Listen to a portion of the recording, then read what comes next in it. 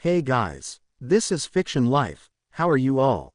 Please support to subscribe this channel for watching new interesting stories. So in this video, we will see what if Harry Potter faced a world blind, deaf, and unbroken. Here is short summary. In a world where Harry Potter must navigate life without sight or sound, he discovers that true strength lies not in magic, but in resilience, determination, and the power to inspire change. But before we start, if you want more stuff like this, then be sure to subscribe and like this video. And if possible, share this video with your friends. Now let's start the story. Ron and Hermione gasped when they saw Severus withdraw his wand and point it at Harry. "You can't stun him, sir," Hermione said desperately. "Please, he's been hurt enough. Get away from him, if you're just going to hex him," Ron exclaimed. "Quiet, both of you," Severus hissed. "I have an idea, and now is as good a time to try it as any." Harry seemed to feel the breath of Severus speaking, because he tentatively put out a hand and turned his face towards the potion's master. When Severus had a clear view of the terrified green eyes, he whispered, "Legilimens." Harry's outstretched hand closed into a fist and his face contorted for a moment. But he gradually relaxed, his arm dropping so that his hand landed on Severus's knee. His fingers dug into the material of Severus's trousers, gripping the leg below hard enough to bruise. Severus kept his wand at Harry's temple, and the whole of the infirmary held its breath. He could not rein in his terror, no matter how hard he tried to pull it back inside. It had come undone inside him, washing over him like a tidal wave. He was blind, he was deaf, the void was huge, and he had the sensation of falling but never hitting bottom. The continual pull of his stomach dropping reminded him of the one time he had ever ridden a roller coaster.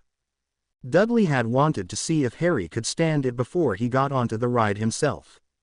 Harry had made himself grin when he had gotten off, unwilling to give Dudley the satisfaction of seeing him dry heaving. It was one time when he had been glad that he had not been allowed to eat the same junk food that Dudley had consumed, as his insides roiled and churned in the aftermath of the dizzying ride. Aunt Petunia and Uncle Vernon had yelled at Harry when Dudley was hanging over a trash bin after he exited the coaster. The fact that Harry hadn't forced Dudley to get on was apparently beside the point. Harry had been sent to a bench at the park gates, not allowed to ride anything else. His uncle had taken a vicious hold of his earlobe as they walked out of the park later on. A week of double chores and less food than ever followed. Now, Harry felt as if he were in perpetual free fall. The wall at his back and side helped steady him, as it gave a perception of boundaries. He knew that he had been clawing at his face, unable to believe that it would not somehow wake him up from this nightmare.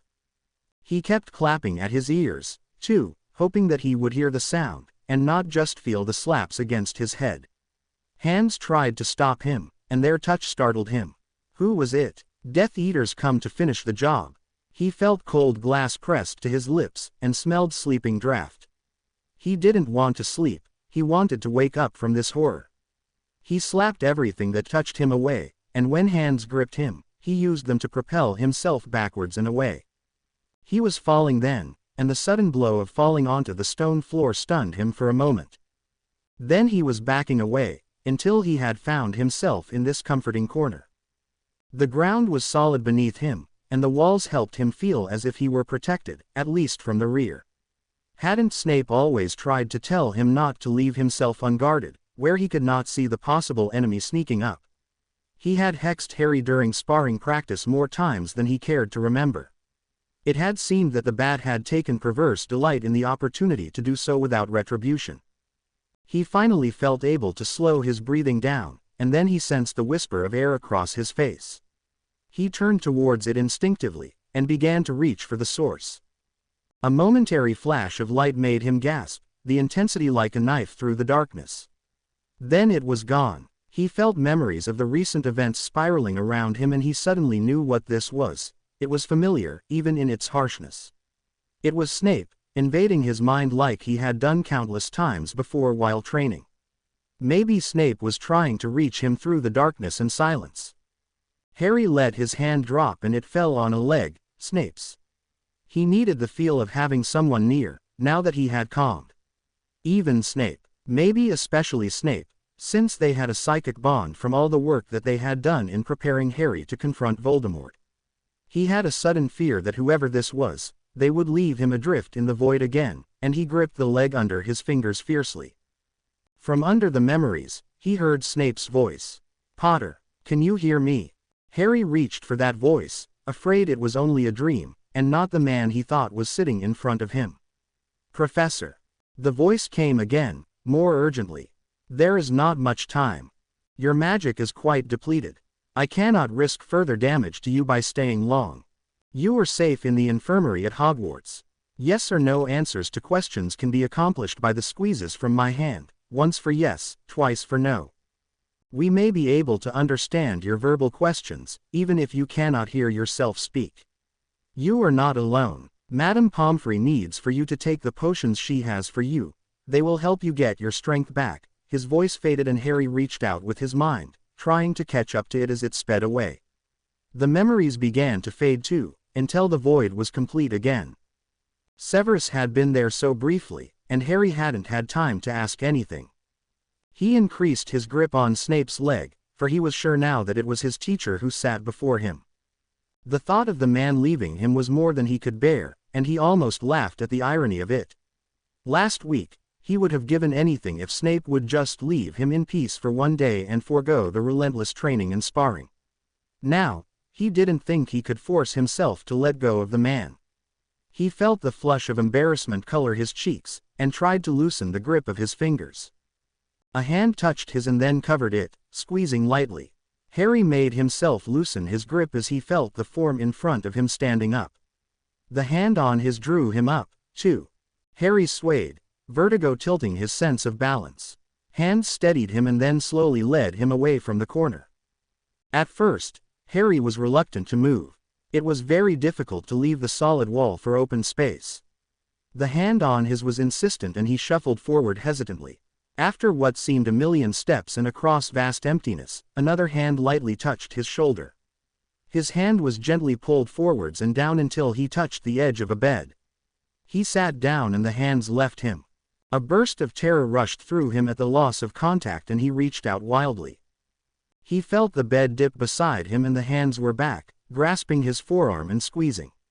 He was urged to scoot back on the bed and his lap was covered with the blanket. He didn't realize until then that he was shaking. The blanket warmed and he knew someone had cast a charm on it. He made himself let go of the hands that held his arms and let his own hands drop onto the blanket. With a big sigh, he buried his hands in the comforting fleece of the blanket. After a moment, a hand withdrew one of his and gave it a squeeze. Could he try to ask a question? He opened his mouth and realized that his mouth was dry and his throat scratchy. A glass was pressed into his hand and he put the other hand up to help steady it. The unseen hand guided his efforts at getting it to his mouth. Before he drank, he sniffed carefully. The bed shook slightly, as if the person sitting there had laughed at that, causing Harry to scowl. He sipped the water, grateful for the coolness and the relief of thirst. The glass was taken away and the hand on his squeezed again, seeming to urge him to try again. He opened his mouth. He could feel that he had. It was totally disconcerting to know that sounds had to be coming from your mouth, yet not be able to hear them at all. He hoped that whatever was coming out was understandable. When Severus returned to the infirmary by flow, it was merely to expedite his delivery of the few healing potions he still had in his own stores. He had set up a room full of cauldrons in the dungeon and was preparing to undertake a massive brewing to replenish what had been used in the last days. He certainly had not expected to hear the inhuman wailing that filled the room. He stood for a moment, taking it all in. Patients were sitting, or in some cases, standing, and looking toward Potter's bed, their faces in expressions of horror. Pomfrey and Weasley were at Harry's bed, battling the hysterical boy as he shrieked. He had clawed his own face and Ron was attempting to keep him from doing it again. Pomfrey tried to put a flask of potion to his lips and Potter had reacted with sudden flailing motions, sending the flask to the floor. He could see that their efforts were being wasted. Even in the depths of magical depletion and physical exhaustion, Potter was winning. They were obviously afraid to use too much force against him. Severus strode forward. "I thought you said he would sleep." A harried Pomfrey summoned another flask of potion and was attempting to give it to Potter again. Obviously, I was wrong. Could you just... The flask went crashing to the floor to join the mess already there. Severus reached over her to grasp Potter by the upper arms. They would never get him under control if they persisted in trying to do it without force. For a brief moment, Severus was able to hold Harry still. Then, the boy used the solid grip of Severus's leverage and violently propelled himself backwards and away from them all. Severus could not catch him as he flew off the bed to land hard on his back on the floor. It should have taken Potter longer to recover himself after all he had been through, but once again he surprised them by scrambling backwards until he was up against the infirmary wall. Hands splayed back against the stone, he quickly edged over until he had himself in the corner. There, he stopped, and looked as if he were trying to get some control over himself. He was shaking so hard they could hear his teeth clacking together. Pomfrey started over to him and Severus put up a hand to stop her as he walked over to the boy himself. He unfastened his outer robes as he went, removing them and flinging them to a bed. He wanted no encumbrances if he was to have further difficulty subduing Potter. He strode up to the huddled boy and noted that Harry turned his face toward the movement. Did he perhaps feel the displacement of air? In Severus's brief time spent reading so far, he had learned that the visually impaired develop keener senses of touch and feel. Was Harry already showing this tendency? He sat down cross-legged in front of the shaking boy. Harry reached out a tentative hand. Snape withdrew his wand, suddenly sure that he had to try whatever means necessary to make even brief contact with Harry. Protests erupted around him. The idiot Gryffindors jumped to typical conclusions about Severus's apparent inclination to hex Harry. He hissed a rapid explanation, never taking his eyes off the brilliant green ones staring sightlessly in his direction. He did not know if this would work at all. Legilimens. Harry's hand closed convulsively in the air before dropping onto Severus's leg. Fingers curled into the cloth and into the flesh beneath, hard enough to make Severus wince. He felt his mind enter Harry's and the flood of memories washed over them both as he moved his own mind forwards. Harry recognized him, calling, "Professor." Severus did not want to cause further injury to Potter. There may have been tremendous discomfort at being undergoing legilimency so soon after the trauma he had endured. But Potter reached out with his own mind. Not all his magic could be gone if he managed this strength of psychic connection. Nevertheless, Severus hurried. There is not much time. Your magic is quite depleted. He saw no sense in telling the boy that his magic was, at the moment, undetectable. I cannot risk further damage to you by staying long. You are safe in the infirmary at Hogwarts. Yes or no answers to questions can be accomplished by the squeezes from my hand, once for yes, twice for no. We may be able to understand your verbal questions, even if you cannot hear yourself speak. You are not alone. Madame Pomfrey needs for you to take the potions she has for you, they will help you get your strength back. He felt the connection weaken and let it go. It would have to be enough for now. Later, when he was stronger, Severus would use this avenue again, since it had obviously worked. Harry was visibly trying to get himself further under control. His fingers tightened on Severus's leg before loosening again. Severus noted the flush spreading across Harry's features and wondered if he was embarrassed over his clutching at his teacher. He covered Harry's hands with his own and gave them what he hoped was a reassuring squeeze. Standing, he drew Harry to his feet, steadying him when he swayed.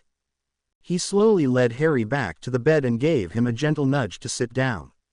When he pulled his hands away, Harry reached for them, a look of panic crossing his face. Severus sat down on the bed and laid his hands on Harry's forearms, urging him to move back on the bed. Severus pulled the blanket up, placing Harry's hands on it. He cast a warming charm when Harry began to shiver again. After a few minutes, he reached and took Harry's hands in his own again, giving them a squeeze of encouragement. Harry acted as if he understood and opened his mouth to speak, then grimaced. Severus immediately realized that his throat must be dry, if not sore, from all the screaming he had been doing. He snapped his fingers and a glass of water appeared. He pressed it into Harry's hands and helped guide it to his lips. The boy drank thirstily before lowering the glass again. Severus squeezed his hands again and Harry began to ask his questions. His voice was soft and it was hard to hear him. Some of the words were not clearly enunciated, but he was still understandable. "Is Voldemort dead?" Severus gave Harry's hand a single hard squeeze and Harry smiled with relief. Then his face clouded as he thought of what else he could ask, how he could ask in ways that could be answered with simple yes and no hand squeezes. "Did any of our people die?" Severus hesitated and then squeezed once gently. "Ron, Hermione." Harry looked about to panic again and Severus quickly gave 2 squeezes as Hermione struggled out of bed, Ron helping her to cross the floor to Harry's bed. She sat down on the bed beside Harry and gently touched his arm. He reached out his other hand and put it over hers. After a moment, Harry tentatively ran his hand up her arm, to her shoulder and then her face. She leaned into his touch and he felt her curly hair over the back of his hand. Threading his fingers in the softness of it, he smiled again in relief. He knew that hair. "Ron." Ron patted Harry on the back and Harry reached back to take his hand, clasping it tightly for a moment. Ron and Hermione's touch left him, but he knew they would still be there. Madame Pomfrey always had a hard time keeping them away when he was in hospital. Harry tried to think of who else he could ask about. Remus. One squeeze answered him and Harry frowned, trying to clarify. "I'm asking if he's dead, not if he's okay. Is he dead?" Another squeeze answered him and he closed his eyes, suddenly not wanting to know who else was gone. He said so, before whoever was in the room tried to convey any more. "That's enough. I don't want to hear any more right now." Then he began to laugh hysterically. "But I can't hear it all, can I? Is it permanent?" Snape's hand squeezed his once and Harry felt as if the man actually tried to make it comforting, if such a thing was possible. "What about my eyes? I guess that's permanent too." One squeeze. Harry yanked his hand out of Snape's and tried to rein in his anger. His words burst out before he could remember that there was no way for anyone to respond to what he said in a way he could understand. "What happened? Did Voldemort use some weird curse or something? Did a bunch of Death Eaters gang up on me?" When no answering hand squeezes came, he realized that he had withdrawn from them and that he had asked what could not be answered. Taking a deep breath, he started over. "I sort of remember dueling Voldemort, being connected again by the magic streams. I remember pushing hard, and being afraid when it looked like his magic was coming down the stream closer to me. I pushed back really hard, and then I can't remember what happened next." Tentatively, he held out his hand and was relieved when it was taken by someone again. The touch was grounding for him and it helped still the fear that kept returning with bursts of nausea. "The black phoenix feather that Professor Snape told us about, was that what did this to me?" Severus's eyes widened. That was a very real possibility that he had not yet had time to consider. He squeezed Harry's hand hesitantly, hoping to convey the question that he had about that aspect. Harry nodded. "I guess it might be hard to be sure, huh?" Severus squeezed once. Harry suddenly clenched his eyes shut, and brought his other hand up to his head with a beep. Severus knew it couldn't be Voldemort making his head hurt, so it must be exhaustion. Harry was still very ill and weak. Madame Pomfrey handed him another vial and in turn he pressed it into Harry's hand. Harry raised it to his nose and gave it a sniff. "Dreamless sleep. I don't want to sleep anymore. Just give me a headache potion." Severus made a motion to nudge Harry to drink the potion. With a sigh, Harry reluctantly obeyed. It did not take long for it to begin to affect him. Severus drew the blanket up over his shoulders after disengaging his hand from Harry's. Harry closed his eyes and whispered, "Don't leave me," and then he was out. In spite of the dreamless sleep and the fact that Voldemort was dead, Harry still had horrendous nightmares. He woke up screaming again and Madame Pomfrey did her best to calm him, holding him against her ample bosom, rubbing soothing circles on his shaking back. He settled for a bit and then became agitated again. "I need him. I'm sorry. I know he hates me, but please." She knew he meant Severus and she wasted no time tossing flow powder into the fireplace and calling the potion master's name. When he appeared, he stood tall and silent at the foot of Harry's bed, observing the boy with narrowed eyes. "The dreamless sleep is not lasting." "No," Pomfrey replied, "and he is calling for you." Snape looked momentarily taken aback, his face showing what appeared to be displeasure. In reality, he felt disbelief that Potter had chosen him as some kind of anchor. He supposed that it made some kind of sense, since he had been the one to reach out through a mental link and give him a rudimentary way of communication. But he did wonder why Potter had not reached out to Granger or Weasley. He made his way to the bedside and sat down on it. Harry immediately reached out. "Professor," and Snape took the hand, squeezing it once in affirmation. "I'm sorry to disturb you. I know you hate me and you probably have other places you'd rather be, but I keep hearing your voice saying I'm not alone. I guess I just need to know that is still true." Severus squeezed the thin hand in his again, not knowing how to refute Potter's belief that he hated him. In truth, he knew that he had not really hated the brat for a long time, but it was hard to let go of habits that spanned the last 7 years. Their dueling and harsh training had brought them a bond, if not of friendship, at least of mutual respect and trust. To others, they still appeared to loathe each other. Harry let out a shaky sigh as they sat there, seeming better in control, now that Severus was present. He could see the effort it was costing the boy to relax, and he realized that Harry thought that he was imposing on his teacher when he whispered, "Just stay until I fall asleep, okay? Then I'll be able to make it all right." Severus moved to sit back against the headboard, keeping Harry's hand in his. Hesitantly, Harry adjusted his own position, as if afraid that Severus would push him away. Far from it, though, Severus gently pulled Harry closer until he lay against his side. Harry stifled a sob of relief, finally feeling on solid ground, as he had not felt at all since he had awakened blind and deaf. Severus looked up to see the disbelieving expressions of those in the infirmary, and he sneered at them silently.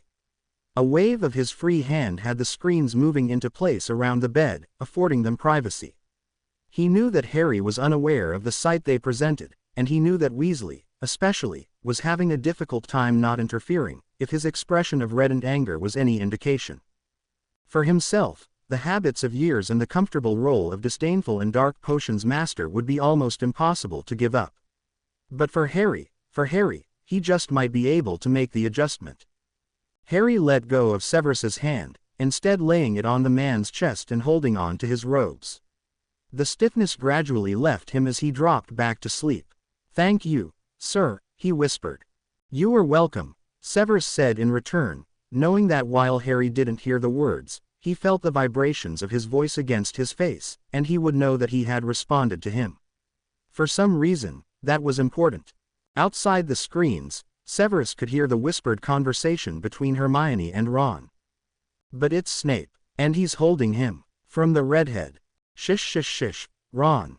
Harry trusts him, and more importantly, he needs someone who can talk to him sometimes.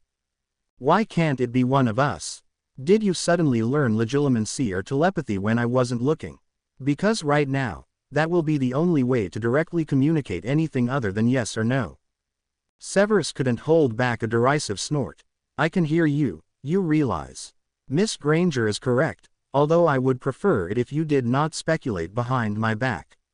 If you have ideas, please share them. I am still attempting to determine the best course of action." After a moment, there were mumbled apologies from the other 2/3 of the Gryffindor trio, and they settled down to sleep. This time, Harry slept deeply and long. Severus stayed, sometimes shifting to find a more comfortable position, but he did not leave. He could not sleep for thinking of exactly what ideas they would have to come up with. Harry needed to be able to communicate, and he needed to feel as if he were not imposing on those around him. Severus knew from experience how stubborn the Gryffindor pride could be. It might not be such an easy task, even if they found ways around the disabilities. His neck was so stiff he could barely move at all when Harry awoke again, this time with his stomach growling. He sat up and Pomfrey brought a tray in. Severus settled it across Harry's lap and Harry asked, "How am I supposed to eat what I can't see? I feel like a bloody infant." Even though he could not hear himself, he knew that he was whining the question. With that, Severus stuck a spoon in his right hand and then guided his left around the edge of the plate. He positioned Harry's thumb so that he could feel that the scrambled eggs were at the 12 o'clock place, like on the face of a clock. Snape showed him that toast was at 9, while bacon was at 3.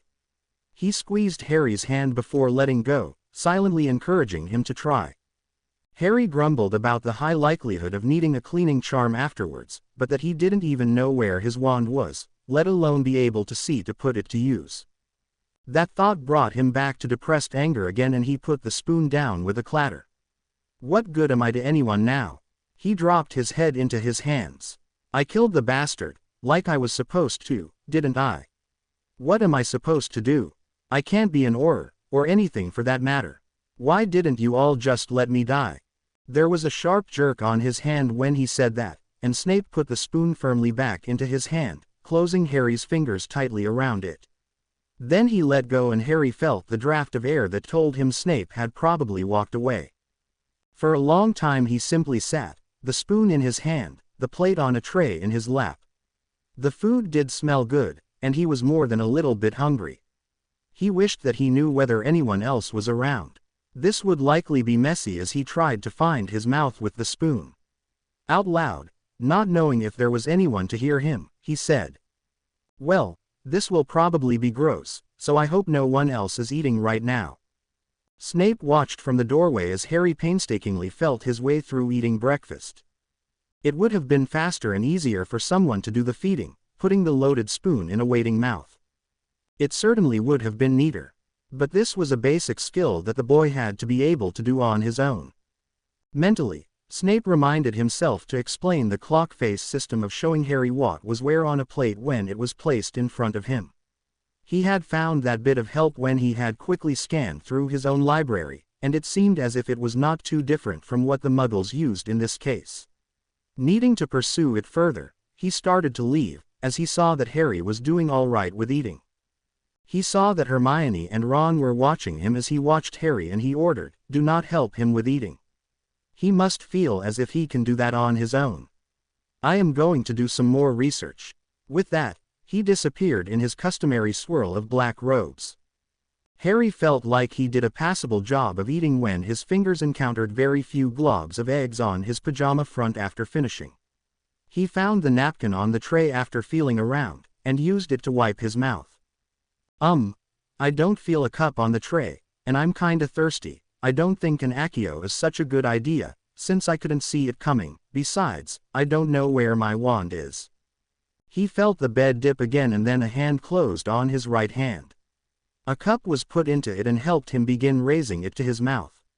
A few awkward misses later, Harry was drinking deeply of the pumpkin juice he had been given. "Thanks, whoever is there now." He waited to see if they would try to tell him who was there. In a moment, the hand took the cup away and then grasped his hand. Harry could tell it was not Snape right away. The hand was slightly larger, and warmer than the potions master's cool-fingered hand. Hesitantly, the hand raised Harry's until it touched the other person's hair. Harry ran his fingers over the head in front of him and smiled. "Ron."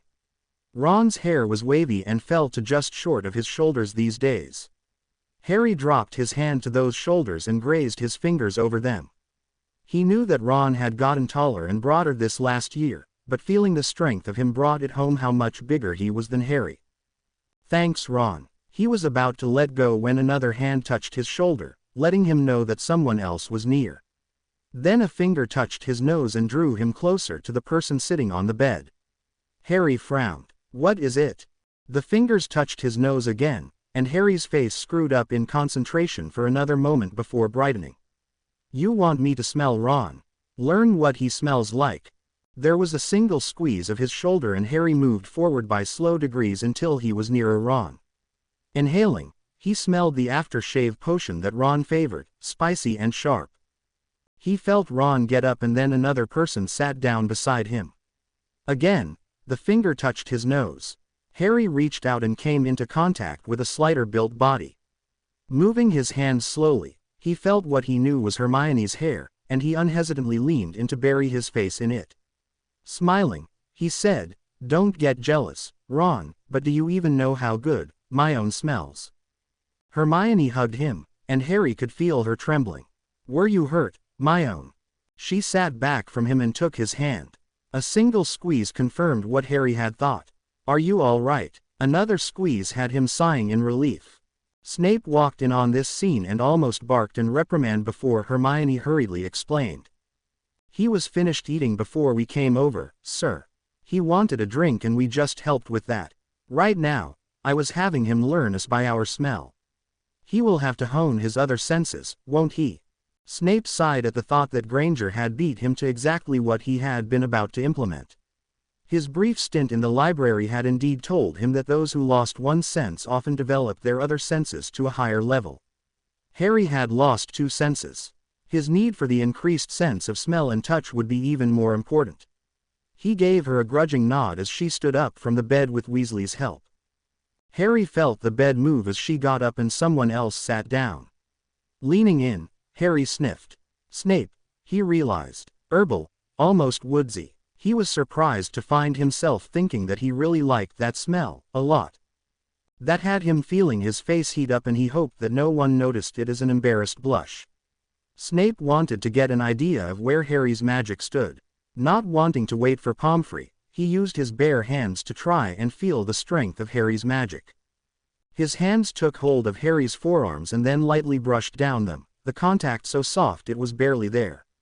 Harry shivered as goosebumps rose on his flesh. What was Snape doing? Harry felt the unmistakable tingle of Snape's magic.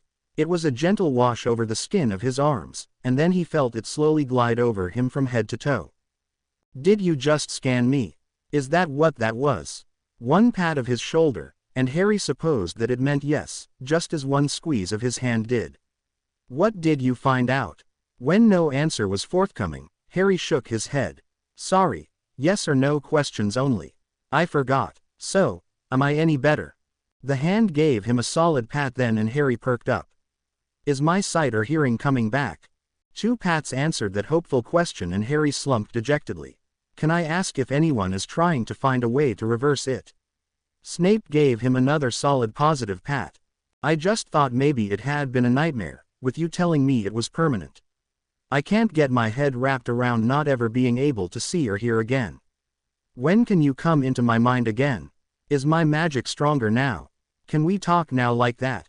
Snape's hands brushed down Harry's arms again to grasp his hands. 2 firm squeezes told him that they would not be talking right now. Harry sighed. He really did not want to admit any further weaknesses to anyone, let alone Snape, but he was unable to keep himself from speaking. I hope you can do it soon. The quiet in here is smothering me. If I didn't know it was possible, maybe I wouldn't crave it so much, but I know you won't want to be bothered. It wasn't exactly fun, our being in each other's minds with all the sparring we did. After a moment he brightened. Hey, maybe you could teach Hermione and Ron a little bit, you know, enough so they can talk to me a little. He waited to feel the pats or squeezes that would tell him yes or no, and then he realized that once again, he had not asked a yes or no question, but rather one that could require an explanation. This is hard to get used to, asking just one question at a time, and making sure it just needs a yes or no answer. He shook his head. I don't think I want to know if they can't ever talk to me. I think I want to keep that hope a while longer, okay? So, for now, you all just think about it. I'll start thinking how to word my questions. He settled back against the headboard, missing the body that had cushioned him before, but not wanting to say as much. Instead, he started to ramble. I can't see if anyone is even listening to me, so you won't hurt my feelings if you're not. But I just need to talk as I think. I don't even know if I'm speaking where you can hear me, since I can't hear myself. I always thought that when I killed Voldemort I would die doing it. Sorry Ron, Professor Snape, but it shouldn't be too hard for you to hear his name anymore. Anyway, you've helped me understand at least that he's gone, so I'm glad of that. I suppose there are some Death Eaters still out there, hoping to finish me off. And I also suppose that people want to know how it happened. I just have to trust that all the news is being taken care of, but I hope you don't let anyone see me like this. It would be creepy to think there are all these people staring at me and I don't know they are there. I am worried about how I'll do magic now. I haven't asked if that will come back, notice. I don't think I want to know yet if I'll be a squib as well as blind and deaf. I know I can feel magic, 'cause I just felt it when Snape scanned me. But I don't want to go back to Aunt Petunia, okay? They won't want the added burden, believe me. I think there is enough gold in my vault to pay for me to stay in some kind of home. Is there such a thing as a wizarding nursing home? Funny how I never thought about what happens to those wizards who get too old and aren't able to do magic anymore. Does Street Mungos have a place, or do you have to be like the Longbottoms and Professor Lockhart? Being blind and deaf doesn't make me mad, does it? Or maybe I do sound insane as I prattle like this. Harry talked until he was hoarse again, about his fears of where he would have to go now, whether or not he had enough gold to support himself for the rest of his life, and just what kind of life that would be. Interspersed throughout were random thoughts about how he didn't want his friends to feel obligated to stay by him, but how he wanted them to finish up these last few months of their 7th year, take their newts, and start their adult life. Ron and Hermione both sat on her bed, listening to Harry talk and trying not to cry when he said things that broke their hearts, when it seemed Harry assumed that he would be simply put away someplace out of everyone's way. Snape had a book open on his lap that he pretended to be studying. Every once in a while, he snapped his head up to look at the dark-haired boy, when he commented about being a squib, when he thought that he would be better off dead than like this, an imposition to those around him. He thought that he must be 12 kinds of idiot for ever thinking and believing that Harry Potter was conceited or glory-seeking. He wanted to sit on the bed and pull the dratted boy up along his side again, and he barely restrained that desire here in front of Harry's best friends. The war was over, and he no longer had to hide behind the mask of being a Gryffindor-loathing Slytherin. Years of it had taken their toll, though, and he found it too hard to let it go just yet. Dumbledore and McGonagall came in and out throughout the day and gave reports of how other injured witches and wizards were faring. It looked like Draco Malfoy would survive, but be blind in one eye. Besides Remus, a small number of other Order members had perished in the final skirmishes between them and Death Eaters. Ron's brothers had all been injured in various ways, the worst of who was Percy and Charlie. They were still in comas, and the elder Weasleys were keeping vigil at their bedsides, knowing that Ron was safe enough here with Hermione at Hogwarts. All the other students who had taken part in the fighting were out of St. Mungo's and back with their parents for the time being. Severus had been glad to find out at last that there were more of the Slytherins who had resisted their parents' pressure to take the mark than he had guessed. Those whose parents were either dead or in Azkaban were coming back to their dormitory in the dungeons, and he had been leaving the infirmary whenever one or more of them arrived, to welcome them back and make sure they knew he was there for them. There had been much relief when they in turn finally knew that their head of house was not a true Voldemort supporter. Madame Pomfrey had released Ron and Hermione from her care.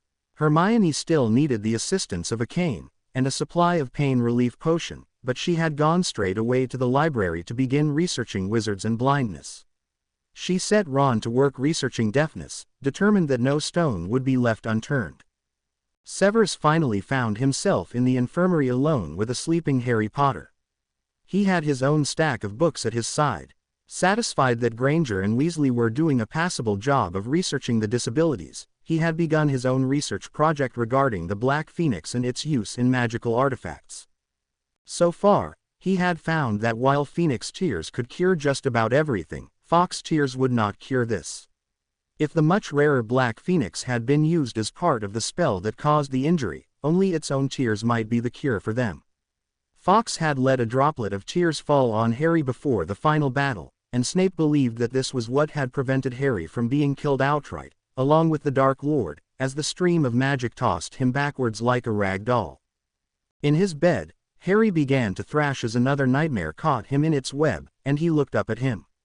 Severus watched him for a few minutes, until he began to whimper something about the dark cupboard, and pleading with his uncle to let him out to go to the toilet. A few moments later, he was burying his face in the pillow and crying, "I'm sorry. I'll clean it up, Auntie, I'm sorry I couldn't wait." Severus decided that he owed the Dursleys a visit very soon, on behalf of the boy. It had never been clear why Harry had not seemed excited about going home for the summer, and why he spent short holidays at Hogwarts. Now Severus was getting a picture of a very different kind of life that Potter had lived with Lily's sister, one that he had not thought at all possible. Harry sat up suddenly and his eyes were wide as he panted. Then his nose wrinkled up about the time Severus caught the odor of Harry's accident. Harry muttered as he slumped back, "This is just great. Not only can't I see to feed myself, now they'll put me in bloody nappies." Severus waved his wand with a cleaning charm, eliminating the problem, and Harry looked around sightlessly. "Who's there?" "Sorry about that, but thanks." Severus sat down on the side of the bed and Harry put out his hand to touch the hand Severus extended.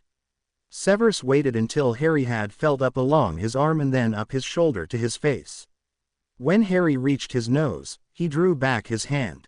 "Professor, I'm sorry, I didn't know it was you." Severus caught the hand as it flinched away from him and brought it back to his face, letting Harry know that it was all right to feel of his features.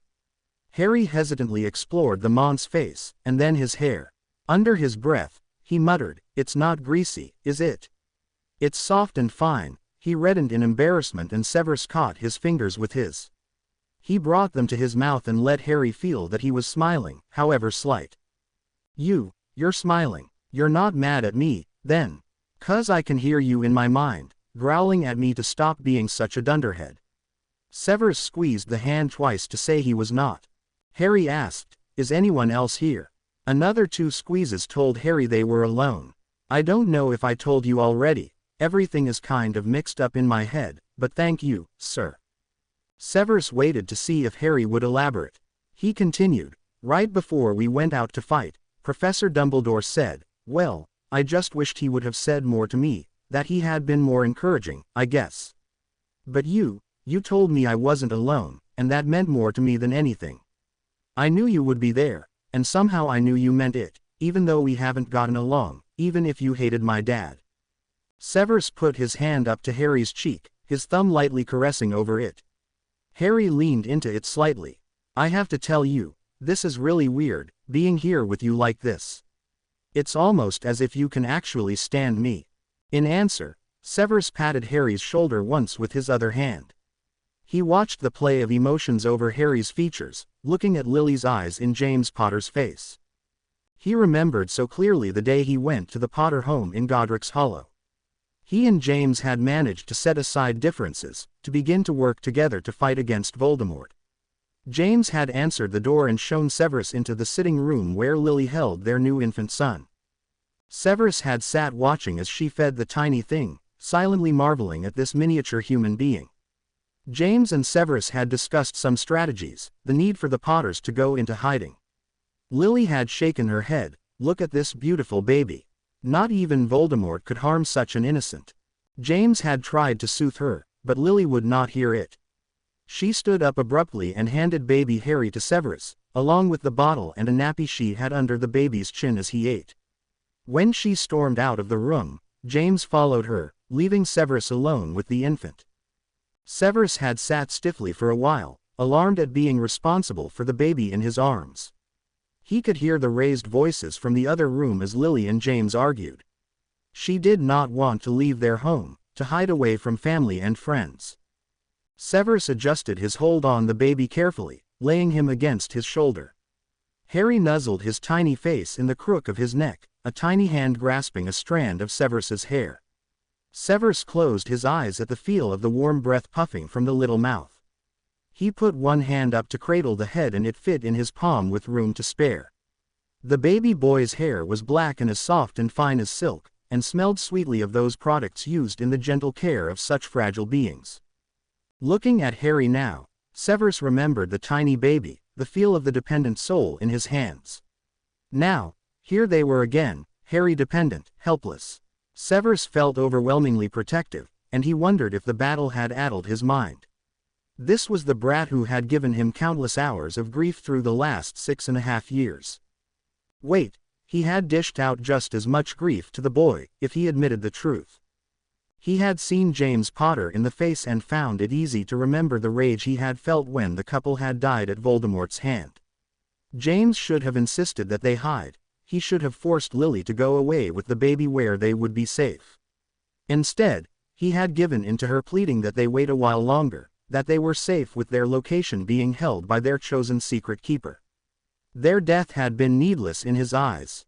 When Harry had at last started school at Hogwarts, Severus had distanced himself from him, seeing the boy James, remembering the pranks he had been party to against him, remembering James's failure to keep his family safe, and hating Harry for being a living reminder. This Harry was not James. He was not Lily. He was just Harry, a boy who had had to face harsh adversity, often alone. He had survived by luck and the fortune of having typically foolhardy and brave friends, as well as having an inordinate amount of determination. Severus hoped that Harry had some spare determination left from all his struggles. He would be needing it to overcome this latest ordeal. He had listened as Harry talked about not knowing what he would do next. What could he do next? He did not know what that answer was, but he knew that he felt a determination that rivaled Hermione Granger's to find it. Harry sang. He knew he wasn't good at it, but since he couldn't hear himself he didn't really care. He sang songs from his early Muggle school days. He moved on to songs that he had heard on Muggle radio during the summers. He favored a few rock groups, and he sat there on his bed beating out tunes with his hands and singing notes he couldn't hear. He didn't know how long he had been doing this when someone sat down on the bed and put a hand on his shoulder. He stopped and looked towards the dipping of the bed. Is it that bad? I can move on to reciting potions ingredients or something. Even if I won't be able to take my NEWTs, I guess I should try to remember stuff so these last 7 years won't have been a total waste. The hand squeezed his shoulder twice and Harry wondered if they were saying, "No, the singing wasn't that bad," or, "No, please don't try to recite potion ingredients," or, "No, the last 7 years has not been a waste." Leaning forward a little bit, he smelled Hermione's shampoo and perfume. She wouldn't be the one to stop him from singing unless she thought there was something better to do. Harry felt his hand taken up and a quill put into it. "What's this? You want me to write something down?" One squeeze. "Okay, so what was it he was supposed to write? Shall I try to guess, then, and you let me know if I hit on it?" Another single squeeze. "Does it have anything to do with the war?" Two squeezes. "Does it have to do with school work?" There was an enthusiastic single squeeze in answer to that. "An essay then, for a particular class?" One squeeze. "Okay, I'll start at the top. Charms." Single squeeze. "How about an essay over the last few lessons?" Two squeezes. "Over everything." One squeeze. Harry gave a heavy sigh. "Is this to do with the newts? Are you trying to see if I know what I need to know for them?" Another single squeeze. "This is going to take a while. And I hope you have some sort of charm that will help this be legible when I'm done." There was a last single squeeze and Harry felt the parchment being settled in front of him. "But really, my own, I don't understand why you're bothering. It's not like I can do anything with a good score on NEWTs anyway." He was glad of the distraction, even if he felt like it was a colossal waste of time. What good did his knowledge of charms do him now? He couldn't actually perform any. How could he when he couldn't see what he was doing? He had been writing for some time, barely noticing that the parchment automatically drifted up and away when he reached the bottom, a new sheet available underneath. He had started with his first recollections of charms and had intently written out his understanding of theory, word inflections and hand movements. He did not know that he had switched to writing down his other thoughts, and then back to charms. Hermione had charmed the quill to change colors of ink whenever Harry changed his writing subject. She thought that by doing so it would save time later. Severus walked back into the infirmary, and stopped in surprise when he saw Harry sitting and writing at a feverish pace, shoulders tensed as he bent over the parchment with the quill in a hard grip. He picked up the stack that lay neatly to the side and scanned it quickly. As he read, Ron and Hermione came in and he looked up at them. Whose idea was this? Hermione smiled, but then stopped when she noted that Severus was not pleased. Mine, but what's wrong? It helps him to keep a constructive focus, doesn't it? Don't we want him to realize how much magic is still a part of him? He obviously knows the material forwards and backwards, but he is relating it to the necessity of being an able-bodied wizard in order to perform successful charms incantations. It is not doing anything but reinforcing his inability to do magic at this time. Severus flung the parchment at her, as is evidenced by the interspersing of his last will and testament among the pages he has written. What? Ron squawked, stooping to pick up some of the parchment and looking at it hurriedly. His jaw tightened as he read some of what Harry had written, the passages Severus referred to being written in red ink. I hereby bequeath my broom to Ron Weasley, as he would use it well and deserves as much as I can give him for his support and friendship all these years. To Hermione Granger I bequeath my invisibility cloak. She needs to loosen up and sneak around a bit more, and maybe if she has it she will do so. Anyway, if she goes into a career as an unspeakable like she's mentioned, she would probably put it to good use. To Severus Snape I bequeath the Marauder's map. No, Ron shouted. You'll get that map over my dead body. He glared at Severus as if he had written the offending words himself. Hermione stepped between the two men, limping with her cane. Stop it, Ron. Harry can do whatever he wants with his own things, and besides, we'll find a way to make him see that his writing a will is silly. Severus clenched a hand around the wand in his pocket as Ron shook off Hermione's attempt at calming him down. The redhead pushed past her to stand right in Snape's face.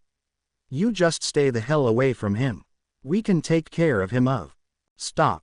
Harry's shout startled them all and they turned towards him as one. He was standing beside the bed now, his sightless eyes trained in their direction, his arms outstretched. What's happening? I feel like there's electricity in the air. I smell anger. Hermione touched the hand Harry held in her direction and he took it for a moment. Pulling himself along it until he was up next to her, they saw him inhale sharply. It's not you, my own. It's whoever else is here. They're fighting, aren't they? I don't know how I know, but they are at each other's throat. Merlin, it's Ron and Snape. Hermione had taken the hand and squeezed gently to affirm his thoughts. Harry shook his head. Stop, he said again. Can't you be civil to each other now? The war is over. Let it be over here, too. He suddenly slumped against Hermione, almost dragging her down as he sank to the floor.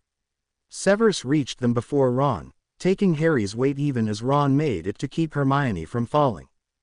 Harry clutched at the black robes of the potion's master, turning his face into them. Severus, he whispered, before he passed out. A half-hour later, Madame Pomfrey faced the headmaster, potion's master, and the two Gryffindors. His magic is trying to come back. He was able to sense the emotional magic in the room from your argument. Since he was using the other senses besides sight and hearing to do so, it overwhelmed him. He will have to make adjustments in how he processes things and that will take time. She glared at Ron and Severus. Preferably, he will not be made to decipher between the feelings of animosity amongst those he is closest to. With that, she spun on her heel and went back to the sleeping boy, laying a hand on his forehead and closing her eyes, feeling for fever as well as magical illness. With a small sigh, she straightened the covers over him and then walked out of the room, giving the conscious occupants another glare with a finger to her lips, commanding them to be quiet if they wished to stay. Severus and Ron made for the same chair, Severus reaching it just ahead of him and sneering down his nose as the younger man reddened. He swept up the stack of parchment again and began a slower perusal of it. He had to make further adjustments in his assessment of Potter's academic abilities. Whatever the brat's failings in potions, he had a very good grasp of the theory and history of charms. He had included a few bits that showed his ability to make the connections between charms and transfiguration, too. As he got further into the essay, he had to admit that the boy was very astute, even intuitive, with those two areas of magic. At the end, where Harry had been interrupted, Severus could see that he had started writing about Dada. It seemed that Harry had decided to spill all his knowledge through the quill. Severus wondered how it made him feel, not to have his wand to practice all that he knew, if that was what prompted the passages stating his will. He glanced up at Harry and then across the bed where Hermione sat with Ron. Ron glared at him, but Hermione just shook her head and then nodded towards the parchment in Snape's hand. How is he doing on the essay? Aside from his last will and testament, Mr. Potter has an extremely good knowledge base of the subjects he wrote about. Subjects. But he said he was going to start with charms. He did. Then he moved on to transfiguration. He was beginning on defense against the dark arts. Ron sat back and asked quietly, did he really write all that bequeathing business? Severus handed the stack to him and said stonily, read it for yourself, Mr. Weasley. He stood to leave and walked towards the door, but was stopped by Harry's quiet voice. Don't leave, please. They all looked at each other in surprise, even Severus who never looked surprised at anything. Harry slowly sat up against the headboard of his bed. If they had expected him to suddenly have his sight back based on his request, they were disappointed. Sightless green eyes stared out into the room at large. I don't know if I can explain this, because it's strange, even for me. After Severus got me to learn the smell of you, it seemed like a floodgate opened or something. Ron and Severus looked confused by the comment and Hermione murmured, a floodgate is a device muggles use to keep the levels of water in a lake from becoming too high. They open the floodgates to let water out a little at a time, usually, but sometimes, after an overwhelming rain, the gates have to be opened wide and a deluge of water is let out. Harry seemed to wait for a moment, a bemused smile on his face. Hermione just explained the term floodgate, didn't she? He sobered and continued, you'll have to signal me somehow if I am way off base, but it seems like I can feel what is going on around me, and smell it as well. My skin and my nose feel like they are radar antenna, picking up everything. He waited again, seeming to know that Hermione would have to explain radar antenna, which she did with a reference to the kind bats have. Then he continued again, I felt Ron and Severus fighting, I could feel their magical tension. Severus was going for his wand, and I could smell Ron's anger. His eyes shifted around the room as if looking at them. Am I right? The three of them all stared at one another. Severus finally gave a curt nod, acknowledging that he had, in fact, been about to draw on Ron for getting in his face. Professor Dumbledore is here, now, too, Harry commented, throwing their attention to the door where the headmaster stood. The purple and spangle-clad wizard smiled and went to sit on the side of Harry's bed. He took Harry's hand in his gnarled one and squeezed it. Harry frowned in concentration. Your magic is stronger than the others. Even though I always knew that, it's different to feel it this way. It makes my skin shiver. He looked beyond the headmaster towards the others. Severus's magic is strong too, just in a different way. There was silence in the room as everyone stared at Harry and at each other. I've freaked everyone out, he stated tiredly. Sorry, I guess I'm really still the freak my aunt and uncle always said, just in a different way now. He made to turn over and lay back down, but, not before Severus had taken a long stride to the bed and gently pulled Dumbledore out of his way. When the headmaster got up, Severus sat down and immediately took Harry in his arms. At first, Harry stiffened, resisting the embrace, sensing Ron's anger at the move. Then he seemed to lean into the hold, giving a shaky sigh as he laid his head on the chest of the potion's master. Severus held the boy's head against him, sifting his fingers through the raven hair. Harry's voice was soft, as it often was now that he couldn't hear it in his own head. It's so black in here. There's no light and no sound at all. Do you know how I stand it? I imagine that I'm just lost in your eyes, in the depths of that blackness. Then it doesn't seem so cold. He laughed wryly. I never liked having you look into my eyes during occlumency lessons, because it was cold and harsh. Now, it's the warmest thing I can think of so I don't feel so alone in here. Above his head, Severus closed his own eyes at the description Harry was giving. He could barely fathom that he was holding the boy like this in front of all these other people, let alone hear that he was indeed what was keeping him sane in the abyss of the blackness he was in. Am I losing my mind? Harry asked, echoing Snape's thoughts of keeping insanity at bay. In answer, Snape could only rub small, comforting circles on Harry's back. He would not lie to him now. He truly did not know how the wizard would be able to cope with the sudden onset of disability that Harry faced. Tell him. No, Ron growled. Give him the sign that he is not going mad. Severus looked up at the angry Weasley, but did not do as he asked. Ron started forward and Harry sat up. Not again, Ron. I know you don't like him, but he's helping me keep it together here. And I need you to accept that. Ron stood there, fists clenching and unclenching. Finally giving a very grudging nod, Ron strode from the room, Hermione following as quickly as her injured body would allow. Severus sat there, stroking Harry's hair and back. He looked up at Dumbledore and asked, "What am I doing?" Dumbledore sat down in a vacated chair. Do you think that I don't realize how empty my words were to him when he was about to face down Tom? Do you really think that I did not see in his face the relief your words brought to him? He smiled sadly. As much as I have cared for Harry, I am also guilty of seeing in him the weapon we needed so badly that everything else took second place. I saw how you always treated him. But I saw that it made him more determined to succeed and stronger in his magic to have the resistance between the two of you. Severus narrowed his eyes. You used me as a means to an end. You never believed that he would survive the final battle, did you? Dumbledore shook his head. He started to reach out to touch Harry, but a look from Severus had him withdrawing the outstretched hand. I am sorry for it. I love you both, you know. But the greater good of the wizarding world was at stake. He needed to have a fierce opponent who would not mollycoddle him through training.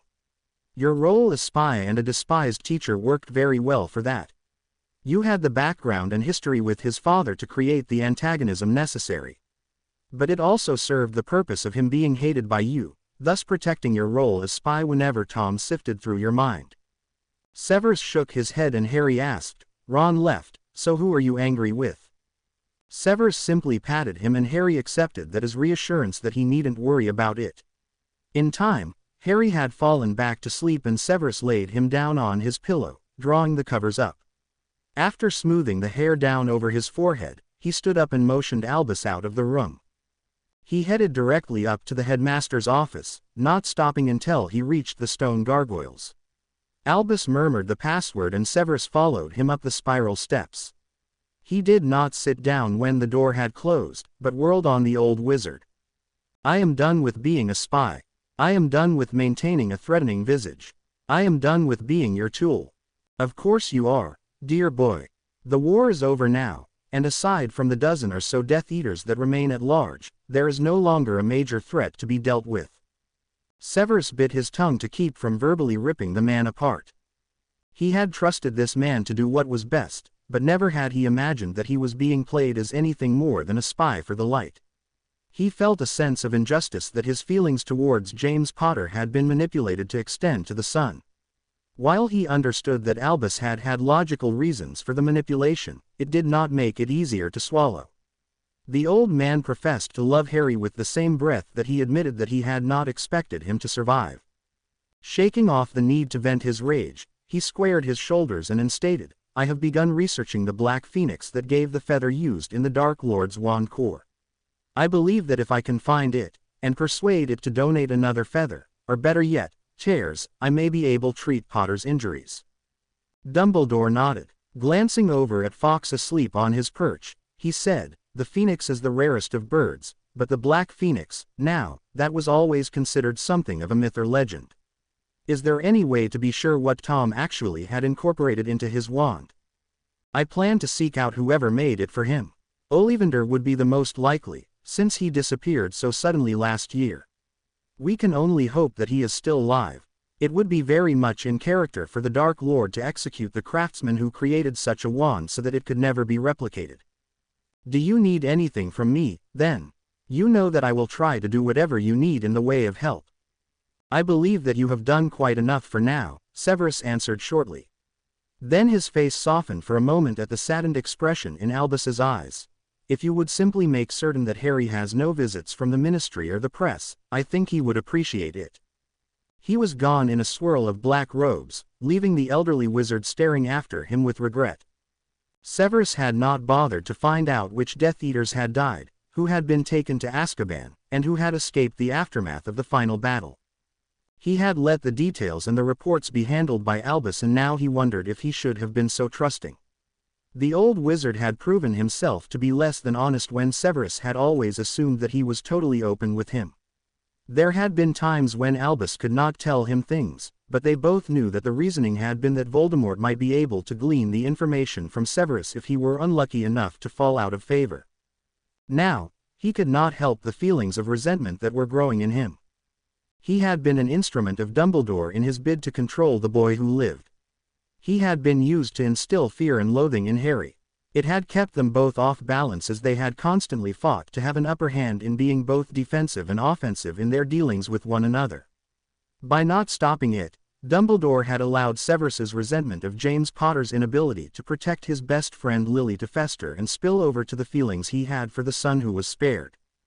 He sat now at his desk in his dungeon quarters and contemplated the way things were turning out.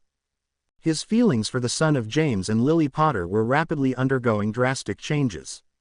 He felt on more shaky ground than ever before. The feelings of protectiveness were merely the tip of the iceberg. Letting himself be truthful while here alone in the depths of the castle, he could admit that he felt an attraction to the young man that was not one of a teacher to student, or a guardian to a minor. Harry was young enough to be his son, and the emotions he felt were unsettling and somehow incestuous. But Harry was not his son, he was no relation, and he was of age, so that was not really the problem. No, the problem was more complex, wasn't it? Harry had obviously developed an attachment to him. But was that attachment purely based on the mental bond they had developed as a result of long hours spent using legilimency on each other, while Severus sought to teach him the proper way to fully elude the Dark Lord? The boy had been hideously injured and Severus himself had not yet been able to come to terms with the unfairness of it. Harry had finally done the job that he had apparently been born to perform, and when he should have been enjoying actual freedom from a life that had been filled with constant drama, he was stuck in the infirmary, helpless and defenseless. So what was he to do about this attachment? He and Albus were the only ones who could use legilimency to communicate with Harry. While he felt that Albus no longer had an agenda to follow regarding Harry, Severus was still quite irritated at the old man. Severus did not really relish the idea of him meddling in Harry's mind, and he thought that if Harry was ever made aware of the past manipulations, he would not want it either. The other two parts of the Gryffindor trio were willing to do whatever it took to support Harry. Granger was already working at getting Harry back into school work, and even if this first attempt had the result of him writing out his will, it was still a good start at productivity. Severus thought about Harry's words as he bequeathed the Marauder's map to him. Because he likes to sneak about the castle and catch students out, perhaps the map will help him. It has helped me to stay out of trouble more times than I care to remember, and I guess I owe the professor some reparation for it. Besides, it belonged to my dad, and I'm sure that he and Sirius used it to make Severus's life hell. It's time for it to be passed on. Severus had felt a curious clutch at his heart at the words. On numerous occasions, Harry had protested that he was not his father, usually when Snape had been in particularly vindictive moods. Obviously, Harry thought that map might make up for all Snape had been through in his youth. With a heavy sigh, Severus put his head into his hands. Harry should not feel that he had to make up for all the wrongs done by his father and the other Marauders. Earlier this year, Severus would have delighted in having the property of the Gryffindor gang. But now, Harry was giving it away. This was just wrong, and had no sense of justice in it. Well, he had danced around all the angles in his mind and he was back to the unavoidable. He was attracted to the boy. It had been happening slowly over this last year, a stealthy growth of something more. But it could not be allowed.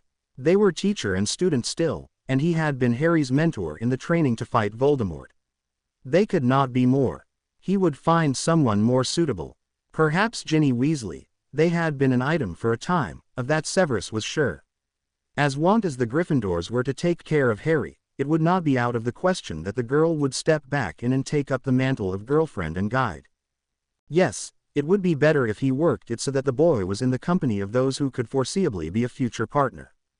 On the other hand, Severus was well aware of the magical power in Harry, and perhaps this was a way that he could finally control the power himself.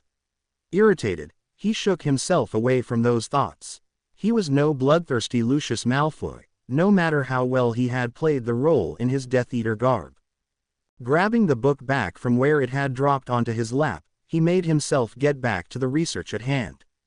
Harry knew that time had passed only by the events of breakfast, lunch and dinner. He morosely picked at food set before him after identifying it with his fingers. He couldn't help but be pleased that there was always food that he liked, and he had not yet found anything that he thought might be found in a long-term care facility.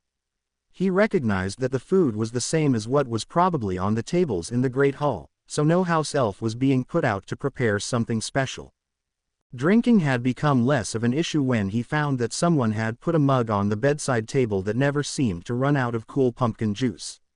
It was there whenever he wanted, not just at meals. The nights he knew because they were longer between meals and it felt quieter. He did not like the nights, when he also felt alone. He wished that Severus would come and check on him and then maybe stay for a while. It seemed like the man had begun to distance himself from Harry, not that Harry could blame him. He wouldn't want to be around him any more than necessary, would he? He just wished that he could really hear a voice, his voice, even for a few brief moments. He felt the bed dip as someone sat down and he sat up, pushing himself back against the headboard. Is it morning already? He tried to feel who it was that was there through his sense of smell and intuition. He frowned when the smells did not match any of those who had been close to him. It was not Madame Pomfrey, Hermione, Ron, Severus, or Professors McGonagall or Dumbledore. Who are you? He put out his hand, letting it fall on a robe-covered arm. He let his fingers trail lightly along the length of it and knew it was a man. What man would be here, if not Severus or Dumbledore? None of the other male professors had come to visit to his knowledge. Perhaps it was one of the other seventh-year Gryffindors, but they wouldn't have come without Ron or Hermione. The hair on Harry's neck stood on end and he froze as he felt the metallic skin on the forearm and hand in front of him. He pulled his hand away as the sense of dark magic washed over him. Unable to sleep any longer, he had gotten up and brewed a pot of tea. Now Severus was reading about the rare black phoenix and silently cursing that the information was not anything different than what he had read in a dozen other tomes. It seemed that there had been very little experience with the bird and very little effort had ever been expended to learn more. Since it was so rare, and the fiery phoenix less so, the black phoenix had fallen into obscurity. The only thing concrete that Severus could find was that any magic done by use of the black phoenix could only be undone by it. The tears of the fiery phoenix would have no curative effects. He gave a tired sigh and ran a hand over his face. None of the books he had looked through even gave a hint at where in the world a black phoenix was likely to be found. Where had that snake Voldemort gotten hold of one? Or had he simply been fortunate enough to come by the tail feather of a long-extinct creature? In that case, there was no hope that Severus might be able to find the bird and cajole it out of some tears to try to heal Harry's injuries. He was brooding over this turn of events when his arm began to tingle. Shoving up his sleeve, he gaped at the dark mark. It had been disappearing slowly since the Dark Lord had been destroyed. Looking down at it, Severus saw that it had gotten darker again, the snake coming out of the mouth of the skull writhing slowly as if awakening from hibernation. Impossible, he hissed as he grabbed the arm with his other hand. You are gone. Dead. The little snake seemed to glare up at him at those words and the mark stung even more in mocking answer. It was not the same blinding pain as when Voldemort had used it, but it had the same dark quality. Who had harnessed the power to call the remaining Death Eaters? Who would have been insane enough to think they could step in and take the first madman's place? Malfoy. He must be close by to be able to exert the level of magic that he was managing. On the heels of that, he thought of Harry, alone in the infirmary at this early hour of the morning. Had the Hogwarts wards been breached? They were not as strong since the battle, though Severus knew that Albus had been working on them. Surging to his feet, he threw flow powder into the fireplace and bellowed the headmaster's name. Albus. Death Eaters in the castle. Harry. After that he threw more powder and yelled for the infirmary, and stepped through with his wand drawn and ready. Now Harry could smell the musky animal odor and somewhere in the depths of his memory he recalled it from another time and place. Pettigrew. The man started and Harry could feel the rat's unease that he called his name accurately. Yes, he was definitely alarmed that Harry knew who sat in front of him. He had come here expecting to find a totally defenseless Harry Potter, and Harry knew that was the only chance he had. He had to make Pettigrew believe that he was not defenseless, even as he felt a bone-deep terror. Were there other Death Eaters here, too? He did not know which had lived, who had died and who had been sent to Azkaban. Lucius Malfoy could be standing beside his bed, or even Bellatrix Lestrange. Harry's respiratory rate tried to increase at these thoughts and he kept it in check by sheer force of will and biting the inside of his cheek until he tasted blood. When he felt the stab of a wand tip in his chest, he slowly got to his feet at the side of the bed, trying to ignore the vertigo and the fear that he would be moved away from this island of security in the darkness. If he yelled, would anyone hear him? Where was Madame Pomfrey? If it was really the middle of the night, she might still be asleep in her quarters off the infirmary. If she knew there was trouble, she could flow Dumbledore. Harry opened his mouth to call out, but stopped. She might also run out into the middle of a swarm of Death Eaters and be killed. Harry stood there until the wand tip prodded him again. He turned to stare sightlessly at Pettigrew, hoping that his aim was true and that his eyes blazed with all the fury he was feeling. He stalled for time to think, time for someone to realize that a Death Eater was in the castle. This was stupid, even for you, rat. Do you really believe that you can get out of here? Quote. The wand tip was sharp as it poked him in the back. Shrugging it off, Harry moved forward with more confidence than he felt. He wondered if he had any magical power at all yet. Could he manage the wordless Expelliarmus that he had mastered with Snape's help? The heat of anger rose up when he realized that even if he was able to conjure the energy to do it, he would not be able to see the wand as it came towards him to grab it. He knew he should have died a dozen times over since he had come into the world of magic. He knew that he should have died during the final battle. In the dark silence since then he often thought that he would rather be dead now. But he did not want to die at the hand of scum like the traitor Pettigrew. He did not want to die without a last fight against whatever other Death Eaters now sought his demise. He wanted to go out in a blaze, if not of glory, then of the foolish bravery Severus had always accused him of. He could not bear to think that the teacher would be disappointed that he had been weak and pitiful in his last moments. Those thoughts galvanized him to action, just as he felt another wash of magic sweep his skin, this time of light magic. Severus stepped through the flow with his wand drawn, only to find himself in the teacher's lounge. Looking around, he realized that the infirmary flow must have been warded against anyone coming in and he had been diverted to the next available flow. Grabbing the flow powder, he shouted once more for Dumbledore and the headmaster immediately stepped out onto the hearth in front of him. Together, they hurried out through the corridors towards the infirmary. As they went, Dumbledore dispatched a series of silver messenger birds that disappeared through the walls. Severus could only assume that the old wizard was alerting the other professors, since he spoke not a word. They reached the hall before the one leading to the infirmary and stopped, pressing themselves back against the stone walls. In front of them, nearly headless Nick drifted through a wall and stopped, glancing at Dumbledore and then around the corner. He held up 3 fingers and Dumbledore nodded. 3 Death Eaters in the corridor outside the infirmary. Were there any more already inside? Behind them, Minerva McGonagall appeared, dressed in her tartan night dress, hair in a loose braid over her shoulder. Beyond her, Severus saw Flitwick and Sinistra approaching. They were all armed with drawn wands and expressions of outrage that anyone had dared invade these halls after all that had happened.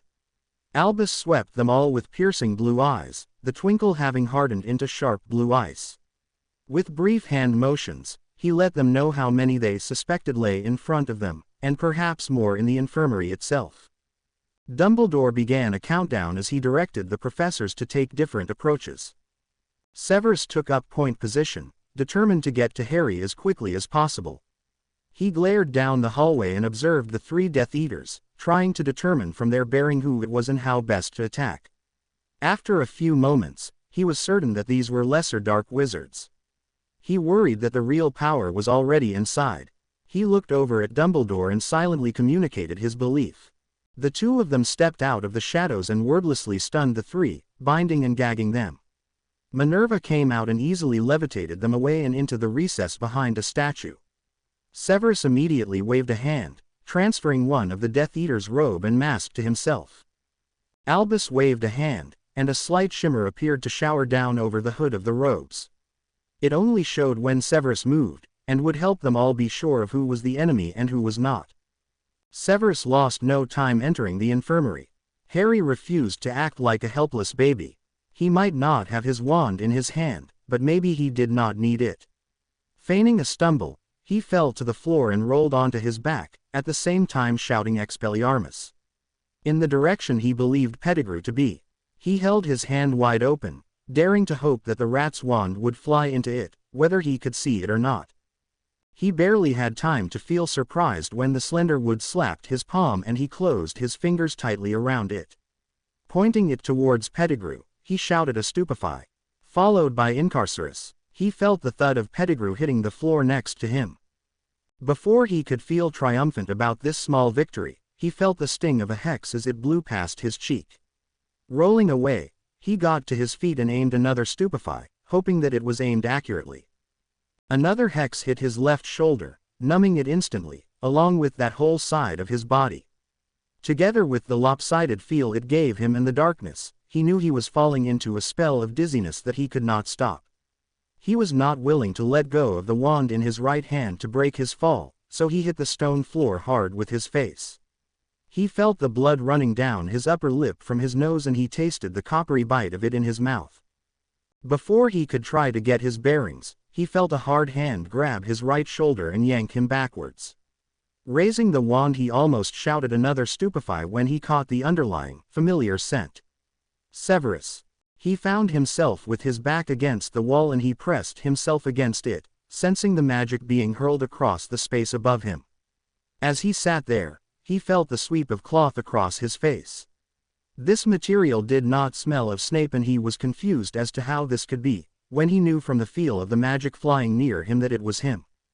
The surge of magic in the air around him intensified and he threw himself to the ground just as he felt the stone behind him shatter. Snape's legs were right over him now, he could feel the robe whipping back and forth across the top of his head. Harry still had Pettigrew's wand in his right fist and the numbness in his left side seemed to be subsiding. Another crackle of energy rushed past him and he felt Snape come down on one knee, a strong hand pushing on his shoulder to encourage him to stay down. Somehow, Harry sensed that this fight was not going as well as it could be. The dark magic was feeling stronger in the air than the light. Severus was expending energy protecting him with shields and was not able to fire strong enough spells in answer to those being hurled towards them in rapid succession. Not wanting to spend time analyzing how he knew this, but trusting that his instincts were telling him the truth, Harry reached out with his left hand to determine which way Snape was facing. His boots told him what he wanted to know and Harry took careful aim in the direction those toes were pointed. Impedimenta. Petrificus totalis. Incarcerus. Harry flung the hexes with all the energy he could muster and it seemed that it had been everything in him. The darkness slipped even more sideways as Harry felt hands pull him up to sitting. The scent of Severus enveloped him and he allowed himself to be swallowed up by it, knowing that the fight was done. Severus entered the infirmary just as Harry fell to the floor and rolled, summoning Pettigrew's wand to his hand. The blind man shouted out further spells and the ratty-looking man fell, bound, to rest beside Harry. Out of the corner of his eye, Severus saw Poppy Pomfrey emerge from her quarters, wand in hand, hurling a protective spell towards Harry. 3 other Death Eaters in full regalia stepped out of the shadows near the flow and she was instantly dispatched before they turned on Potter. Severus leapt forward, unable to stop the cutting hex that scraped by Harry, slicing his face open. Harry hurled another stupefy but missed, as a paralyzing spell hit his shoulder. Severus was too busy trying to disarm the Death Eaters to keep Potter from falling onto his face on the stone floor. Amazingly, the boy kept his hold on the wand he had taken from Pettigrew and Severus felt it a very close thing that Potter didn't hex him into oblivion when he grabbed his shoulder to shove him out of the line of fire. It seemed that Harry stopped just short of flinging another spell as Severus maneuvered himself to stand over him, using the wall at his back for more protection for the two of them. He could not make any offensive moves for keeping up the shields and deflecting the deadly curses that were being hurled. Albus had entered, followed by the other professors, and they were all engaged in the battle. These were no easy Death Eater targets as those in the corridor had been. These were obviously seasoned and experienced minions of the Dark Lord. Severus could not be certain who they were, but it was not Malfoy or the Lestranges. He was very familiar with their magic and this was not theirs. A cutting curse hit him in the thigh and he went down on that knee, just managing to avoid Harry's head beneath him. The boy still had the wand clutched in one hand and the other was reaching out to touch his feet. What the hell did he think he was doing? In the next moment, he knew what Harry was doing, as a brilliant blast of magic burst from the wand at his command. The triple hex threw all 3 Death Eaters into each other, and then their bodies went rigid before being bound with gold, magical cords. Harry let his head fall back to the floor with a thump and Severus immediately put his other knee down so he could draw the boy up to sitting. His eyes were closed and his head lolled against Severus's chest limply. Pettigrew's wand clattered to the floor. Albus and Minerva checked that the bonds on the Death Eaters were secure before hurrying over to Pomfrey. They enervated her as Severus scooped Harry up and laid him back on his own bed. Severus strode to the remains of a potions cabinet and picked through it. Finding an intact vial of dreamless sleep, he held it to Harry's lips. Once he was in a real sleep, he turned his attention to the Medowitch. They had levitated her to another bed amidst her protests, and Albus looked up at Severus's approach. "Albus, the potion stores here have been destroyed. I will flow down to my lab and get what I have on hand." Harry is sleeping. His injuries appear to be minor, other than exhaustion from the use of magic in his already weakened state. He looked at the older wizard and said quietly, "You know that these men did not act alone. I have not asked you before for an account of which Death Eaters survived and who was still at large. But the only ones I can think of with the power and the drive to put together this attack are Malfoy and the Lestranges. They were smart enough to send these inside so that they were not caught." Albus nodded. Although many Death Eaters died that day and a number were taken into custody, the Lestranges and Lucius Malfoy were unaccounted for. At that moment, the infirmary door slammed open. The massive form of Hagrid stood there, crossbow cocked and ready. Behind him came Flitwick and Sinistra. "Professor Dumbledore, I saw Lucius Malfoy at the edge of the dark forest. I shot at him, but he apparated away. Someone was with him, but I didn't recognize him. I only recognized him by that hair o' his." Severus and Albus stared at each other, silently communicating with their eyes. Hogwarts was not safe. Harry awoke with a start, instinctively grabbing for the wand that was no longer there. Panting, he lay there, straining for any clue as to what had happened and where he was. This was not an infirmary bed, and the smell around him did not have the odors he associated with being in hospital. A whisper of breeze against his face told him that a door had opened in the room, and he turned his face towards it expectantly and tensely. A dip on the bed alerted him to a presence, but he remembered how he had reached out before and it had been Pettigrew. Had he been captured after all then? Was that why he was in a different place? A hand was laid against his cheek and he flinched away. The hand had been soft, but unfamiliar. It came back and he raised his own to capture it. Taking a deep breath, he let his fingers explore this new person's hand and arm. The hand was soft, but it also felt fleshy, the skin loose over enlarged joints. Leaning forward, he tentatively sniffed. The odor of cat food wafted up and he smiled. "Mrs. Fig." The hand gave him a gentle squeeze of acknowledgement. "I'm not at Hogwarts anymore, am I?" Two squeezes in answer to that one. Harry thought hard for a moment and then felt behind him to touch the headboard. Running his hands over the familiar carved wood of it, he smiled again. Grimmauld Place. Then, a single squeeze of his hand was followed by a pat to his shoulder, as if he were being told, "Well done." "Is anyone else here?" Harry didn't want to ask for the professor outright. The man had been wounded in the fight and Harry was worried. The hand squeezed his twice. "So you're taking care of me right now?" Mrs. Fig gave his hand another single squeeze before pulling away. Before Harry could ask what was happening now, he felt the tray being settled across his legs and he adjusted to sit more comfortably. More confident now at managing the trays, Harry felt with his hands around the edges of the plate to see what the meal was and how it was arranged. It was a hamburger and chips. Harry sighed happily as the smell of it drifted up. Mustard and tomato, pickles on the side. Feeling for the napkin, he spread it out between the tray and his front so it would catch any spills. When he finished, he felt the tray gently taken away and a mug was pressed into his hands. When he had drunk deeply, a potions vial was next. Harry smelled the next dose of dreamless sleep and pushed it away, anger beginning to smolder in the pit of his stomach. How could they just send him away without a single effort at explanation? Sure, Mrs. Fig was a nice old lady, but that didn't mean she would be someone he enjoyed having as his, what was it called? Not a babysitter. No, he was looking for the word for someone who sat with invalids. Shrugging, he addressed her. "I really don't want to sleep anymore right now. Could you get me my quill and some parchment?" Did they send the charmed quill that I had been using? He waited until the quill was placed into his hand and smiled his thanks when the parchment followed. "I'll be needing to send these letters when I'm done. Is Hedwig here?" He felt two squeezes of his shoulder and the curl of anger sparked into more. "Are there any owls here to send messages with?" Two more squeezes had him seething and he fought to control it. Mrs. Fig was an innocent bystander. It wasn't her fault that she was stuck here with him. "I'll just write these," then, and worry about how to send them later. Maybe an owl will show up and I can use it before you send it away." He hoped that the lady understood him all right. When there was no response, he asked, "Mrs. Fig, are you okay with being here with me?" There was no response this time, and Harry detected a waft of air that could have meant that a door was closing.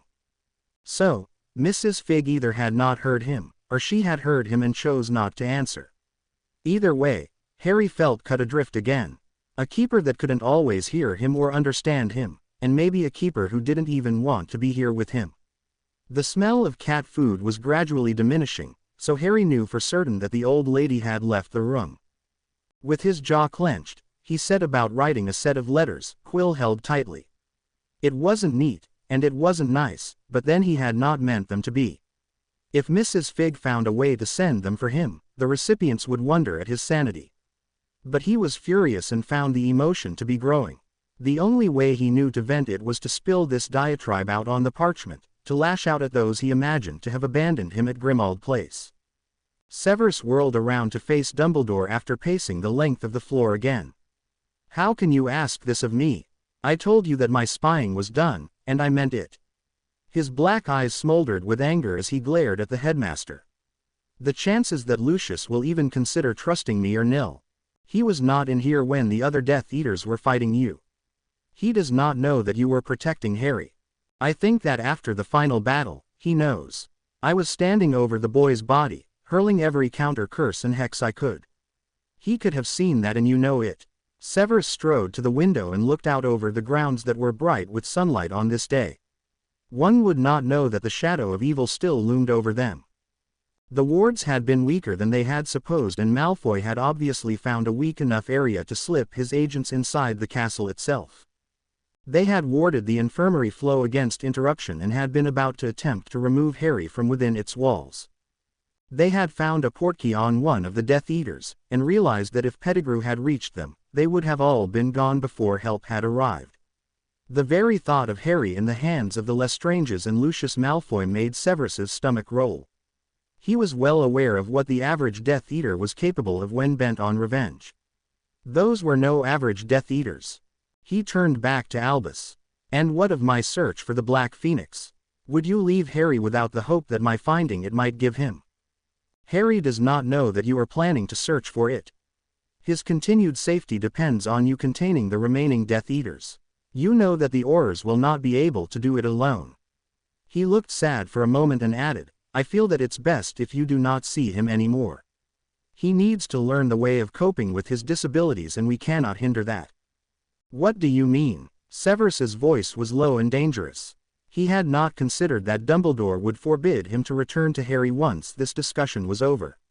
In the infirmary, they had ascertained that Poppy was unhurt, if a little sore.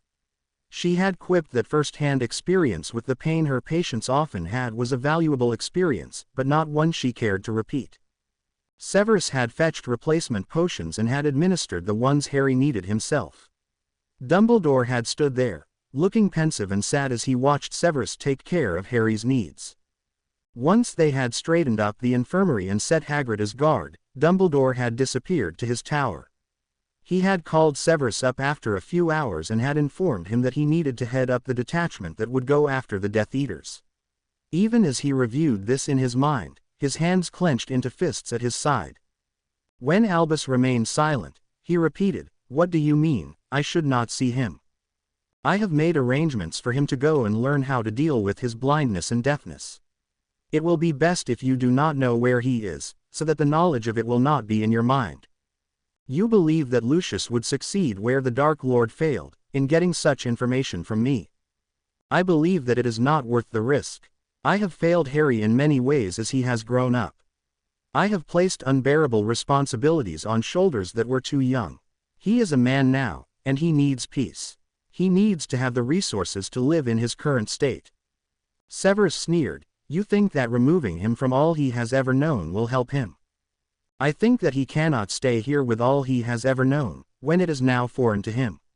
When Severus opened his mouth to argue, he held up a hand. "I scanned him myself, Severus. This last fight took all the magic out of him. Where Poppy caught a glimpse of it after the last battle, I can find none now. I do not know if it will come back. But if it does not, and even if it does, he must be taught to communicate in ways where he understands more than yes and no. Severus drew himself up. He wanted to scream that Dumbledore had to be wrong, that Harry was without magic. Even blind and deaf, the boy had disarmed and incapacitated at least 3 Death Eaters. He could not believe that he had completely drained his magical reserves in doing so. I'll just go and say my goodbyes then. He is already gone. When Severus spun about to face him, Albus added softly, I saw how you were beginning to regard him, Severus. You would have taken it upon yourself to be his eyes and ears. He would have become as dependent upon you as the infant you once held in your arms. Severus looked shocked that Albus knew about that moment long ago, but the old wizard merely nodded. Both of you would have eventually become resentful of each other, him because he was so dependent, and you because you had allowed it. You know that I'm right. Severus looked at him with carefully shuttered eyes. Perhaps. But now you have taken that choice away from both of us. Find the Death Eaters who remain. Harry will never truly be safe until they are gone. Find the Black Phoenix, if you can. Then, I will take you to him. His eyes were not twinkling. They were cold and hard as they gazed at the potion's master. Severus knew there would be no relenting in his decisions. Without a word, he turned on his heel and strode from the headmaster's tower. He did not stop until he reached his own warded quarters. There, he gave vent to the rage. He let himself scream all the frustrations of the years. He allowed himself, for a brief moment, to give a name to the feelings he had for Harry Potter. Then he allowed himself to grieve for what would never be. When he was done, his quarters were in a shambles and he did not care. Harry had written until his fingers were numb. He had been a little irritated when the quill ran right off the parchment. It seemed that it did not automatically shift itself over and offer a new piece in its place as it had done at Hogwarts. Shrugging, he had began to feel for the bottom of each sheet and then change it himself when he reached it. He hoped that Mrs. Figg could put it into some sort of order before she sent it off. Now that he was done, he lay back and let his thoughts go where he had tried to keep them from by writing. He had hoped that writing would exorcise the despondency from his mind, but he felt it steal over him anyway. He had been set aside, that much was clear. He did not know the outcome of the skirmish in the infirmary. For all he knew, he could have killed Severus, when had he become Severus and not just Snape, and he found that frightened him. He should not have used magic when he could not see to aim. If he had not harmed Severus, he could very well have harmed someone else he cared about. There could have been more than just Severus and the Death Eaters in the infirmary. With a groan of despair, he turned and buried his face in his pillow. Tears leaked out onto the fabric and he could feel the wetness against his cheek. This sense was just about all he had left and he did not think it would be enough. He laid there for some time, mind drifting from random thought to random thought. Feeling the draft of the door opening against his face, he sat up. Mrs. Figg. He thought that it had to be her. Who else would it be? He tried to get a sense of magic to tell him which of his friends it could be. Maybe they had come to see him. Nothing sparked to give him a clue, but he didn't smell cat food either. Whoever this was, it wasn't the old lady. The bed dipped as someone sat on its edge and he felt a brief surge of panic. Was Pettigrew back? A hand grasped his own before the panic could grow and he let his other hand close over the top of it. With his 2 hands he explored the hand on his. Professor Dumbledore. A single squeeze answered him. Why am I at Grimmauld Place? What happened? Did I hurt anyone? Is Severus all right? Albus squeezed the hand in his as comfortingly as possible. The emotions in Harry's face were so clear. He was anxious, afraid, and so lost. With his heavy sigh, he knew that he would have to go into his mind and speak to him. He only hoped that it would not pain him too much. He reached out a hand and placed it against the side of Harry's face as he murmured the spell that allowed his mind to get inside Harry's. It was not a strict legilimens, but a spell of psychic connection. Harry had no magic, and a legilimens could be devastating to someone non-magical. This would not be without discomfort, and he had come prepared with a pain reliever that would be safe enough for even a muggle. Harry, I am so sorry, my boy, that you are in this position. Harry heard him over the roar of pain that exploded in the temple that Dumbledore touched. Sir. Just listen to me, Harry, for I cannot stay here long. It would prove unbearable for you. Psychic connections must be brief. Everyone you care about is safe for now, save those who were killed or injured in the final battle. You were a hero, my boy, and truly the savior of the wizarding world. We owe you our deepest gratitude. Your injuries were devastating, as you have discovered. Your magic is gone, for all intents and purposes, as it appears that you have burned it out in this last fight. Quote. He regretted the sorrow that showed in the boy's face at these words, but he had not time to go gently into the truth of the matter. Determined to get it all said, he went on. I have made arrangements for you to board at a renowned school for people with disabilities such as you suffer. There, you will learn how to cope, and in the future, be better equipped to face the world once more. I am sorry for the price you paid. My friends, Severus, I'm afraid any contact with anyone from our world would not be healthy for you. You need the distance to become what you may on your own. But, it is not negotiable, Harry. I have made up my mind and cannot be swayed. It is for the best, whether or not you think so. A clean break is preferable. In the future, perhaps it will be possible for you to have contact with them again. Until then, know that we have your best interests at heart. With that final word, Dumbledore withdrew from Harry's mind, leaving only the pain and emptiness behind. Harry grabbed his head in his hands, even as he screamed at the old wizard, "What about what I want?" There was no answer except the throbbing. A cup was pressed into his hand and Harry drank from it before he realized that it was not merely pumpkin juice. You rotten old man, you've run my whole life and now that I've done your bidding you keep running it. You have no right to keep me from my friends, if they even want to be around me anymore. I hate you. You think I didn't know what you were doing all this time, that I was blind to how you made me into your little killing machine. I may be blind now, but I was not then. A weariness began to settle over him as the sleeping and pain medicine in the pumpkin juice started working. Harry fought to stay awake and have his say in this last part of awareness. You drugged me, you coward. You can't stand to hear what I might have to say about my own life. I wish I had died out there. He slumped down in a drug-induced stupor, green eyes glazing over. For a moment, Albus worried that he had used too much of the muggle drug in the pumpkin juice. He held a finger to the pulse point in Harry's neck. It was strong, if a little rapid. Nodding in satisfaction, he stood up. A wave of his wand had what little of Harry's muggle clothing folded on the bed. He conjured a duffel bag and waved the clothes into it, followed by a few toiletries. He shook his head sadly at how little it was, really. He reminded himself to leave enough funds for the school to acquire new clothes for Harry as he settled in. Mrs. Figg was in the doorway, cheerfully wringing her hands. It is for the best, Arabella. He will learn what he needs to know to be able to be independent. You know that he will understand that someday. Yes, Albus, I know. I'm just worried about if he will make it to that day. After what he wrote on all those parchments. Ah, yes, you mentioned those before.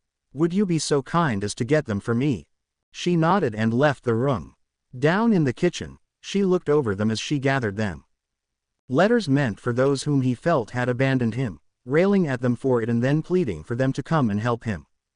Letters recounting old memories of camaraderie, and fights, and making up in the end. At the bottom of the stack, a letter recounting years of mistrust that had grown into respect and finally caring. She saw Harry's raw need in it, could almost feel his despondency. She had watched from the door of his room as he had written this one. She knew how he had struggled to come to terms with his feelings. She took this letter and folded it, shoving it into the pocket of her tatty house coat.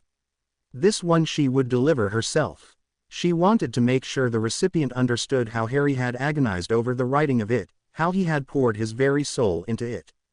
She handed the other stack of parchment over to Albus back in the bedroom of the boy who lived only to be alone. The headmaster looked over them slowly, glancing through their words. This is all of them, then. She nodded. He walked to the fireplace and laid the stack on top of the embers there. In astonishment, she watched as he waved a hand so that they caught fire. As they turned to ash, he turned to her. It will be for the best for them all. Swallowing, she nodded, hoping that he could not see in her face that she had kept that one missive back. But it seemed he did not even think to suspect that she would hide anything from him. "Thank you, Arabella, for taking care of him for a bit. I will return in a few hours to fetch him. He should sleep until then. Then you may get back to your own peaceful life." She nodded again, though how he ever thought she could be at peace after all that had happened to this boy, she didn't know. Albus left the house to make final arrangements for Harry's future. Severus whirled in his perpetual blackness and faced his childhood friend and adult comrade. "Lucius, you know that I had no choice but to fight for the boy right within the very halls of Hogwarts. If you had but given me some notice, we might have planned it better." Lucius sat back behind his massive black marble desk and contemplated Severus. "I only know that your loyalty is still in question, old friend. I had the misfortune of being out of the country during the last battle, or else I could have witnessed for myself whether or not you came to the defense of our Lord." He stood up and used his silver snake-headed cane to tap on the desk top. "As it is, I find myself in the position of being the most able to keep the remaining body of Death Eaters together." He spared a moment to look pleased with himself before looking at Severus. "You were an invaluable aid to the Dark Lord, and I have need of your continued service." Severus raised his head to peer down his nose. "Did you think I would be amenable to your bid for power? You delude yourself if you believe that I would submit myself to another master." The steel-gray eyes were hard as they stared back into the black ones. "And you delude yourself if you believe that you have a choice, my friend." From a doorway behind him, Bellatrix and Rodolphus Lestrange emerged. Time and loss of their master had not made them any less insane, if the strange light in their eyes was any indication. They held their wands pointed at him, a breathless sort of demented laugh, cackling, spilling from Bellatrix. Severus maintained his sneering expression. "I'll not follow behind you, Lucius, but I will walk beside you." Lucius lowered his cane, tilting his head as if that possibility had not occurred to him. "Malfoys do not share power," he stated darkly. "It is not power I desire," Severus murmured, "but revenge." Lucius threw his head back and laughed. As Severus expected, his words had the desired effect on the blond man. The Lestranges lowered their wands.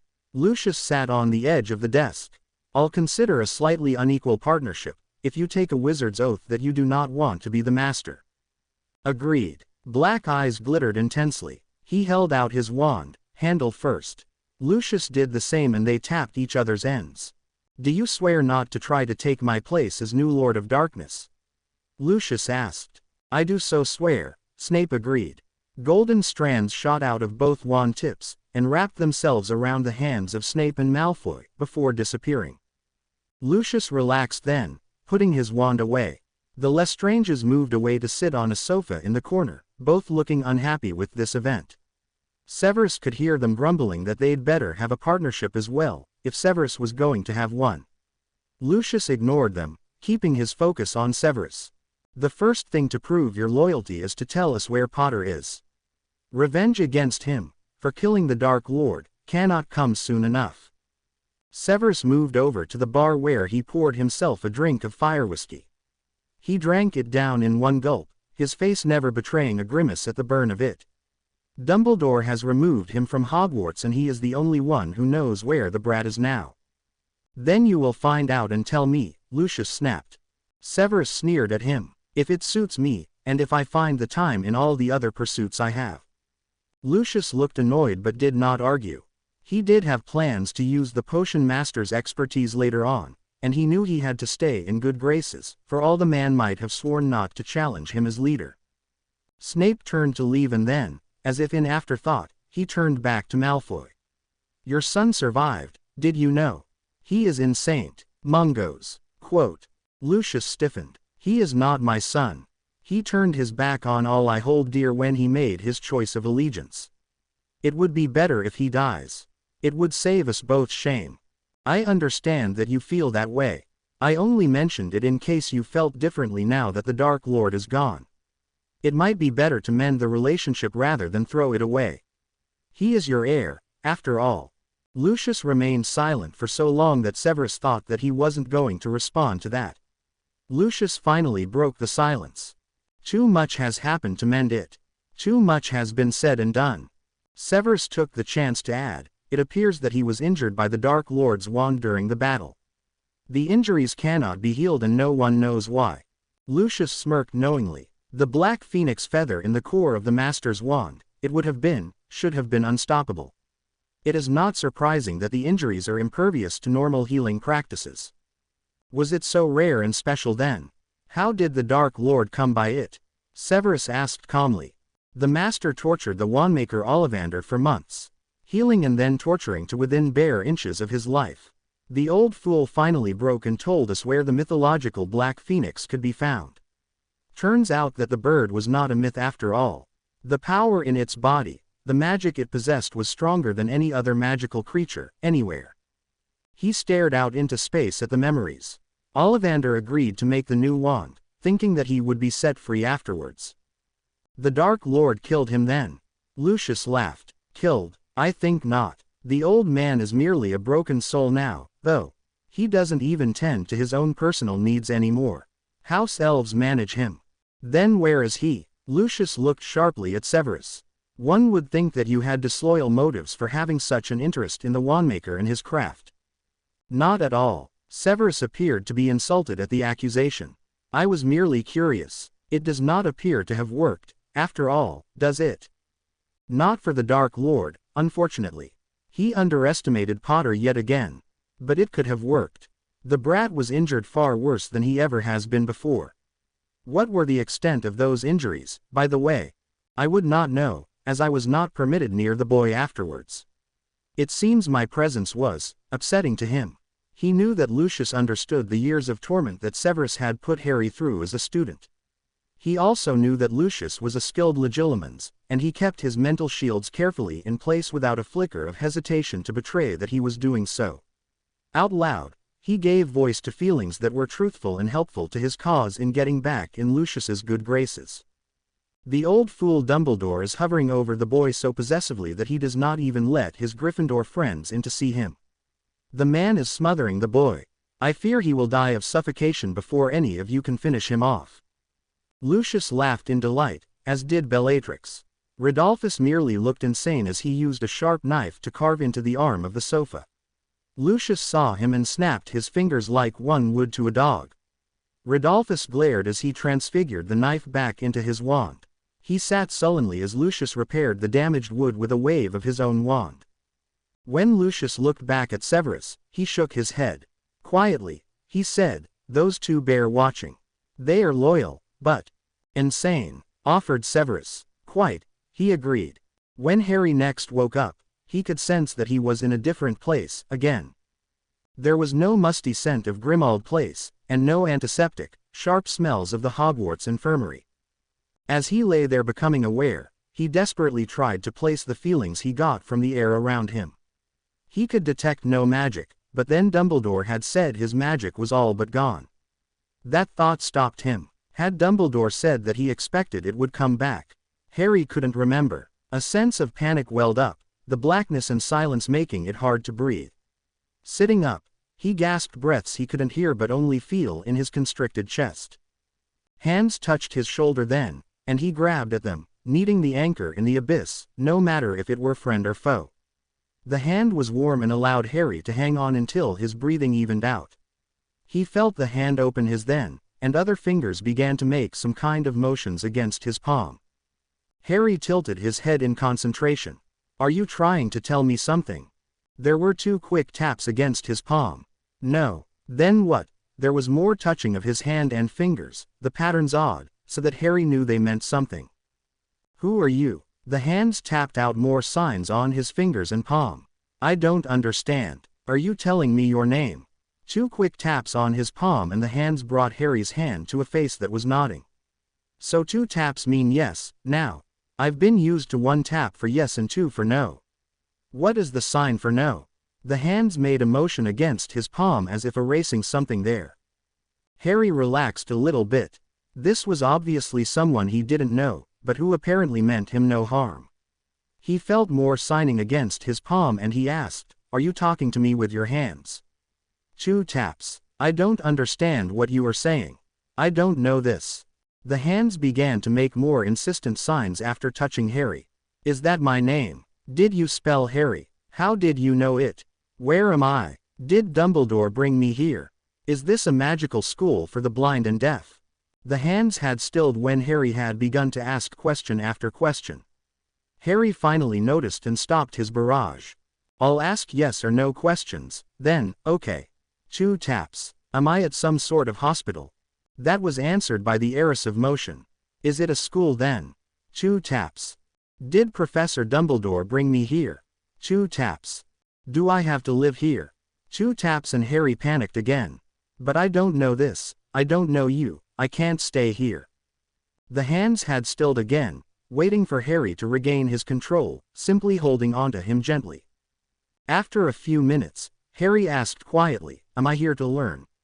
So people can talk to me with their hands. 2 taps and a gentle hug answered him. Harry thought that this must be a woman, then.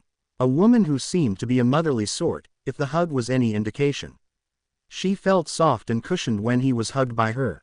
She sat him away from her and a tray was placed in his lap. Her hands guided his around the edge of the plate, stopping to sign what Harry guessed were the names of the food he found there. Finally, the hands left him to feed himself. Harry didn't know if she was watching, but he was determined to do as good a job at it as possible. Taking his napkin, he spread it between the plate and his body and proceeded to eat the roast beef and vegetables that were there. At Hogwarts, someone had cut his meat up for him. Here, he found that he had to either saw the fork across the meat, try to manipulate the knife he found on the tray, or simply pick up a hunk of meat and take a bite. He tried the knife, thinking that he needed to learn it anyway. The first bite was rather easy to cut off and get to his mouth. The second attempt made the meat slide off his plate and into his lap. He scooped it up with his fingers and laid it back down on the plate. It overbalanced and slid off the side of his legs, spilling not only the meat but the vegetables onto the bed beside him. He felt the heat of embarrassment flood his face as he tried to right everything, but felt like he made the mess worse. Finally, with a cry of frustration, he picked up the plate and threw it with all his might. The food that remained on the bed quickly followed it. He couldn't do this. He couldn't take the darkness and the silence. He couldn't do whatever it took to deal with it. He shouldn't even be here. He should be dead a dozen times over. What crazy God had ordained that he have the sort of life that just kept on giving him misery? Hadn't it been enough that he lose his parents at an early age and be made to live with relatives who hated him?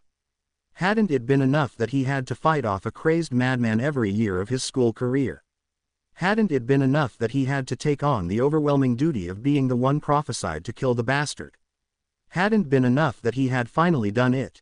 In a rage, he climbed out of the soiled bed and ripped the sheets off, flinging them away.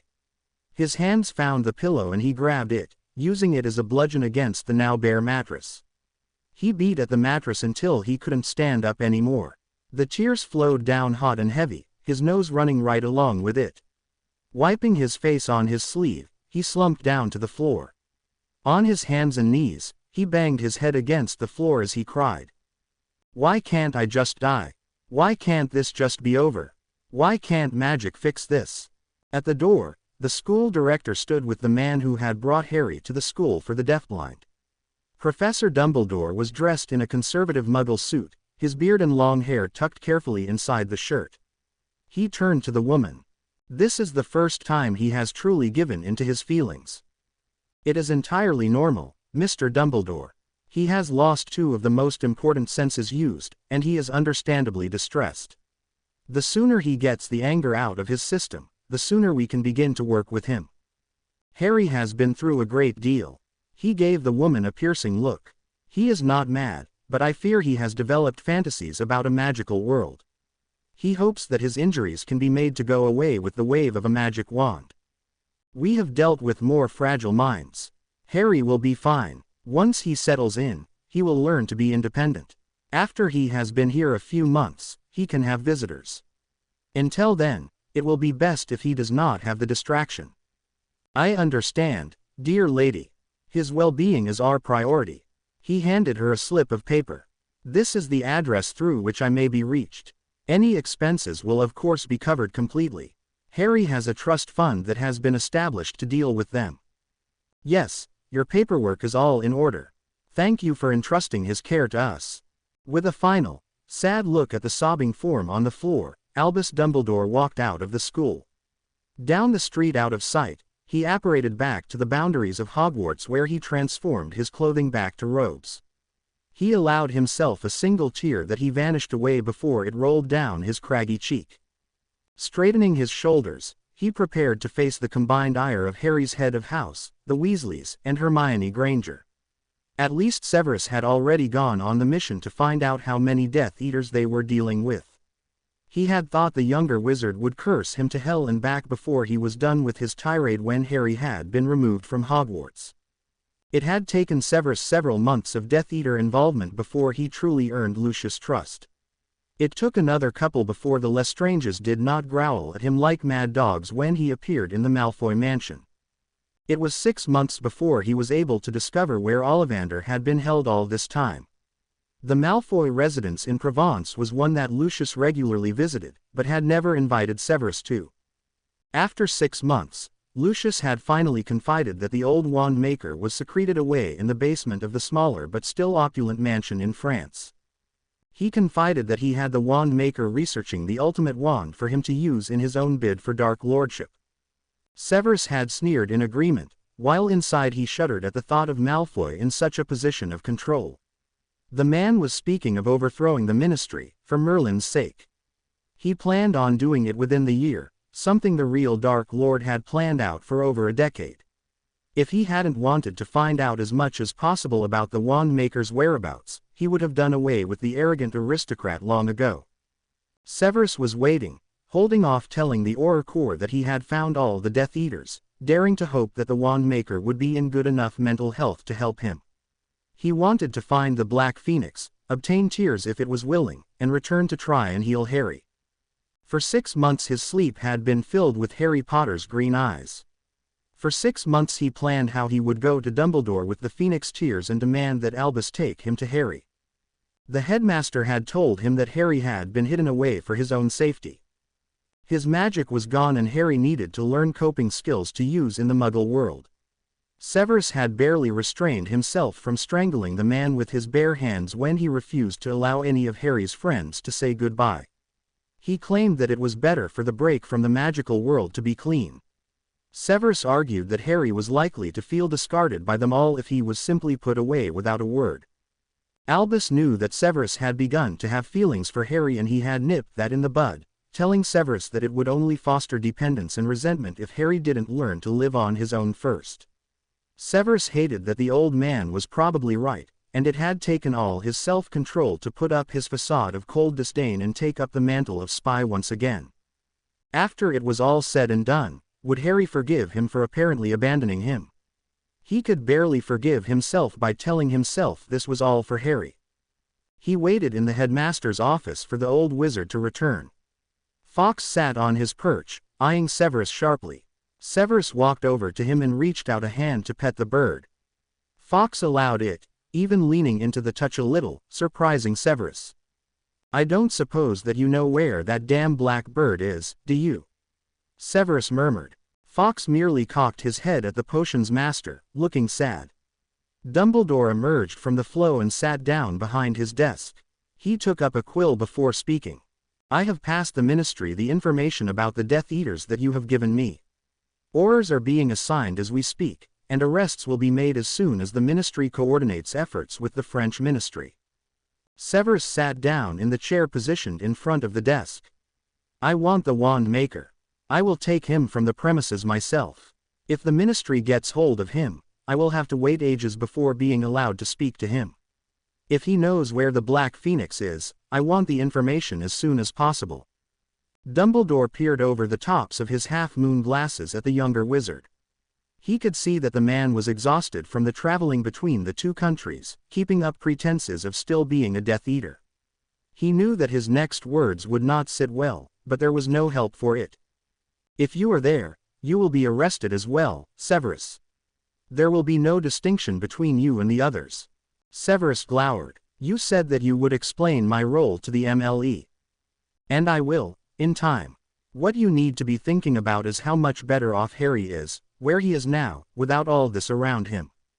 Severus exploded. "You never meant to tell me where he is, did you? You never meant to allow me to try and find the Black Phoenix." "Calm yourself, Severus." Albus leaned back in his seat, templing his fingers thoughtfully. "I simply believe that your life would be better spent than. You meddling bastard. How dare you continue to dictate how my life should be spent? I have given more than half my life to your service, doing your bidding, helping to rid the world of darkness, and you sit there. I saved you from serving only a dark master." Albus glared at him with icy blue eyes. "You were spared Azkaban only by my behest. And I have paid the debt I owe you for that many times over." Severus growled. He gathered his control and wrapped it tightly around himself, fighting the urge to reach across the desk and throttle the old manipulative wizard. He stood up and turned to the door. The soft voice stopped him from leaving. "I have always only done what I believed was right. I loved him too, and I wanted him safe. He paid a dear price for saving us all, and he deserves peace now. You deserve it as well, and I only wanted to give you that peace." Without turning around, Severus gave a stiff nod. Then he said quickly, "If you do not tell me his whereabouts, you may expect my resignation." Severus. The door closed behind Severus and he did not hear what else Albus had to say. He made his way quickly to the dungeons, avoiding students, which was quite easy, since they scattered at his approach. Pouring himself a glass of fire whiskey, he paced the dungeon floor. Was Harry's magic really gone for good? Perhaps with time, he had regained it. If Albus had not checked, he would not necessarily know that Harry was still as magical as a squib. He went to the desk and snapped his fingers. A large book appeared there. The pages were thin and the cover flimsy, but Severus was familiar with its type. It was yet another Muggle directory, one of many that Severus had poured through. He took out the parchment list that already had a number of entries. After scanning it, he opened the new directory and began another search for possible institutions that helped the blind and deaf. The sunshine felt very good on Harry's upturned face. He sat with his head thrown back to the warmth of the rays, imagining that his surroundings were the shores of the lake by Hogwarts. He imagined that he was merely taking a rest from his studies with Ron and Hermione, and had dozed off for a bit. He frowned as he remembered that in reality, his two former friends had finished at Hogwarts. It was long past the time when they would have taken their NEWTs and graduated. Perhaps they were even engaged by now, ready to begin that next great adventure. For a few moments he tried to imagine himself in a similar situation. Would he have tried to make a go of it with Ginny? He knew that the young girl had crushed on him. For all the teasing that happened, though, he had never been able to summon up the sort of feeling that Ron obviously had for Hermione. In fact, when he tried to imagine a future with anyone, he always came up blank, except for a set of black eyes that pierced his very soul. It was ludicrous, really, that he could not seem to shake the crush he had on the snarky man. Even now, when it was apparent that he was on his own, without remaining connection to the world of magic, he could not escape the thoughts of him, and the heat it caused deep in his body. Harry had no great experience in the ways of it, but it no longer troubled him. He was not likely to ever meet anyone significant in his condition. He smirked, knowing that if Mina knew he was obsessing again, she would fuss at him. Mina had been his first teacher, the one who painstakingly and patiently taught him to sign. At first, Harry did not understand why he needed to learn to sign, too. He thought that it would be enough that he know what someone else was trying to tell him and he could answer verbally. After a while, she had made it clear that while he was deafblind, there were others here who were deaf from birth, and they could not hear Harry when he spoke. If he wanted to communicate with them, he had to learn to sign back to them. So it was that Harry learned the fluid language of hands, the subtle nuances of pressure of palm and fingers that gave inflections to the signed words, even more so than spoken words. Mina also taught him how to spell words into the hands of someone who did not understand the signed language. It came in handy if he was ever in a place where he needed to understand what was happening and the person present could easily master the finger writing of the alphabet into the palm of his hand. It was laborious, and not as graceful, but helpful. Mina praised him as an apt pupil, telling him that he had mastered the language more quickly than she had thought he would. Harry knew that was a reference to when he had first arrived at the school, depressed beyond belief, despondent, and unwilling to let himself be drawn into any sort of communication with hands. One day, Mina had come into the room, Harry feeling the door opening, having learned the feel of pressure changes in the air, along with the draft that came when a door opened or closed, or when a person was moving nearby. Harry knew Mina could hear him. She had always responded to his verbal exchanges. He barked at her to leave him alone and he waited for the draft telling him she had complied. Instead, he felt someone sit on the bed. This person was not heavy, like the motherly woman. He had a lighter feel to him and Harry reached out curiously. A child sat on his bed, he realized with surprise. "Who are you? Did she bring you here?" he asked rudely, because he did not as yet even know Mina's name. The child took Harry's hand and began to spell into it, rapidly but firmly. Harry tried to pull away but the child was relentless, insistently spelling a string of words into Harry's hand. Then the child pulled Harry's hands towards him, making him touch the child's eyes, then his ears. Even without understanding the sign language, Harry understood what they were telling him. This child had the same disabilities as he did. This child knew how to communicate. The challenge was very clear. Was Harry resigned to living alone in the darkness and silence, or would he be as this child and learn what it took to become a part of the world again? "Okay, you've given me something to consider. I'll think about it. Now please get out." Harry knew that the woman heard him, because the child who had indicated that he was deaf and blind was removed from his bed. Harry felt the draft of his door closing. Getting up from his bed, he made his awkward way across to the bathroom. Standing at the sink, he wondered if there was a mirror above it.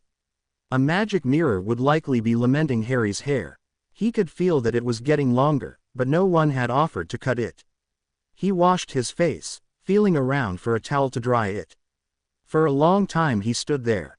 He had thought that he had been unceremoniously dumped here by a world eager to be rid of the burden of him.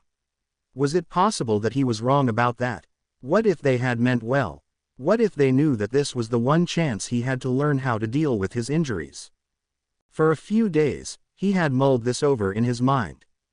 He wanted to stay angry at them all for abandoning him. But his gut instincts told him that they had been doing what was right by him. Coddling him would have only made him more dependent and in the long run more suicidal. He had eventually felt in front of him in the bathroom and knew that there was a mirror there, in fact. He had wondered if it was spelled Unbreakable, and then remembered that this was a Muggle place. He had been trying to feel the magical signatures and had come up empty every time. After a while he stopped trying to detect them, as there were none here, or else he wasn't able to sense magic anymore. Either way, it was much too depressing. The next time a meal was delivered to him, he stood up. "I'd like to sit at a table, please." After a brief moment, he was led from the room. He felt the difference in the air when he was brought to a much larger room. The woman's gentle touch had him sitting down into a straight-back chair in front of a long table. Tentatively putting his hands out to either side, he felt other chairs there, one of which was occupied. He quickly drew in that hand with a murmured apology when it met the feel of someone's hip. The owner of that hip seized his hand as it withdrew and began a rapidly signed one-sided conversation. Alarmed, Harry tugged his hand away. The woman's gentle hands returned and the utensils were pointed out to him, then the routine of circling the plate, naming the foods placed on it. He found that it was actually easier to eat at the table, where he had a stable surface for cutting the food into bites.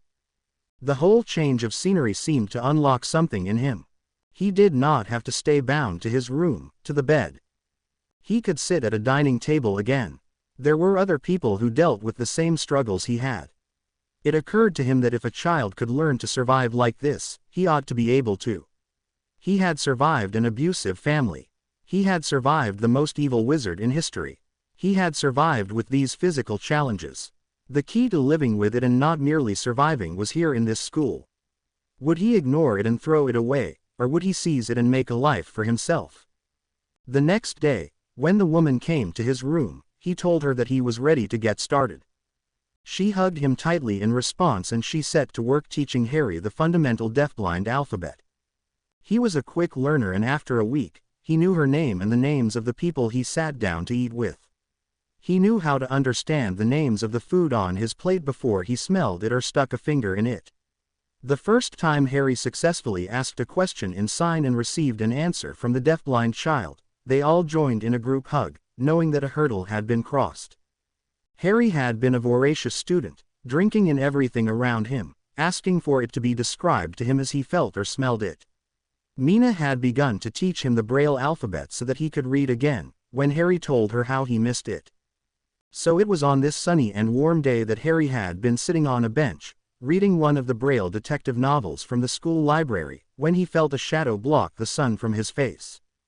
"Hello, Mina, is that you?" After a moment, her hands answered him, but seemed hesitant.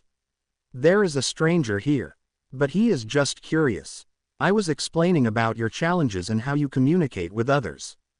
Mina had told Harry that the school was surrounded by a city neighborhood, and that people passed by their fenced boundaries all the time. So he was not surprised by someone stopping and asking questions. He was surprised at how hesitant Mina seemed. "You seem worried, Mina. What is it?" "It's nothing, Harry. I just don't like strangers bothering my students." "Okay, then." Harry opened his book and began to read again, appearing to dismiss the stranger from his thoughts as he dove back into the written word. Mina looked at the tall stranger standing near the bench. "You knew him before, didn't you?" "Yes." She shivered at the repressed emotion in that single word. "No one has ever come to see him. I told the man who brought him, Mr. Dumbledore, that his friends could see him after a few months. I sent him reports and all he ever did was send back his sincere thanks for the update." Her eyes accused him silently for abandoning Harry. "I can assure you that I would have been here sooner to check on him if I had known where he was." His eyes never left the young man on the bench. Mina softened then, recognizing the eyes. "He has dreamed of you." He looked up at her sharply and she smiled gently. "He remembers your black eyes. He told me you were a snarky bastard. I told him that snarky wasn't a word.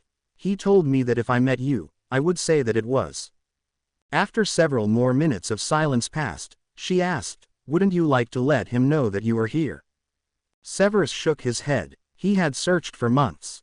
He would flow to the Leaky Cauldron, where he stepped into Muggle London to use the telephone, calling every school he found listed as a school for the deaf and blind. It had finally occurred to him that Albus would not have admitted him under his real name. Many variations were tried and he had finally found a Harry Evans at this school. Now he was here, and he could not stop drinking in the sight of him. He did not wear dark glasses like so many of the blind and his eyes were still that same electrifying green. His hair was long and pulled up in a tail. The lightning bolt scar was faded but still present. He wished he would speak again so that he could hear his voice. He had resigned, as he had told Albus he would. The old wizard had begged him to reconsider, but still refused to tell him where Harry was. They had huge arguments about whether or not Harry deserved to be able to say goodbye to the world he had saved or whether or not he should be given the option to remain a part of it. Albus insisted that it was best for Harry to get his fresh start and that Severus should leave him be. Severus had stormed from the castle. Ron Weasley had married Hermione Granger and they kept in touch with the results of Severus's search, both for Harry and the Black Phoenix. They were at odds with the headmaster over his refusal to divulge Harry's whereabouts, as well. The remaining Death Eaters had been rounded up and incarcerated in Azkaban. Ollivander was in the long-term ward at St. Mungo's. Severus visited him regularly, hoping for a spark in those old eyes to tell him that something intelligent still lived there. He had searched for the Black Phoenix, following several trails of supposed myth to dead ends. If it existed, only Ollivander knew where, but he was in no condition to tell. The woman, Mina, Harry had called her, was still watching him as he watched Harry. He spoke softly, his voice just as Harry described it, dark velvet, deep, thrilling. "Will you teach me the language? I would like to be able to speak to him directly when we meet again." Normally, Mina would have referred him to the auxiliary family services, where family members were taught. But she saw the pain in the black eyes and it mirrored the pain that she often saw in Harry's when he spoke of his past. Harry believed that he was forever closed off from wherever it was that he came from. He was resigned to living here at the school for the time being, a decision made when he found that his trust fund was apparently bottomless. His new friends were here. He could easily communicate here. He had grown comfortable here. But she knew he yearned for a part of the past. He yearned for this man, and obviously this man needed him just as badly. She nodded. I will teach you. If you are as quick a student as he is, it won't take long. Severus bristled at the insinuation that he might be slower than Potter at anything. Then his shoulders sagged a little. For now it was enough that he had found him. He had hoped that Harry might sense the presence of magic nearby and recognize him by it. Whether he could not, or whether it was simply something he was no longer used to doing, it appeared that Harry did recognize his being near. I will be here every day at 10. With that, he finally turned and walked away. Mina jumped when Harry spoke. It was Severus, wasn't it? She looked at him in surprise and then sat down beside him, taking the hand he held out. How did you know? His presence is distinctive. What did he say? He wants to learn to sign, so he can communicate with you. For a moment, Harry's face crumpled, then he straightened. What did you answer? I said I would, if you would rather I not. I appreciate it, Mina. Thanks. She pressed his hand between hers and then left him to his book. But he wasn't really reading. He was looking off in the direction that Severus had gone in. Severus sat in the last place he had ever expected to be, the living room of Ron and Hermione Weasley. Hermione handed him a glass, half full of fire whiskey. He rolled the glass restlessly between his hands before taking a sip. Minerva McGonagall sat primly in an armchair, sipping at a cup of tea. They all looked at each other for an awkward few moments. So, how did he look? Hermione finally asked. Severus nodded. He looked healthy. He appears to be eating well. In fact, I don't think he ever looked as rested or relaxed at Hogwarts. Well, he doesn't have a madman after him anymore, does he? Ron spoke up. I suppose he would be resting better now. He never slept well before. Never, Minerva asked. He put up silencing charms around his bed as soon as he learned them. He was embarrassed if he woke us up with his nightmares, Ron explained. Did you never think to inform me of this, Mr. Weasley? Minerva asked, clearly distressed at knowing this too late.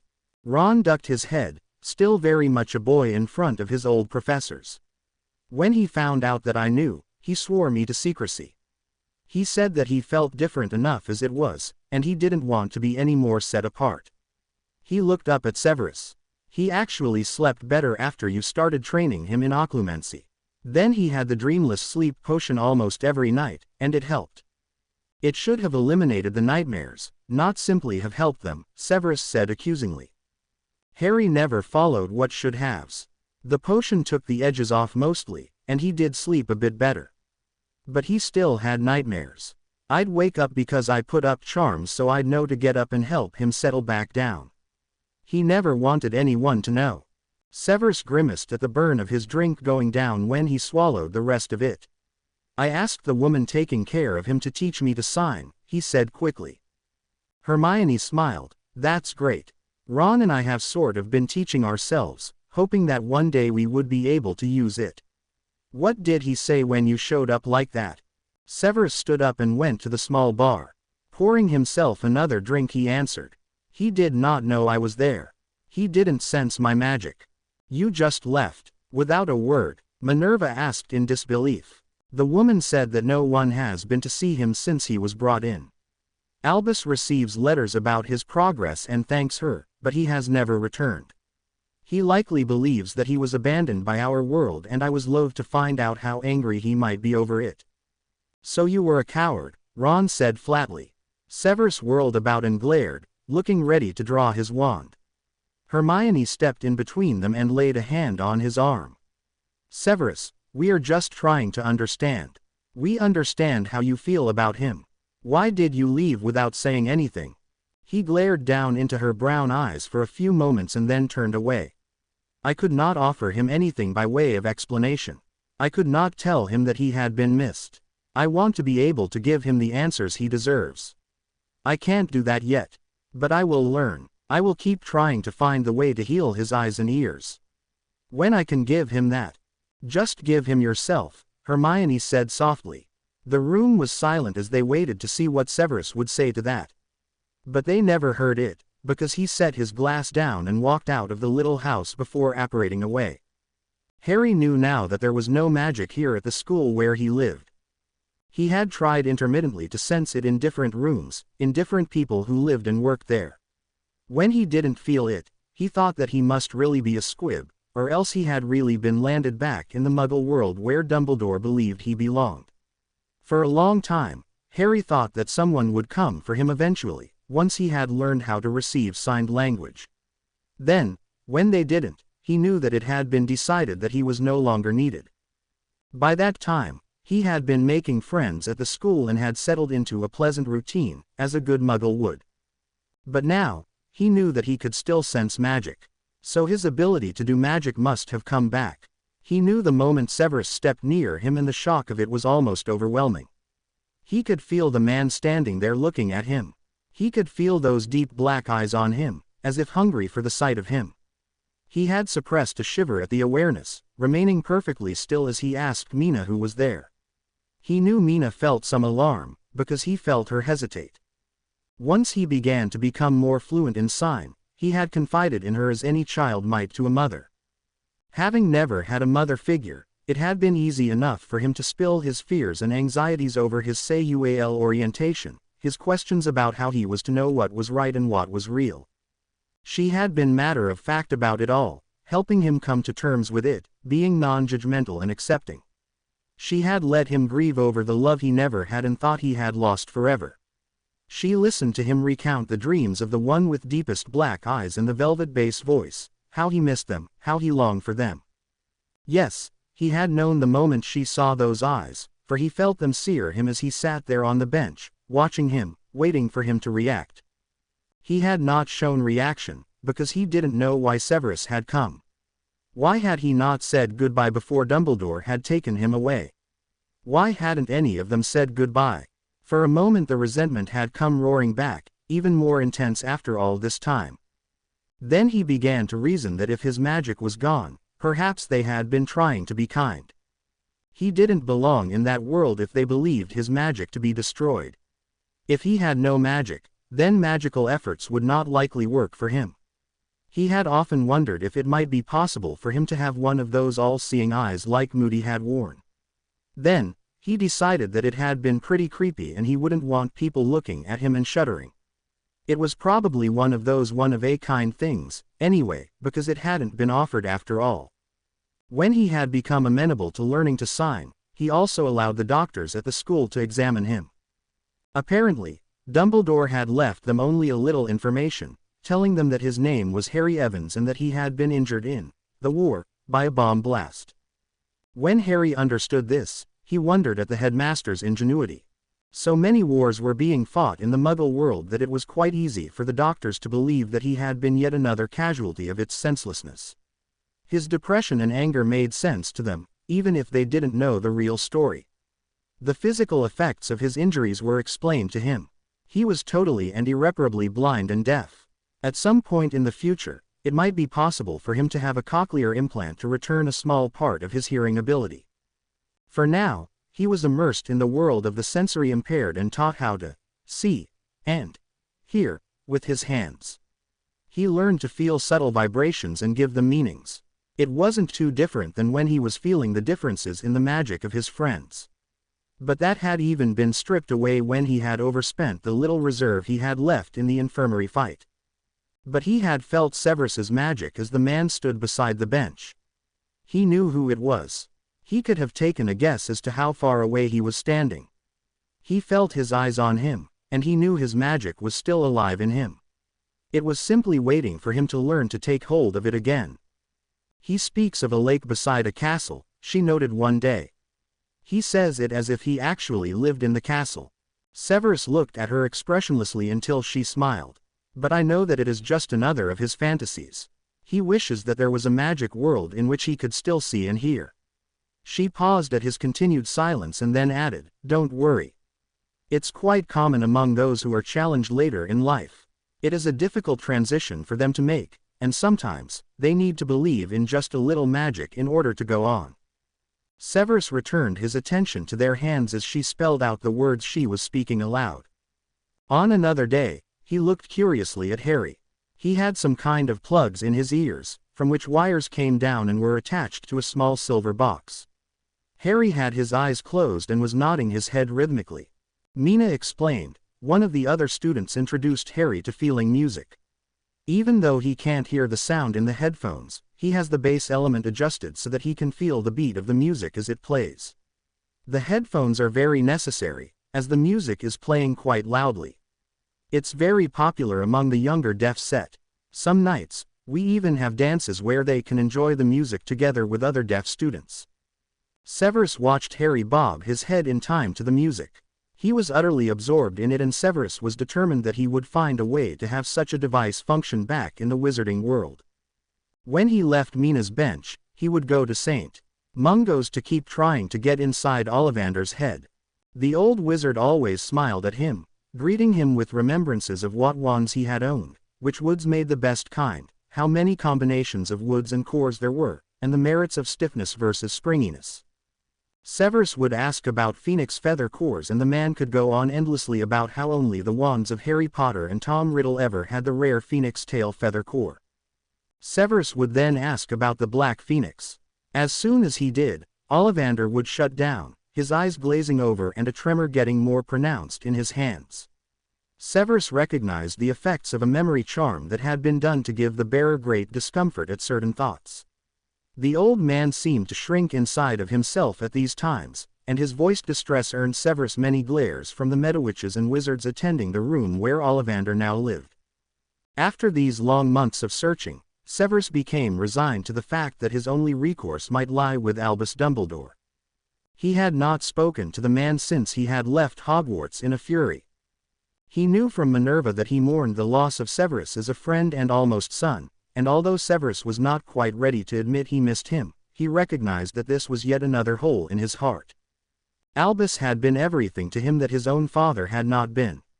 He had given him the belief in himself that he needed to make the decision to turn spy on the Dark Lord. He had given him acceptance after his grievous mistakes. He had helped him mend the chasm between himself and Lily Evans after she found out he had taken the dark mark in an unbelievably stupid moment when he thought he would rather be dead than without her. Lily, I was an idiot. I thought that I loved you and that you had rejected me. But you were my best friend, Sev. You knew that I crushed on James all these years, waiting for him to grow up. Her green eyes held accusation and sorrow. How could you throw your life away like this? You know that man is insane.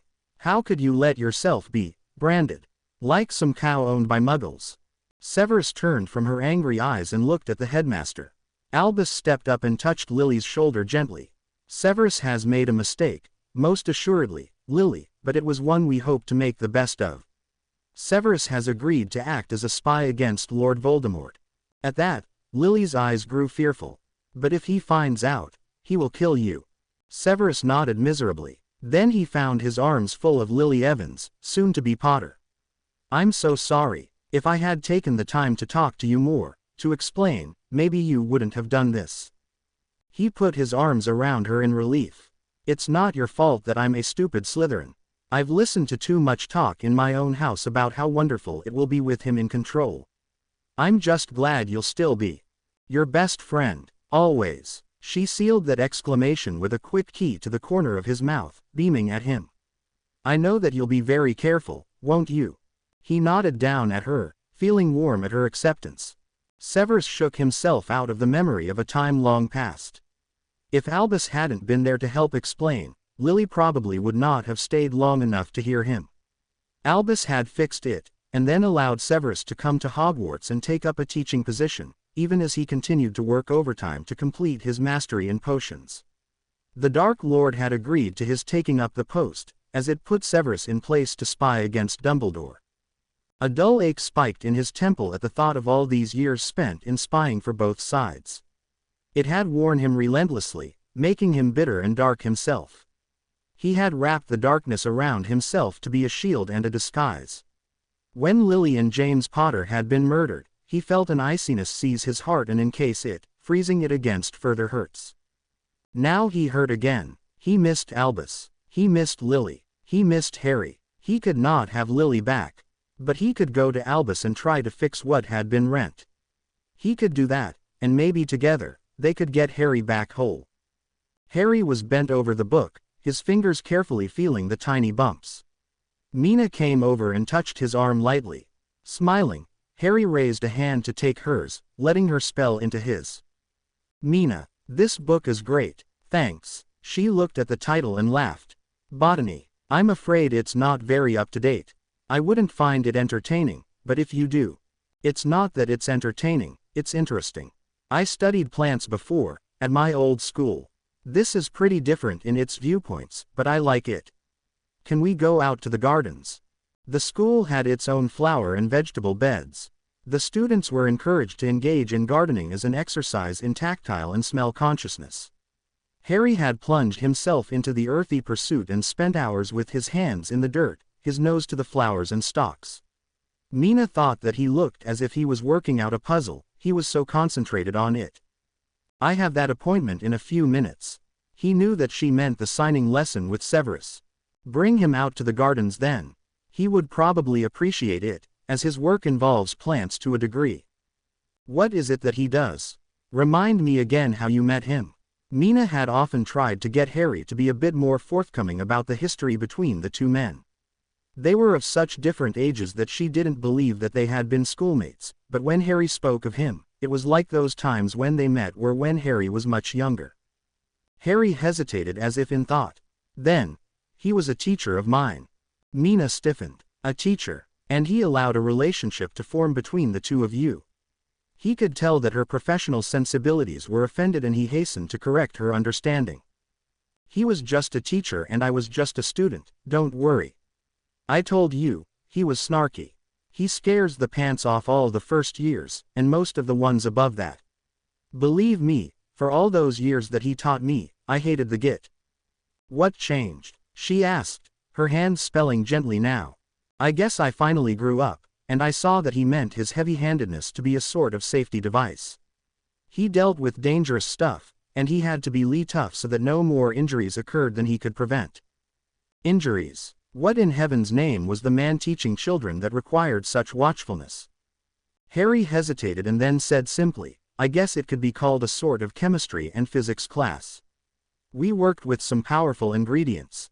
That doesn't sound like any kind of school that I'm familiar with. Well, maybe you would see it more as a sort of technical college kind of school. It was specialized. What was the name of it? Harry stood up, holding onto her arm. Isn't it time for your appointment? Believe me, you don't want to be late for one of Professor Snape's classes, he quipped. He hoped that she would forget that she wanted to know the name of the school. He had managed to explain things pretty well, he thought, but Mina was getting more and more curious. He allowed her to lead him outside, walking beside her with his hand lightly on her elbow. When she stopped, he knew they were outside at the benches where she normally sat with Severus. In moments, he could feel her talking, having learned the way certain vibrations felt as a person's body made those noises. He knew that most of the deaf and blind probably did not feel those vibrations with the intensity that he did, but then they weren't wizards either. You are late, madam. Severus was frowning, his bearing that of someone badly put out. Mina looked up into that sneering face and saw what Harry had meant. Yes, he likely did scare small children with that stony and cold expression. It escaped her just how Harry had developed an attraction for the man. She watched as that coldness gave way to something else as Severus let his eyes fall on the man beside her. Harry wanted to go to the gardens and work. I thought that you might like to see them and we could sit there. He watched as Harry tilted his head slightly to the side, as if he were waiting for something. Mina, the gardens, aren't we going there? She gave the hand at her elbow a couple of taps and continued to look up at Severus. He finally answered, the gardens would be an acceptable location. Really, the man had such a formal way of speaking. She hid a grin. Yes, she had begun to understand the word, snarky. Beside her, Harry smiled as if he knew what was happening and she shook her head again. The young man had such intuitive perception. Once in the gardens, she indicated a nearby bench to Severus and then led Harry to the edge of the beds. Severus watched in amazement as Harry knelt directly down in the dirt, moving forward on his hands and knees, stopping periodically to lift a handful of dirt to smell it and sift it between his fingers. She sat down beside Severus. He loves the gardens. He's really very good here. He smells the dirt, feels the plants, and he can tell us when a plant needs more fertilizer or less water. Severus was silent for so long that she turned to look at him as he watched Harry. He said that you are a teacher at the school he attended, that you teach a chemistry class. He turned dark eyes to her and then nodded. That is correct. At first, I had the impression that your relationship might have been a frowned upon one. Madam, it was not. I have no desire to discuss it with you. If we could simply get on with the lesson. I beg your pardon. Harry did explain, but it was prudent of me to make certain that no improprieties took place. As an educator, it is my responsibility to make sure any student is safe. He looked at her stiffly, his face blank. Out on the field of plants, Harry had stopped, his head cocked again as if listening to something only he heard. Severus let his shoulders drop a little and held out a hand to her. I appreciate your concern. In this case, it is unnecessary. I was his teacher. He was my student. Nothing more. I simply wish that he have someone from his past to communicate with, if he chooses. She spelled into his hand. Severus waited for her to say the words and she raised an eyebrow.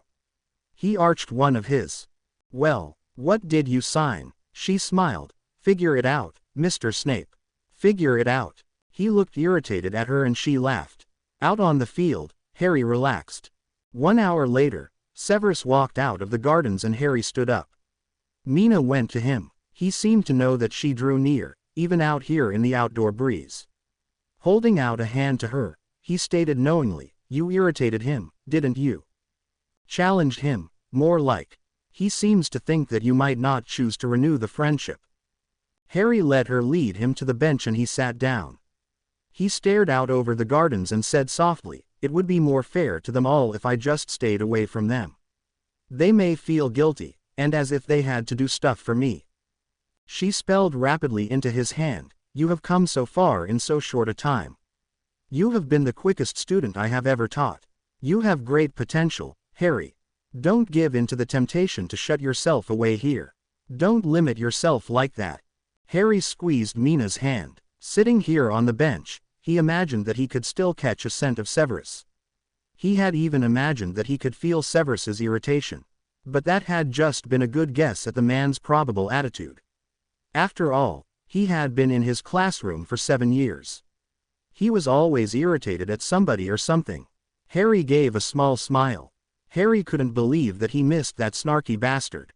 He wondered if Mrs. Figg had delivered his letters.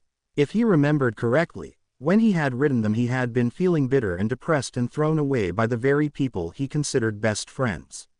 In reality, he realized that it had probably been Dumbledore's doing. The man had done some psychic connection thing and told him he was sending him here for the good of his future. At the time, Harry didn't think that he had much of a future. He had written the letters with every intention of putting an end to his own life as soon as he found a way. If it hurt them, so much the better, because he hurt, and he was very, very tired of hurting. He flushed, remembering the letter he wrote to Severus. In it, he had told him how much he had hated him so intensely, how he believed that the potions master had been in league with Voldemort for much of the first 6 years at Hogwarts. Then, during the 7th year, things seemed to undergo a change. Harry had been made to train with Severus and he had resented it. He even felt as if Severus might be weakening him somehow, to make him more vulnerable to Voldemort. It had been during one of their more intense occlumency training sessions that Harry had had a revelation of sorts.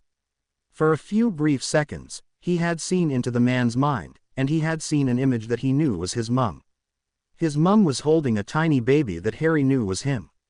Severus was standing there beside her, one hand on her shoulder, the other on the baby's back.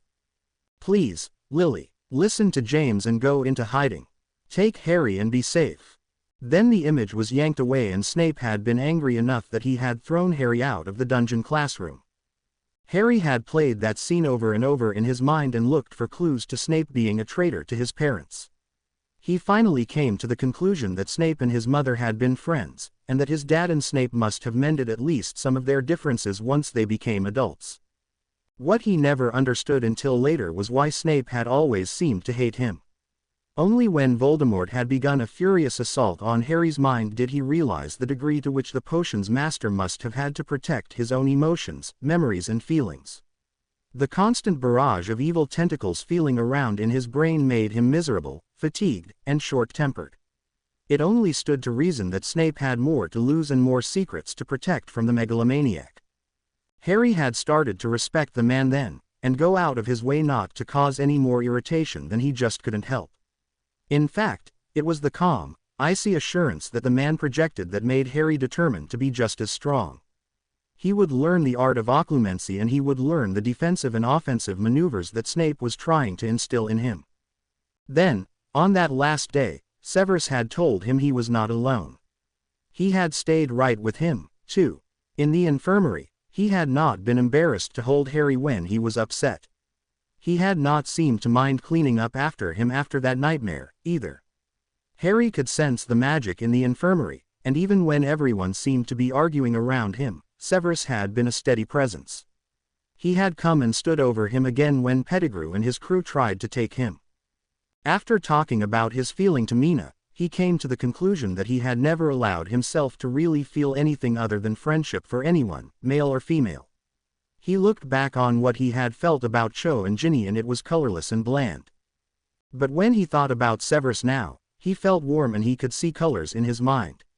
He grinned at the thought of Severus in any color other than black. He would have to ask Mina what color he was wearing when he came for lessons. He bet it was still black, even if Muggle clothing. He felt a tug on his hand and Mina signed, "You're far away. Want to talk about it? I guess I'm afraid." "That's entirely understandable. You've been through a lot to get where you are." Harry shook his head. Mina didn't know a fraction of what had gotten Harry to this point. "I want to see him, talk to him, let him know that I know he's here. But I'm afraid there will be some kind of feeling of obligation on his part. What if he doesn't just want to be my friend? What if he feels like he has to make up some debt or something?" Mina shook her head, this time in frustration. She felt like there was something that Harry had never told her about his past. His records didn't give any details and were pretty useless at helping her figure out what all Harry had been talking about. "Harry, you can't just say things like that without telling me what you're talking about." Harry was silent for a long time. When he began to talk, his voice was very quiet. "Mina, as much as I trust you, as much of a friend as you are to me, there are things I can't explain. You would think I really was insane. I know that I have been very close to that edge, but you would believe that I had truly gone over it, if I tried to tell you what my life has been like." She squeezed his hand, her mothering instincts telling her that there had been great hurt in this young man during his life. Harry looked in her direction and changed the subject abruptly. "How is Severus coming along?" "Very well. He has elegant hands and he is quick to learn." Her unsigned message was that he would be ready whenever Harry was ready. "Then, you better get me into the kitchen. I'm ready to learn to cook again." Mina smiled and pulled him up from the bench. Severus sat in the room with a restless Ollivander at St. Mungo's. As soon as Severus had appeared, the man had latched onto his arm and begun rambling in an agitated way. Severus tried to calm him by refraining from questioning as he usually did, but Ollivander seemed to want to talk to him. It was just very difficult for him.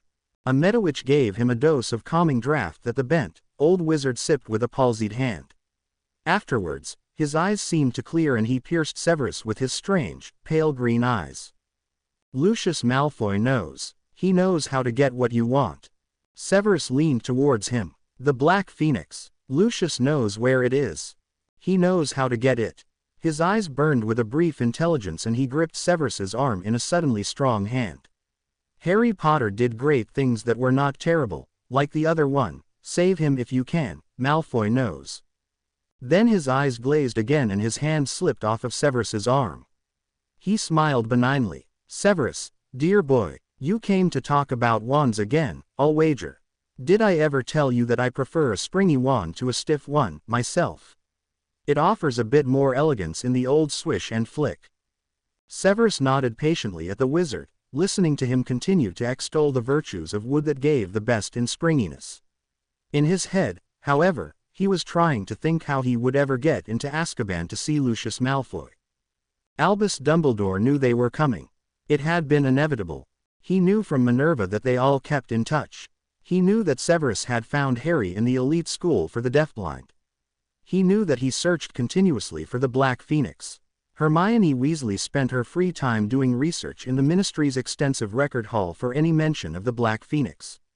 On nights when Ron was free of Auror training, they had been learning the deafblind manual alphabet that Severus had informed them Harry had learned. Albus had been heartbroken that Severus had left Hogwarts, but he supposed that he had pushed him too far by refusing to tell him where Harry had been placed. He felt every one of his 157 years right now. He had loved the boy like a grandson, and he knew that he was meant to save them according to prophecy. He had let the damn prophecy rule every action he had taken in the boy's life. He had let the need of a safe society rule over what his heart had told him would really be best for Harry's heart. And then, when it was finally over, after Voldemort was dead, after the last of the Death Eaters had been put away in Azkaban, he had given into habit and continued to move the chess pieces in a finished game. He dropped his head into his hands and sighed heavily. He had separated Harry from his friends and from Severus. He had sent Harry into an unwilling exile in the name of helping him adjust to his handicaps and prepare him for a future. But he had really believed that he had done the right thing.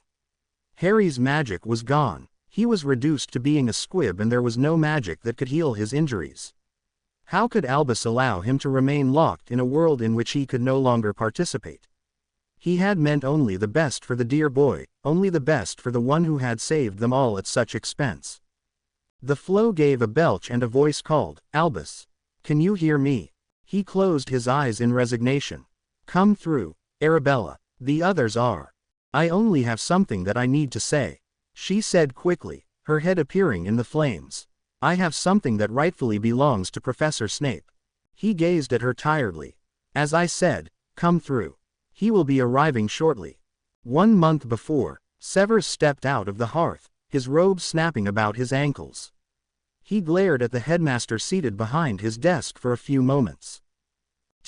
Severus, Earl Grey, strong, if I remember." Severus narrowed his eyes in annoyance. As if it had been so long that the old fool could forget. He had made up his mind to be civil, however. "Yes, please." He seated himself in the armchair in front of the desk. The tea appeared in front of him, and Severus picked up the cup, balancing it on his crossed knee. "So," Albus began, "have you had any luck, then?" "Not that the Coot had lifted a finger to help with the search for the Black Phoenix, I have alleged." Albus raised an eyebrow in question as Severus took a sip of his tea. "Ollivander finally gave me some information. He says that Lucius knows how to find the Black Phoenix. Poor Ollivander is quite mad, isn't he? His information isn't likely to be very reliable." Albus put his cup down and folded his hands across his chest. "I'll take the chance that he may have had a moment of rationality. I need for you to get the Ministry to let me into Azkaban to see Lucius. I'll ask him what he knows." Albus gazed at Severus silently before shaking his head. "I'm afraid I can't do that.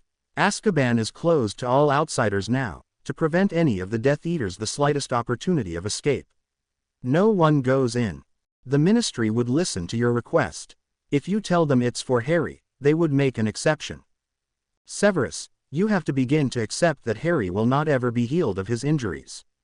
Severus felt his left eye twitch and he clenched his jaw. "What if you are wrong?" "I haven't ever been wrong, my dear boy." Severus stood up so abruptly that his cup and saucer crashed to the floor, shattering. He bent over the desk toward Albus and said scathingly, "You are wrong about this. I know that I sense something coming back in him when I am there." This was the first that Albus had known that Severus had located the boy. He kept his surprise hidden. "He allowed you to scan him." Severus sat back down, waving his hand at the pieces of china to clear them away. "He does not know that I am there.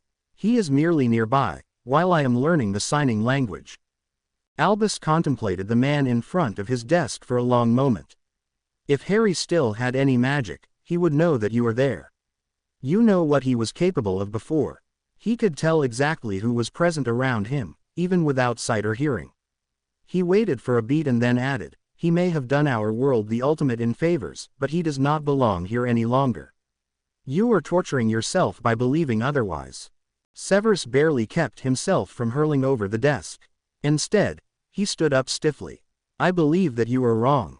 He glared coldly down at Albus. "So, you will not help me get an appointment to see Lucius?" "It would be a futile effort, my son." Albus shook his head kindly. "Put it out of your mind and go on with your own life. Harry is happy where he is now. You have to be able to see that, don't you?" Severus did see that, in fact. Harry laughed when he talked to Mina or another student. He reveled in the dirt of the gardens, and kept time with the beat of bass-enhanced music. Severus had never seen him as relaxed in all the years he had known him at Hogwarts. A niggling voice in his head chimed in, "It could be that he was surrounded by your vitriol and sharp dislike all those years, you never gave him the space to feel relaxed." He retorted back to the voice, "The boy had to learn everything I had to teach him. It was imperative. Yes, because we were all so helpless against the dark forces, and that small, abused child, so brave and strong, was our only hope." "Shut up." He silenced the accusing voice as he glared at Albus some more. "I see that he has had to try and make a place for himself in a world that does not know what he achieved in this one. That is for the best." "It is not." His face was stormy and he once again loomed over the desk threateningly. "The woman who teaches him tells me he yearns for his friends, he dreams of this very castle and even the lake beside it." He took a deep breath and closed his eyes. This was not how he had planned for this meeting to go. He needed Albus to agree to get him admittance to Azkaban. Verbal sparring with the crafty old man would not accomplish that. "Albus," he began in a much quieter voice, "if you loved him like the son you claim, do you not want to see him have every chance at a healing? Is his life worth so little now that he has done that which we trained him for?" His black eyes beseeched the headmaster. Albus seemed to slump, just a little, before shaking his head. Severus controlled the trembling in his clenched hands with ill-disguised effort. After a long and heavy silence, he strode to the fireplace and flowed away. Harry stood at the mock kitchen counter, dicing onion. Mina was standing there, and had gradually withdrawn her own hands when she saw that Harry was doing fine. As a matter of fact, he was doing brilliantly. His onion was being chopped smoothly and in almost identically sized pieces. She did not believe that she had ever seen someone take to these more intimidating activities so quickly. He had taken the knife, felt its edge, and then felt of the onion sitting on its chopping board. Mina signed to him that he was to chop the onion and not his fingers. He grinned at that. "Don't worry, Mr. Snape always instilled the necessity of safe practices in the lab. It translates here, doesn't it? Don't let the knife get behind your fingertips. Constant vigilance is the key." Mina had smiled as she watched his careful strokes of the blade, not noticing the cloud that came over his face after his last words. Harry finished the onion and felt his way along the counter until he came to the stove top. Laying the onion down, he lightly ran his fingers over the controls and then the stove. The skillet was ready, as he had already placed butter into it. He turned the burner on and held his hand over the top of the skillet as Mina had told him, waiting to feel the tiny splatters of melted butter as it sizzled. The onions turned translucent as Mina signed to Harry what they looked like as they cooked. Harry concentrated on the smell they gave off as they reached the correct doneness. In the end, the onion soup Harry made was quite good, and they both had a second cup in celebration. Mina signed, "You will do very well in the kitchen of your own home when you return there." Harry put his cup down abruptly, startling Mina with his sudden shoulder slumping and intense frown. "Harry, do you doubt that you are doing so well?" she asked gently. He took her hands and signed his reply instead of speaking, afraid that his voice would not hold. "Will I go home, Mina? No one has come to ask, have they? Your Severus comes here, surely. I told you, he likely feels an obligation of some kind. My friends have never checked in. I'm sure they don't know what to say. Ron would probably die of embarrassment if he told me it was great to see me. He'd think he had insulted me or something. No, I think they are waiting for me to go back to my aunt and uncle's." He sighed and Mina heard the resignation there. You've mentioned them before. Perhaps they would let you stay long enough to get on your feet. No, they always hated me. I was a burden to them when I wasn't handicapped. Now it would be intolerable to them for me to be in their house. She kept her hands still, thinking. Then, you are not handicapped, Harry.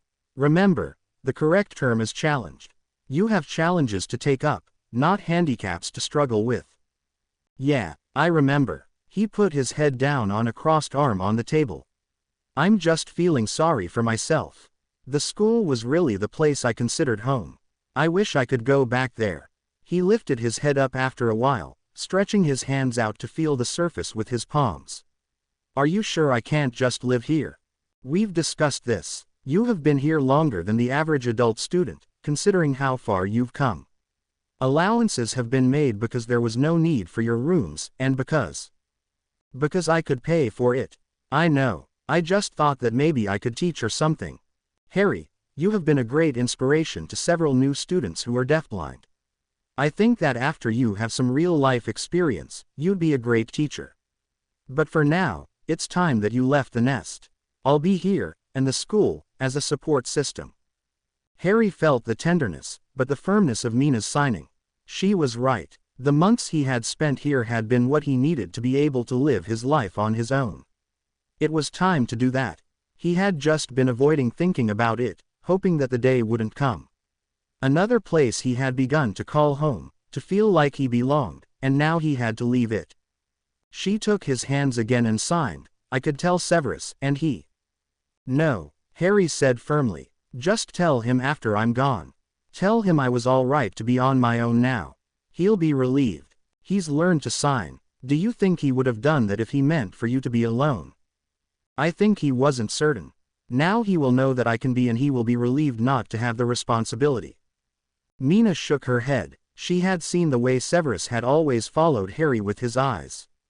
He may have maintained his distance and kept a studied look of indifference on his face, but Mina was used to reading everything that flashed across a face, no matter how slight. It was very frustrating to her that both of them would not allow the other to know that they knew about each other's feelings. Harry knew Severus was there, he just didn't want Severus to know he knew. And Severus didn't want Harry to know that he came almost every day. Neither wanted the other to feel obligation. But both felt a need for the other that was almost painful to see. We simply want to understand, Albus. If you could just let us understand your reasoning. Minerva was wringing her hands, uncharacteristically showing her anxiety. Mrs. Figg leaned forward. You abandoned him, that's what I know. The poor boy was beside himself and you packed him up anyway and took off with him. She gave a sharp nod, as if to emphasize her ire. Hermione had laid a firm hand on Ron's arm, but he stood up, patting her hand as he set it aside. Professor, Albus, we love Harry. We miss him. No matter what shape he was in, he would have wanted us to know that he was okay. Did he, or did he not, know what you were doing when you took him away? Albus was standing at window with his back to them all.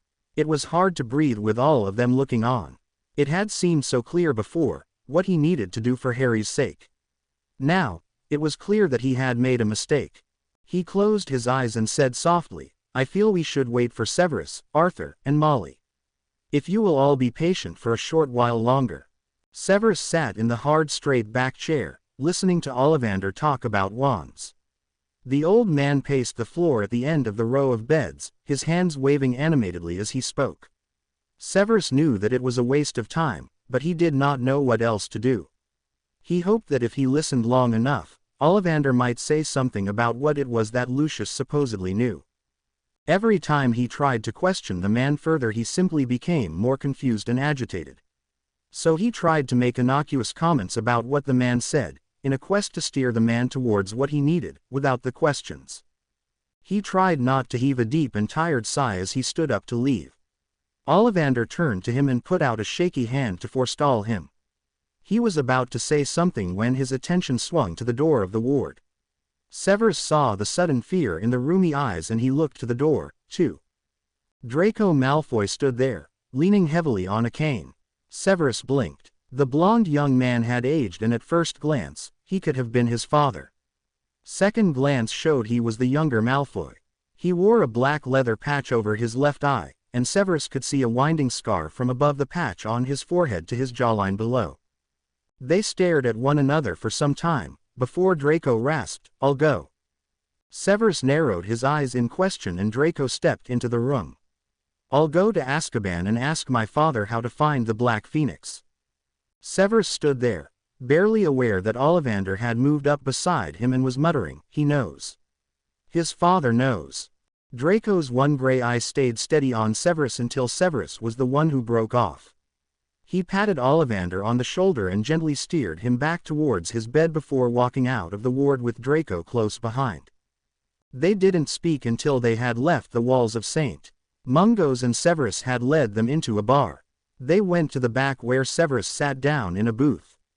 Old habits had him sitting where he had a view of the room and the door. Draco shook his head with a smirk and sat down across from him. Severus stared at his old student and Draco stared back. Finally, he chuckled and held up a hand to the waitress. He ordered a couple of drinks quietly and then leaned forward, lacing his fingers together. Severus could see more scars across the tops of both hands. Draco let him look, waiting for him to ask. When Severus didn't, he took a sip of his drink and said simply, "I can get in to see Lucius. They've even come to tell me that I only need to file a formal request with the MLE to get a pass and an escort." Severus raised his glass and asked, "Why?" After draining his own glass, Draco answered, "Because you need Lucius." "Because I can. Because you want Harry. There are any number of other reasons, along with reasons for me not to help. I've thought about it for quite a while, and it seems like it's time for me to do my part." He signaled for another drink and ignored Severus's frown over it. He glared at his former teacher. "I always knew, you know. Hate is a very close neighbor to love. You couldn't have him so you loathed him. You were a spy and couldn't afford to be unobjective. You were a soldier and had to be ruthless. It was all there for anyone who cared to look for it." He took a long swallow, like a man who was desperately thirsty and the drink was water instead of alcohol. "I wanted you to regard me like that. Well, maybe not with the loathing, but with the attention he got from you. Everything centered on him. Always Harry Potter. My own father could think of nothing else. He was obsessed by finding a way to get Potter for Voldemort." Severus looked surprised at Draco saying the name and Draco chuckled. "I had quite enough of hearing the man addressed as reverently as a god. Long before I officially switched to the side of the light, I was even calling him Tom in my head, just like Harry." Draco stared out across the room. "I listened to you try and get Ollivander to open up. The man was hexed by masters and I recognized the particular signatures of my father and Auntie Bella. Even if he has any of his own intellect left, the hex makes him lose a little more of himself if he is even tempted to reveal what he might have witnessed." Severus sipped slowly, watching the blonde. "I meant, why do you want to help Harry?" Draco shrugged. "He's the light. I swore to defend him and I was lucky enough to get through the war with my life, even if I'm no longer much to look at. I was afraid that maybe I had chosen wrong, that the dark side would win and I'd be dead because of my betrayal. Then I was afraid that if the light won, I'd still be rejected because of my family's association with Voldemort. Well, we won. Now that I'm healing, I want to be able to be seen as someone more than Lucius Malfoy's son." Severus nodded in understanding. "Shall I draw up the questions I need you to ask?" "Yes." He stood up and looked down at the potions master. "I'll go get the permit taken care of. I'll be in touch. Give Potter my regards." Severus drained his own glass after Draco left. He had not been to the school yet this week. It was getting harder and harder to sit so near Harry and not reach out to touch him. He stood up and squared his shoulders. He wanted Mina to help him begin a conversation with Harry. He wasn't sure that his presence would be well received. "He's moved out," Mina stated calmly. The fire in those black eyes was at once frightening in its intensity and reassuring in affirming the way the man felt for Harry. "Where?" The voice was deep and soft. "To a place that is safe for people who have physical challenges," she began, then abruptly stopped when Severus stepped towards her. "You have the address, I am sure." His eyes bored into hers and she felt curiously detached for a moment. "You will share that information with me. Write it down." Mina walked jerkily to her desk and pulled out a piece of note paper. She handed Severus the address after copying it from her small agenda book. She shook the strange fog out of her head just in time to see the tall man sweep from the office. Her fingers rubbed slowly at an ache that blossomed in her temples. He was dressed all in black today. Harry would have wanted to know. It was a game of theirs for him to guess what combination of black and other dark shades Severus wore on the days he came for sign lessons. Most of the time, he wore black trousers and conservative dark silk shirts, buttoned at the cuffs and nearly to the top in the front. Harry asked her once what she thought of the man's looks. She had considered the question very seriously before answering. Severus reminded her of when she was in college. She and her girlfriends had giggled when they saw the hippie art teacher and the history professor out in the courtyard, smoking joints. She described Severus as the way the history professor looked, cool, reserved, and above everyone else. He had long hair, just like the art teacher, but his was tied back instead of flying free. His clothes were neat and painfully proper, instead of like the art teacher's bohemian careless style. But just the same, they were rebels and nonconformists, smoking the illegal weed out in the open during their break between classes. She painted such a vivid picture, one that Harry could easily see as Severus smoking a joint, that Harry almost started laughing out loud every time Severus came by after that. Harry maneuvered his way through the hothouse, feeling the edges of the hip-high beds. At the end of the row he turned and walked down the next. He could smell the herbs in their pots here, the fragrance reminiscent of Professor Sprout's domain at Hogwarts. Maybe that was why he liked working in the gardens and with the dirt. It was connected through the earth to those simple things that were common in both the Muggle world and the world of magic. Many of the same plants were popular in both cultures. With his keener sense of feel and smell, Harry had discovered that perhaps herbology was a favorite study after all. He had read all the Braille-typed books that the school had on anything to do with gardening, planting, and harvesting. Mina had helped him get this job at a neighborhood gardening center, and the owner had readily accepted Harry as someone who knew their way around dirt. On their tour through the small facility, Harry had stopped and felt of soil around seedlings, small tree trunks and in pots. He felt of vines, woody stems and leaves, and informed the owner of the need for more water, less fertilizer, and better drainage as they went along. Mina had shown the man how to do plain letter writing in the palm of Harry's hand so that he could tell Harry what he needed to do. As he stroked the limp leaves of a comfrey grouping, he lamented not being able to recommend dragon dung as a fertilizer. Muggles had an appreciation for what they termed an organic approach to gardening, but he seriously doubted that any of them would appreciate the fine advantages of the manure from a creature they believed was mythical. But he was content, if not exactly happy. Frowning, he forced his mind away from the thought that he was not really unhappy either. Of course he was happy. How could he not be? He was gainfully employed, even if he was certain that it was a pity employment on the part of the garden center owner. He knew they could find someone who was sighted and could hear what a customer actually wanted when they walked in the door. However, this was better than sitting in the tiny one-room flat Mina had helped him get. He liked the idea that he was on his own and independent. But he hated being alone. The time alone in the apartment gave him too much time to dwell on the past and the friends he lost.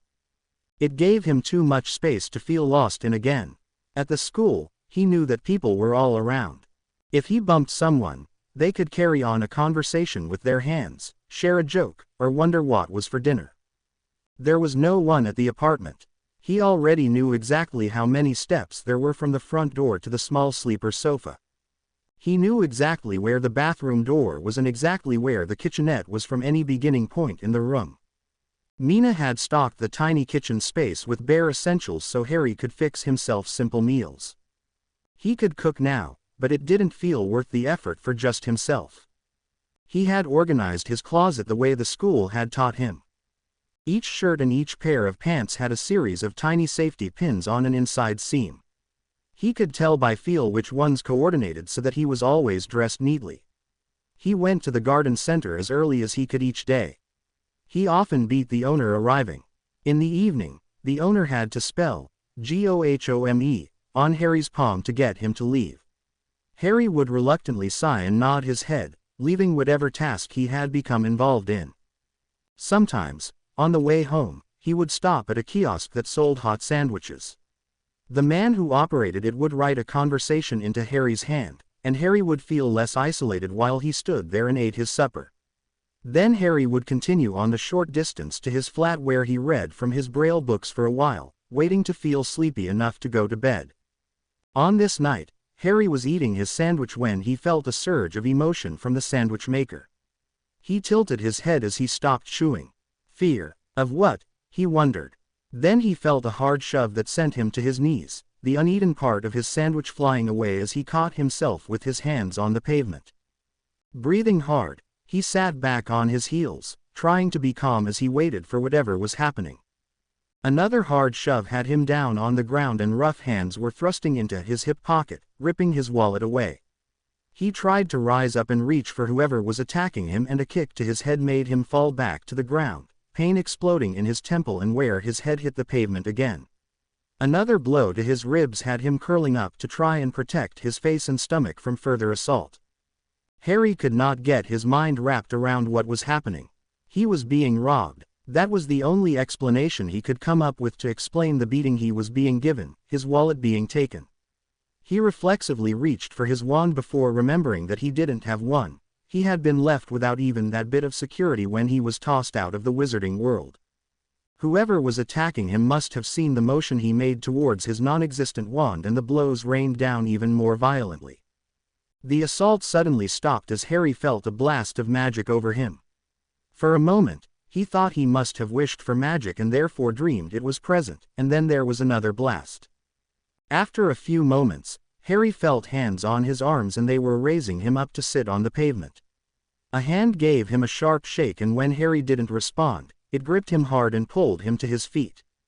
Out loud, he said, "I'm deaf and blind. Whoever you are, I can't see or hear you." He thought he might have done a good job keeping the fear out of his voice, but how was he to know for sure? He waited, his head slowly turning from side to side. He could feel magic in the air, and just knowing that he could was exhilarating, even if he was about to finally be done in by a remnant Death Eater. The hand began to pull him along and he felt the person walk with a curious gait, a thump on the ground by his feet with each step. After a bit, whoever had hold of him stopped and forced him to sit down. Harry felt a chair under him and he tried not to slump in relief. He could tell that he was still outside, and that was reinforced when his hands were dropped on a tabletop and a glass of water placed in them. Harry recognized the table's surface and the glassware of a little sidewalk cafe near his apartment. Raising the glass to his face, he gave it a sniff before drinking deeply. As he sat there, a cloth was pressed into his hand and he felt it become wet with a spell that tingled through his fingers as the cloth swelled with warm water. A hand nudged his hand towards his face and Harry used the wet cloth to wipe his face. After a few swipes, the cloth was taken from him and he felt it being more effectively used to clean what was probably dirt and blood from his temple and jaw. He looked towards where he sensed the person sat near him. "Who are you and what do you want?" The blond man glared balefully at the bloodied man sitting there. Now what the hell was he supposed to do? He couldn't just have turned around and walked the other way. Oh no. He had to go on a stroll through Muggle Liverpool and just happened to come upon a mugging taking place. He had almost turned away with a snort of disdain at how Muggles treated one another. Then a double take had him recognizing the heap on the ground that the thugs were beating on. His wand was stealthily in his hand as he moved closer. He hid his hex by using the cane to swing at the same time the magic threw one of the men several yards. A brief scuffle and another short blast had the two men scurrying away from Harry and the vendor. Shaking his head at the sorry heap on the ground, he grabbed hold of a shoulder and pulled him upright. Pain in his leg had him hissing through his teeth at the unaccustomed movements and he gave the cringing black-haired man a shake. "Come on, get up, I'm not carrying you." The vendor had already gotten up. "Thanks, you came along just in time," he said as he righted his cart and began to pick up scattered bits of food and accoutrements. The rescuer didn't answer with much more than a snarl in his direction as he steered Harry towards a nearby cafe with a sidewalk table. A waitress had hurried to bring a glass of water when the order was barked to her. Glancing around, he noted that what little excitement the attack had attracted was settling down. Under the table he conjured a cloth and passed it over to the man beside him before whispering another spell to wet it with warm water. He gave the hand holding it a nudge towards a bloodied face, but after a few ineffectual swipes, he took the cloth himself to make a better job of it. Harry fixed sightless green eyes in his direction. "Who are you and what do you want?" Draco Malfoy heaved a sigh and adjusted his stiff leg out to the side. Harry held out his hand, palm up. "If you don't know sign, you can write words one letter at a time on my hand. If I ask a question, give me 2 taps for yes and do this for no," he explained while demonstrating the proper motions with his other hand. Draco wasn't sure if he wanted Harry to know it was him.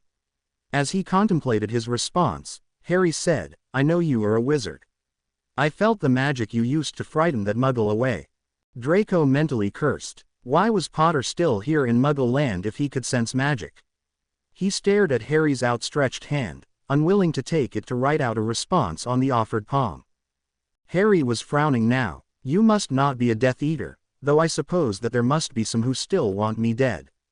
If you were, you'd probably have helped the git who robbed me." If he hoped that his efforts at conversation would get the other wizard to open up, he was disappointed, because Draco reached his decision. He stood up and motioned to the waitress. When she came over, he said, "Feed him whatever he wants." He handed her a fistful of Muggle currency. "Consider this an advance on a tab." The girl nodded and Draco ignored her batting eyelashes as he turned away. Behind him, Harry was asking, "Hello, are you still there?" Draco walked away, leaving the girl to write words into the waiting palm of Harry Potter. Severus turned as his flow activated. There weren't many on his list of admits. Well, actually there were 2 who could do more than a simple fire call. He didn't expect that Harry had suddenly taken a notion to flow after all this time without magic. So he knew that it must be Draco. Perhaps he had news of his request to visit Lucius in Azkaban. Draco stepped out onto the hearth, his bearing elegant in spite of his use of the cane and the bad limp. He strode straight to the small bar and helped himself to fire whiskey. Severus glared but Draco glared right back.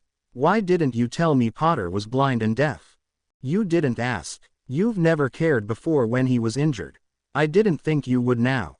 "I don't. I knew he had been badly injured and that he was kept at Hogwarts afterwards. No one knew what his injuries were.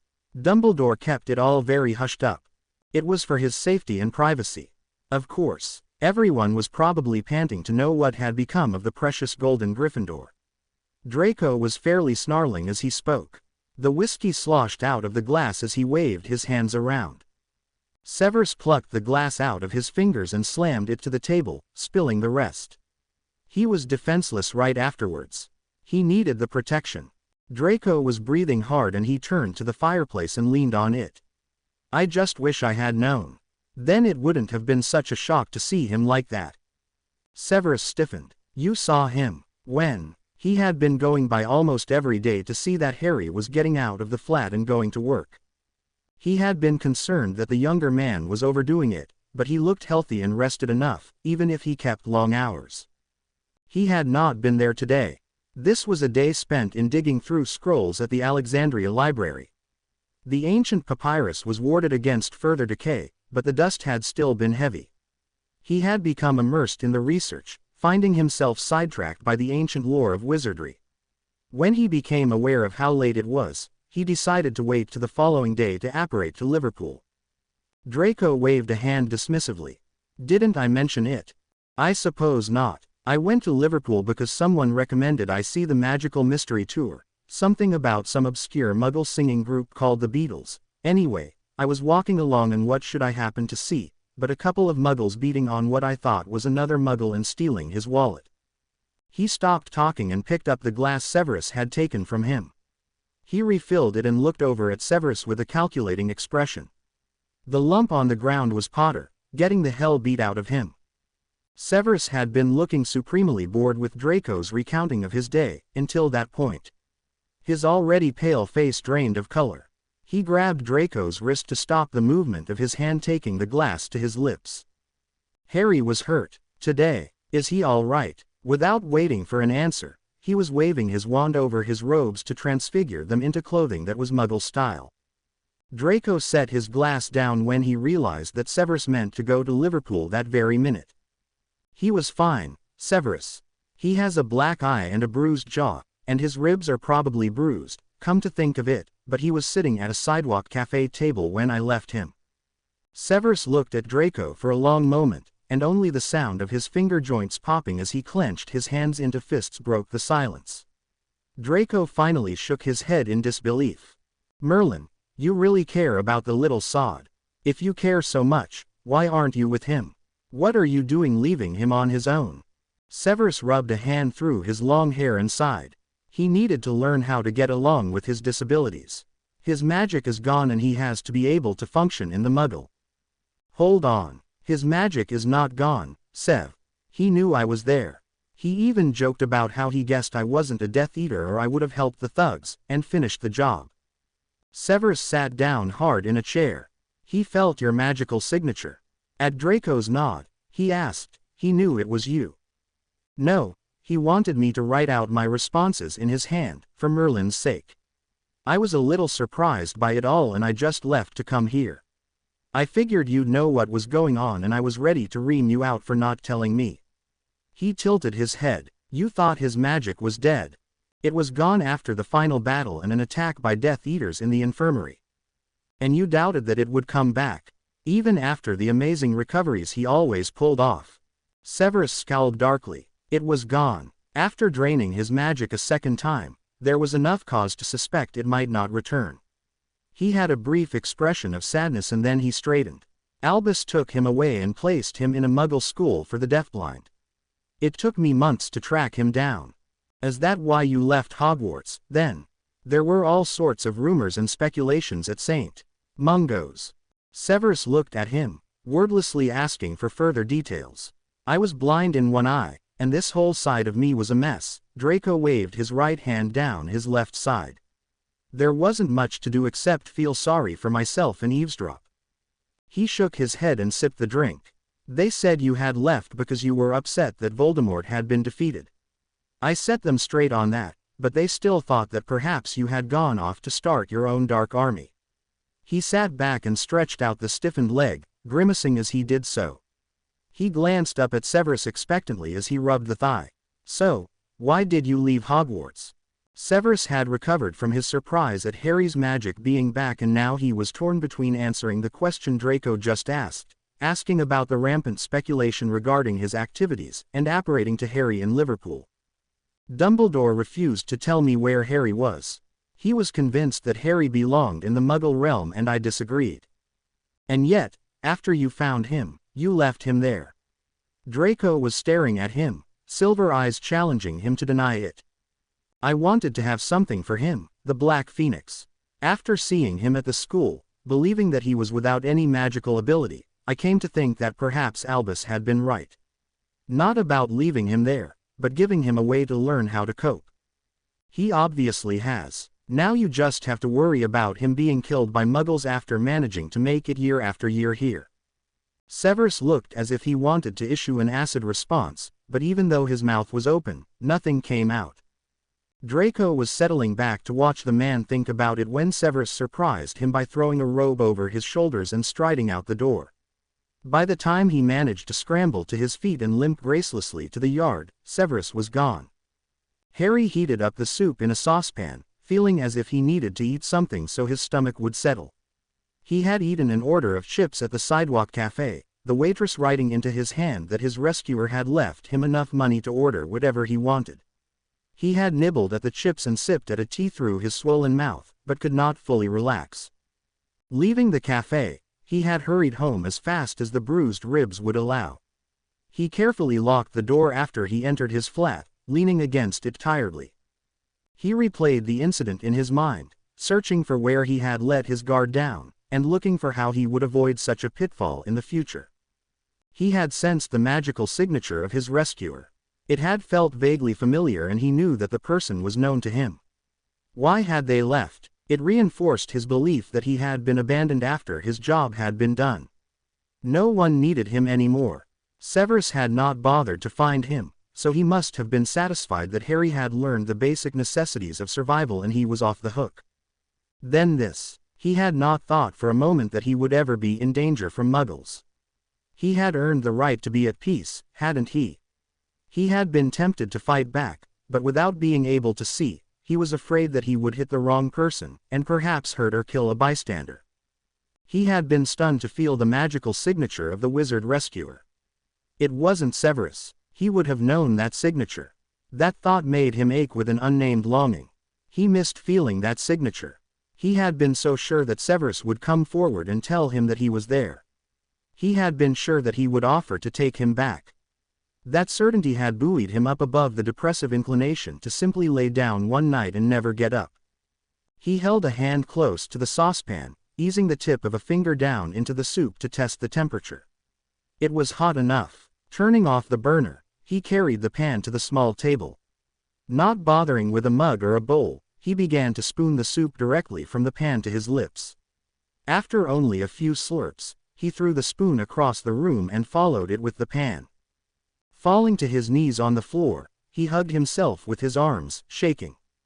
He did not know how long he sat huddled there. He felt no need to move. The darkness and the silence was driving him mad. He knew he would not leave the flat again without fear of being assaulted. He feared that he would try to use magic to protect himself and by doing so buy himself another kind of fame in this world. A fame that he did not want any more than he had wanted the kind he had in the wizarding world. He laughed at that thought. What would muggles do to a poor deaf and blind man who somehow manages to disarm or possibly kill his assailant? It would be a headline. Would the Ministry of Magic rescue him if they got wind of it? Or would they leave him to whatever fate the muggles decided? The wave of magic that flooded the flat alerted him that someone had entered it without ringing the bell. He had worn the bracelet device since Mina had rented the flat for him, a bracelet connected to the doorbell. When someone was at the door, they pressed the button, just like any other. But instead of ringing in the flat, the doorbell had been set to a vibration signal that was sent to the bracelet. No one but Mina had ever used it. Harry never had visitors. In spite of his current wish to cease being, Harry couldn't stop the reflex that had his hands outstretched, the words of a hex on his lips as he instinctively flung out wandless magic. Petrificus totalis. He was on his feet, arms extended like antennae as he searched for the magical signature. Arms came around him from behind, securing his hands to his side, rendering them useless. He struggled violently against the body behind him, barely feeling the vibrations in the chest as the person spoke. Then he froze. He knew this signature, even if it had been weeks since he had felt it. It had been many, many months since he had felt these hands on him. Severus. He could feel his voice breaking in his throat. The emotions of the day were all too strong and this one more was the breaking point. He sagged for a moment and felt Severus's grip relax. When it did, he ripped himself away and turned to face the other man, hands out defensively. Get out. This is my... He could not say the word home. This was not a home. This was a resting place in his day-to-day existence. It was not in any way a home to him. He cleared his throat and started again. What gives you the right to just barge in? Come to make sure I'm being good. Come to ease your conscience that the boy who annoyed the hell out of you is being a proper handicapped muggle. Severus winced at Harry's words. He started to speak and then stopped. He touched one of the outstretched hands, jerking back when Harry started at the contact. Damn, how was he going to even try to begin to explain if Harry wouldn't allow his touch? Harry was shaking and Severus wanted to step forward. The look on Harry's face stopped him. Beneath the bruising his eyes were wary and his jaw set in tension.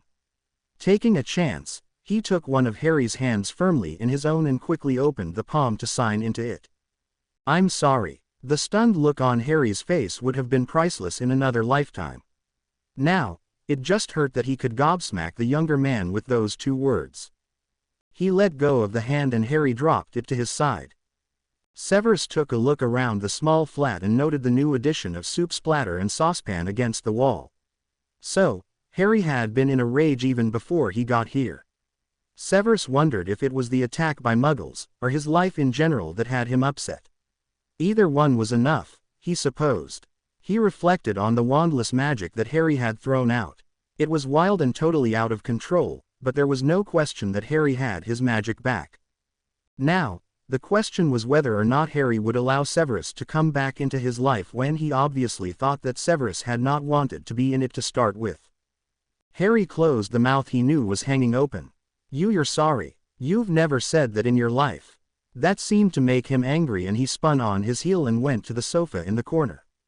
Flopping down on it, he folded his arms across his chest, not wanting to leave his hands available for Severus to grab again. What was he doing here? Couldn't resist rubbing salt in the wounds. Wasn't it enough that you no longer had to feel responsible? I'm fine, as you can see. I don't need you popping in and out like you own the place. You don't have a say anymore in my life. His voice was filled with bitterness, and Severus could see him fighting to maintain control. The younger man was gripping his own elbows with the crossed arms, holding in the emotion that was trying to break free. Severus sighed. He itched to go to him and force him to let him sign an explanation, but he could see that Harry itched to unleash more magic. Even without a wand, Severus could feel that he was stronger than he had been before. The magic had come back. Harry didn't have to stay in this world. If only he would give Severus a chance to. I told you to get out. What are you waiting for?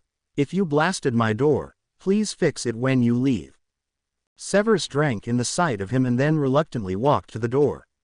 He had not damaged it with his Alohomora, but he made sure it was locked from Harry's side when he closed it behind himself. Standing in the hallway, he listened as inside the flat Harry bellowed his rage. He wanted badly to go back inside and hold him until he calmed. But that wasn't likely to go over well. Severus walked to the street where he headed for the point he had chosen as an apparition site. Draco was limping towards him, his face furious. Did you stop to think that perhaps I didn't know where Potter's flat was? I've been looking for you. You weren't invited to come along, Severus answered flatly. He continued around the corner until he was in a dim alleyway, out of sight of passing muggles. He reached to pull his robes close around himself and then realized he was no longer wearing the outer garment. It must have pulled loose when he had grabbed Harry to keep him from hexing him. He felt for his wand and found it secure against his forearm. He couldn't go back to the flat now. Harry would likely shred the robe when he found it. Maybe it would help him get rid of a little of his anger at Severus. Draco was watching him. Where are you going? To Hogwarts. I'm late already. Harry's friends have banded together to confront Albus. I'm coming too. The unscarred side of Draco's face lit up in anticipation. I was going to ask you to come. You can fill us in on your request to see Lucius. Draco's smile turned into a snarl as he put a hand lightly on Severus's elbow. In a blink, they had disappeared from the alley. Harry beat his fists against the sofa as he yelled, feeling the sound tear harshly at his throat. The moment Severus's signature had faded from the room, he had unleashed the raw emotions that had been consuming him since the afternoon. If Severus had wanted to stay, he wouldn't have left so readily. That really hurt. Harry guessed he had been wishing too hard for something that he wanted to happen. While Severus had not shown up, the wish was still alive. Now that he had gone again, the wish was dead. He sank to the floor and tiredly began feeling along, wondering what all he had managed to break in his fit of anger. On a wall he felt the cold congealing mess of soup that had been flung there earlier. Waving his hand, he murmured the words to a Scourgify charm and felt to see if it had worked. He didn't feel any more soup, so he supposed he got it all. He went along the wall, casting the light charm until he thought the flat was as clean as he could make it. He was walking to the sofa to lie down when his feet got tangled in something on the floor and he fell. His ribs burned in protest at the jarring against their bruises. Feeling at his feet, he found a swath of cloth. His motions froze as he recognized the smell of Severus. His robes. Harry clutched at the material and buried his face in it. Tears that he had held back during the yelling earlier seeped out and soaked into what he knew was black wool. Harry rocked on his heels as he kept his face submerged in the scent of the man. Oh gods, he wanted to go home. He wanted to be with Severus. They appeared just outside the Hogwarts gates and Draco followed Severus as he waved it open. Draco said, I take it the old man hasn't been very popular lately. To put it mildly, no. So what do you think will happen here? Will I get to hex the twinkle out of those baby blues? Severus frowned at him as they walked briskly along the path. No, no matter what, you are to keep your wand in your pocket. In fact, knowing your history with the Weasleys, you should probably keep your mouth shut, as well. Draco grumbled, having to limp quickly to keep up. Once at the castle, Severus led him straight up to the headmaster's office tower. The stone gargoyle rolled aside without a password being spoken. Severus raised an eyebrow at that, but ascended the stairs without comment. The office had been enlarged and several sofas and chairs added to accommodate the number of people present. Severus stared around and made note of them all. Some were sitting and up and stretching as if they had actually been sleeping. Albus moved slowly towards them. Severus, Draco, as you can see, we have been waiting for you. When more than a few of the people began to ask questions or make comments all at the same time, Albus finally raised his hands. If you will all be seated. I know that you have been waiting for a long time. Please let Severus get a cup of tea, and then you may all cast your hexes at me. He looked feeble and old, and in that instant Severus could almost pity him. Almost, because in the next instant he knew that it was just a show to garner sympathy and a lighter rebuke from those gathered. Severus ignored the imploring look Albus gave him and took the cup of tea Minerva extended. Everyone looked to Albus expectantly. The old wizard took a moment to look around the room. Chairs were filled with all the Weasleys who could get there. Even the ones who had been injured so badly were there, sitting in wizarding wheelchairs. These ones rolled along the ground under their own power, attuned to the prompts of the person in the seat. Ron and Hermione sat together in a single chair. She was leaning on her red-haired husband as she rubbed a very pregnant belly. Severus raised an eyebrow. Hell, how had he missed that? The Hogwarts professors were all present. Minerva had told him that some of them had threatened to quit like Severus, but none had followed through yet. Minerva was thin-lipped and standing ramrod straight slightly behind the chair Albus settled into. Hagrid was trying to make himself take up less room in the corner, Fang sitting obediently at his feet. Several Aurors were there, having heard from Hermione and Ron what was going on. There were a few Order members scattered throughout. All of these people had stood by Harry, fought with him in the final battle and those smaller events leading up to it. They had watched him become a man too early, shouldering enormous responsibilities that would have broken them if they had been in his place. Severus arched a black brow at old Mrs. Fig. She was waggling her fingers at him and smiling. Severus thought that it might be a first for the squib to be sitting in Hogwarts. Ron cleared his throat. Hermione shifted so that he could stand up and the man blushed as the attention focused on him. We all came here hoping that you'd finally explain what has happened to Harry, sir, he said as he looked at Dumbledore intently. Albus looked at him and smiled his beatific little smile that he always gave when he was placating someone. Of course, my boy. You are all here because you love him, as do I. I would ask that you all try to keep that in mind as we discuss this. Hermione pushed herself up to standing, wincing at a catch in her back due to her girth. Harry is not some object that we are discussing, Professor. He is a human being and we feel that all this has somehow been reduced to what it was back when we were students. Then, Harry was a minor and he did need protecting from himself, sometimes. Now, he is an adult. He should have had a say in what happened after the final battle. Ron shook his head at his wife and let her lean on his arm as she stood there. He should have known that she would boil it all down to this basic element. He couldn't be irritated with her when she had done it so well, either. He keyed the curly head and looked at Albus. You didn't give him a say, did you? Albus looked at Severus as if asking for his intervention here. Severus shook his head. I know better than anyone exactly what you did, Albus. I'll not let you off the hook until you can explain why you did what you did. His black eyes challenged Albus to simply get it over with. He had to keep forcing himself to stay in this room, needing to hear what Albus had to say. But his heart was back in the tiny flat, wondering how Harry was dealing with what had happened. Albus steepled his fingers in front of his nose and straightened with a deep breath. I suppose that I have put it off until it no longer can be. I have to tell you that I have always loved Harry like a grandson. It was very difficult balancing my place as headmaster and teacher, and wanting to give him comfort when he faced dire situations. He needed protection above all else. Our world needed what he was ordained to do. My task was to see that objective met at any cost. But Harry was a little boy. How could you reduce it, as Hermione put it, to such a narrow thing? He needed love, too. Molly was shaking her finger at Albus as she ranted. And he got it. Albus stared around the room. Ever since he came into our world at age 11, he has had the most marvelous friends. I could not have planned that better than it happened all on its own. He had the slice of loving family that gave him balance when he was blessed with knowing the Weasleys. He smiled at them all and they couldn't help agreeing with that assessment. Perhaps that is why I felt able to be as ruthless as I was with the other facets of his life. I knew that you would all be there for him, no matter what. You proved yourself able to rise above disagreements and jealousies year after year.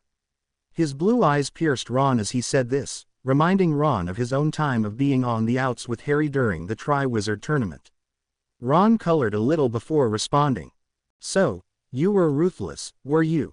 He wasn't anything more than just a weapon to you, was he? You were wrong about that. He was much more than simply a weapon. But the reality was that he had to face Tom Riddle and he had to be ready to do it. He needed to have the preparations that would enable him to accomplish it. Severus couldn't help but interject, but you did not expect him to survive it. You told me that much. There were gasps around the room and then some mutterings. Albus stared down at his hands. Severus had forced him to acknowledge this in front of more than just his company. Albus sadly shook his head. No, I never had faith that he would stand up to Tom, overcome him, and still come out alive. When he did, I was left without any concrete plans for how to help him go on from there. Then you should have left it to those of us who had really loved him all these years, Molly said acidly, Arthur nodding beside her. Yes, I should have. But the general in me has been too used to making solitary decisions, believing in my own omnipotence. Quote. Severus snorted aloud at that and Minerva rolled her eyes. Albus shook his own head at their reactions. Yes, I was the ultimate fool, one who believes himself infallible. Harry's injuries were so grave and his magic was so depleted, I feared that he would no longer be able to function in this world. I felt that he needed to have special training to help him cope with the blindness and deafness Tom's wand had caused. Especially once we discovered that the injuries would be irreversible to any other magical intervention. Madame Pomfrey added, after the second attack, the one here inside the walls of Hogwarts, I myself had no reason to believe that Harry would ever recover any magical abilities. It had been burned down beyond what I have ever seen. She shook her head sadly. I should have believed in his ability to regenerate it. All the time I have known him, he has never followed the expected routes of recovery. I probably aided in the decisions Albus made by my lack of faith. Albus moved over to her and laid a hand on her arm. No, Poppy, my decisions were my own. You have no share of the blame. One of the Order members spoke up. I don't understand why he can't remain in our world. He saved us. Surely that counts towards something. He is little more than a squib, now. And even if he retained some magic, have you ever seen a blind and deaf wizard? He would not be able to cast spells when he cannot see where they go or what the effect is. You are wrong about that, Severus said quietly. Everyone looked at him. He cast a spell just a while ago at me. He recognized my magical signature. The room exploded in noise at that revelation and it escalated until Albus signaled for quiet once more. Severus, you say he did magic, how effective was he? Severus knew what the point Albus was trying to make. He sneered, yes, he missed me, if that is what you are getting at. But my point is that he does have magic. You have seen to it that he can better communicate with those around him. I give you credit for that. He gave Albus a curt nod that the old man returned. He knows that he has magic again. He feels it. How can it be right to deny him a place in this world? He does not belong with Muggles. There were murmurs of agreement all around. Albus shook his head again. I can see how you all believe that, but he does not fully belong here either. So, you mean to leave him on his own where he can be attacked by Muggles who want to steal his wallet? Draco snarled. Everyone looked at him, surprised by the ferocity of his remark. Draco merely sneered at them, his mouth turning up a little crookedly on the left side. Yes, the hero you abandoned was attacked this last evening by common Muggle thieves. They beat him and took his money. Is that how you mean for him to live? Hermione burst into tears and Molly was soon joining her. Severus stared at Draco, who shrugged in return, as if to say, someone has to convince them it's a bad idea. Draco somehow seemed to think that he needed to add just a little more twist to the knife he had put into Dumbledore's back. Just think, Harry will forever be living amongst a people who on their best days act like cutthroat Slytherins. In my opinion, most Muggles are self-serving and look out for number one above all else. Potter ought to feel right at home in that case. He likely will try to save them all, of course, because he is after all the Gryffindor poster boy for helping others see the error of their ways. The more he talked, the louder Molly wailed and the redder all the rest of the Weasleys became. The proverbial fuse had been lit. Severus couldn't decide whether or not to applaud the performance. He settled for giving Draco a smirk.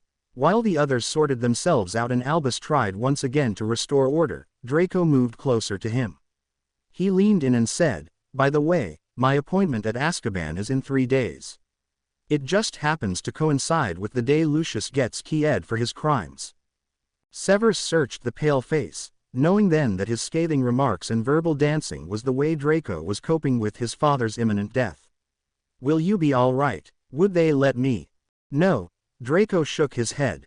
"Because the execution of the key was coming up, they graciously allowed me to be witness to it on the day of my visit." He stared into Severus's eyes. "I hope he gives me the answers you want, since it will be the last chance he will have to redeem himself." Severus reached into his waistcoat pocket and withdrew the folded parchment he had written his questions on. Draco took it and tucked it away. Looking out at the still bickering crowd, he shook his head. "I haven't seen this much drama since Hufflepuff won the Quidditch Cup." He gave Severus a wave and then walked out of the office. Severus returned his attention to what was happening in the room and felt a small tug on his sleeve. He looked down to see Arabella Figg. She smiled up at him. "I have something you should see. I didn't know how to find you before, since you were never at headquarters anymore and you weren't here, either. She looked daggers at Albus, would never tell me how to reach you." She dug into her huge tote bag and pulled out a roll of parchment that had several creases in it from being kept in there along with tins of cat food and balls of yarn. Severus took the roll when she handed it to him and she gave him another smile. "Harry wrote it when he was at headquarters. He wrote quite a few notes, but I was only able to save this one. Albus burned the rest before he sent Harry to the deafblind school." She sighed heavily. "He was so sad and so lonely. I knew he didn't want to be without his friends." She looked up at Severus shrewdly. "When you read this, remember that he thought that you had abandoned him. He thought he was alone. Even an old lady like me could tell he thought of you as more than a teacher." She nodded towards the note. "You go ahead and read it. Then you go and get our boy." Severus watched her walk back to her seat and settle back down. He looked at the roll in his hand and slowly smoothed it open. Around him, the sounds of the room faded as he read Harry's letter to him. "Severus, do you mind if I call you that? I hope not, but even if you do, maybe if you're mad at me you'll at least talk to me again. I know how much you hated teaching me occlumency, because believe me, I didn't find it any fun either. But I thought that after it was all said and done, after fighting together to beat Voldemort, I thought that we were at least friends. But I was wrong, wasn't I? I don't really have any friends. I just have people who needed for me to do a job. I did it and now I guess no one needs me anymore. I should be glad you didn't put me down like Aunt Marge had to do with one of her prize bulldogs, once he couldn't do his duty anymore. I always thought that I might be able to live at Hogwarts after it was all over. I never cared for Grimmauld Place. It's too depressing. But the castle was the first real home I ever had, where I met everyone I thought was my friend. No place will ever be like it. I'll miss it a lot. I guess being blind and deaf is even bigger than being a Muggle born was to Tom. I don't have any magic. Maybe it won't ever come back. Maybe that's what no one is saying by getting rid of me. I don't belong here anymore, so I have to go away. I sort of wish that you would have let Pettigrew have me. Then you wouldn't have had to send me away. I understood why you had to hate me. You had to make it seem real to Voldemort so he wouldn't be suspicious. I was wrong though. You really did hate me after all. It wasn't just an act. You're free of all of it now. I really hope you have a good life now that you don't have to see me anymore. I just wish you had seen the real me underneath it all. Harry Potter. Severus crumpled the letter in his fist. His eyes found the blue ones of Albus across the room. After a moment, the room noted the tension and everyone stopped talking, looking back and forth between the two men as they shared unspoken communication. Severus broke it off after a few minutes and Albus nodded. Yes, you're right. Severus strode to the door and Ron asked, "Where are you going now?" Severus looked around at them all. With quiet determination he said, "I'm going to bring Harry home." Severus opened the door to the flat, then closed and warded it behind him. The last thing he needed was for some muggle to hear what was certain to be a loud discussion and call their police. The room was dark and it took a moment for his eyes to adjust. Harry was asleep on the sofa. As Severus stood over him, he saw that his robe was wrapped around the man on the sofa like a black cocoon. Harry murmured in his sleep, shifting into a curled-up position. Severus. That was all Severus needed to hear. He sat down on the edge of the sofa and touched Harry's shoulder. The younger man sat up quickly, trying to disentangle his arms and hands from the cloak he had wound around them. Severus gently helped and Harry relaxed marginally, his face surprised. "You came back, I thought." Severus swiftly took Harry's hand and began to spell into it. "Please allow me to talk to you." He deliberately made it a question and not a demand, giving Harry the option to refuse. It looked as if he had to wage quite a battle to decide to accept. The emotions playing over his face were plain: anger, hurt, fear, anger again, and then curiosity. "So, talk. Excuse me if I can't hear you."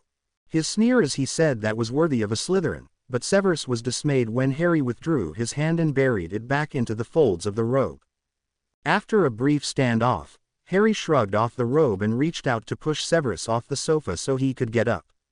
He walked to the kitchen and put a kettle on for tea.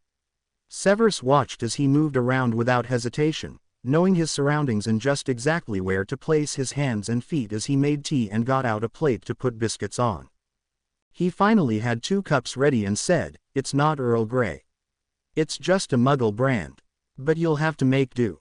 Severus grimaced at the thought of what the weak brew would taste like, but it was another excuse to move nearer to Harry, so he went to the tiny kitchen area and took the cup Harry was holding out. He sipped it as he watched Harry standing there. The green eyes were looking at an unseen point beyond Severus's shoulder, his head canted to the side. He seemed to be holding his breath. When he gave a long sigh, Severus realized that he really had been holding his breath. Harry spoke softly. "I thought you would probably take the chance to be rid of your responsibility. I know you feel some sort of obligation. I hereby release you from any duty you imagine you have here. As you can see, I can take care of myself. I work. I have this flat. One day maybe I'll have friends again. Oh, wait, I never had friends to begin with, did I? I've learned how to get along without them, so maybe I'll continue to do so." Severus put down his cup and took Harry's cup from his hands, setting it on the counter. Harry made a half-hearted movement to withdraw, but Severus held fast to the hand he had captured. Harry fisted it, refusing to allow words to be spelled into it. So Severus simply took the fist up to his lips and keyed it before holding it there against his cheek and lips. Harry's mouth dropped open and he flushed, with either embarrassment or need, Severus couldn't tell yet. He made the abrupt decision that it was a want in answer to his own and he leaned his head down to put his lips against the astonished mouth. The hand in his flew up to press against Severus's chest and Severus raised his head to look down into the green eyes. Harry whispered, "Please talk to me." And Severus put his arms around Harry's back as he let his mind enter Harry's. "Harry," he whispered, holding him firmly. "Severus, I hear you." Harry felt a huge burst of happiness at the sound of the deep voice filling his head. "I don't want to cause pain with the legilimency. It doesn't hurt." Harry was surprised as he realized that it really did not hurt at all to have Severus in his mind this time.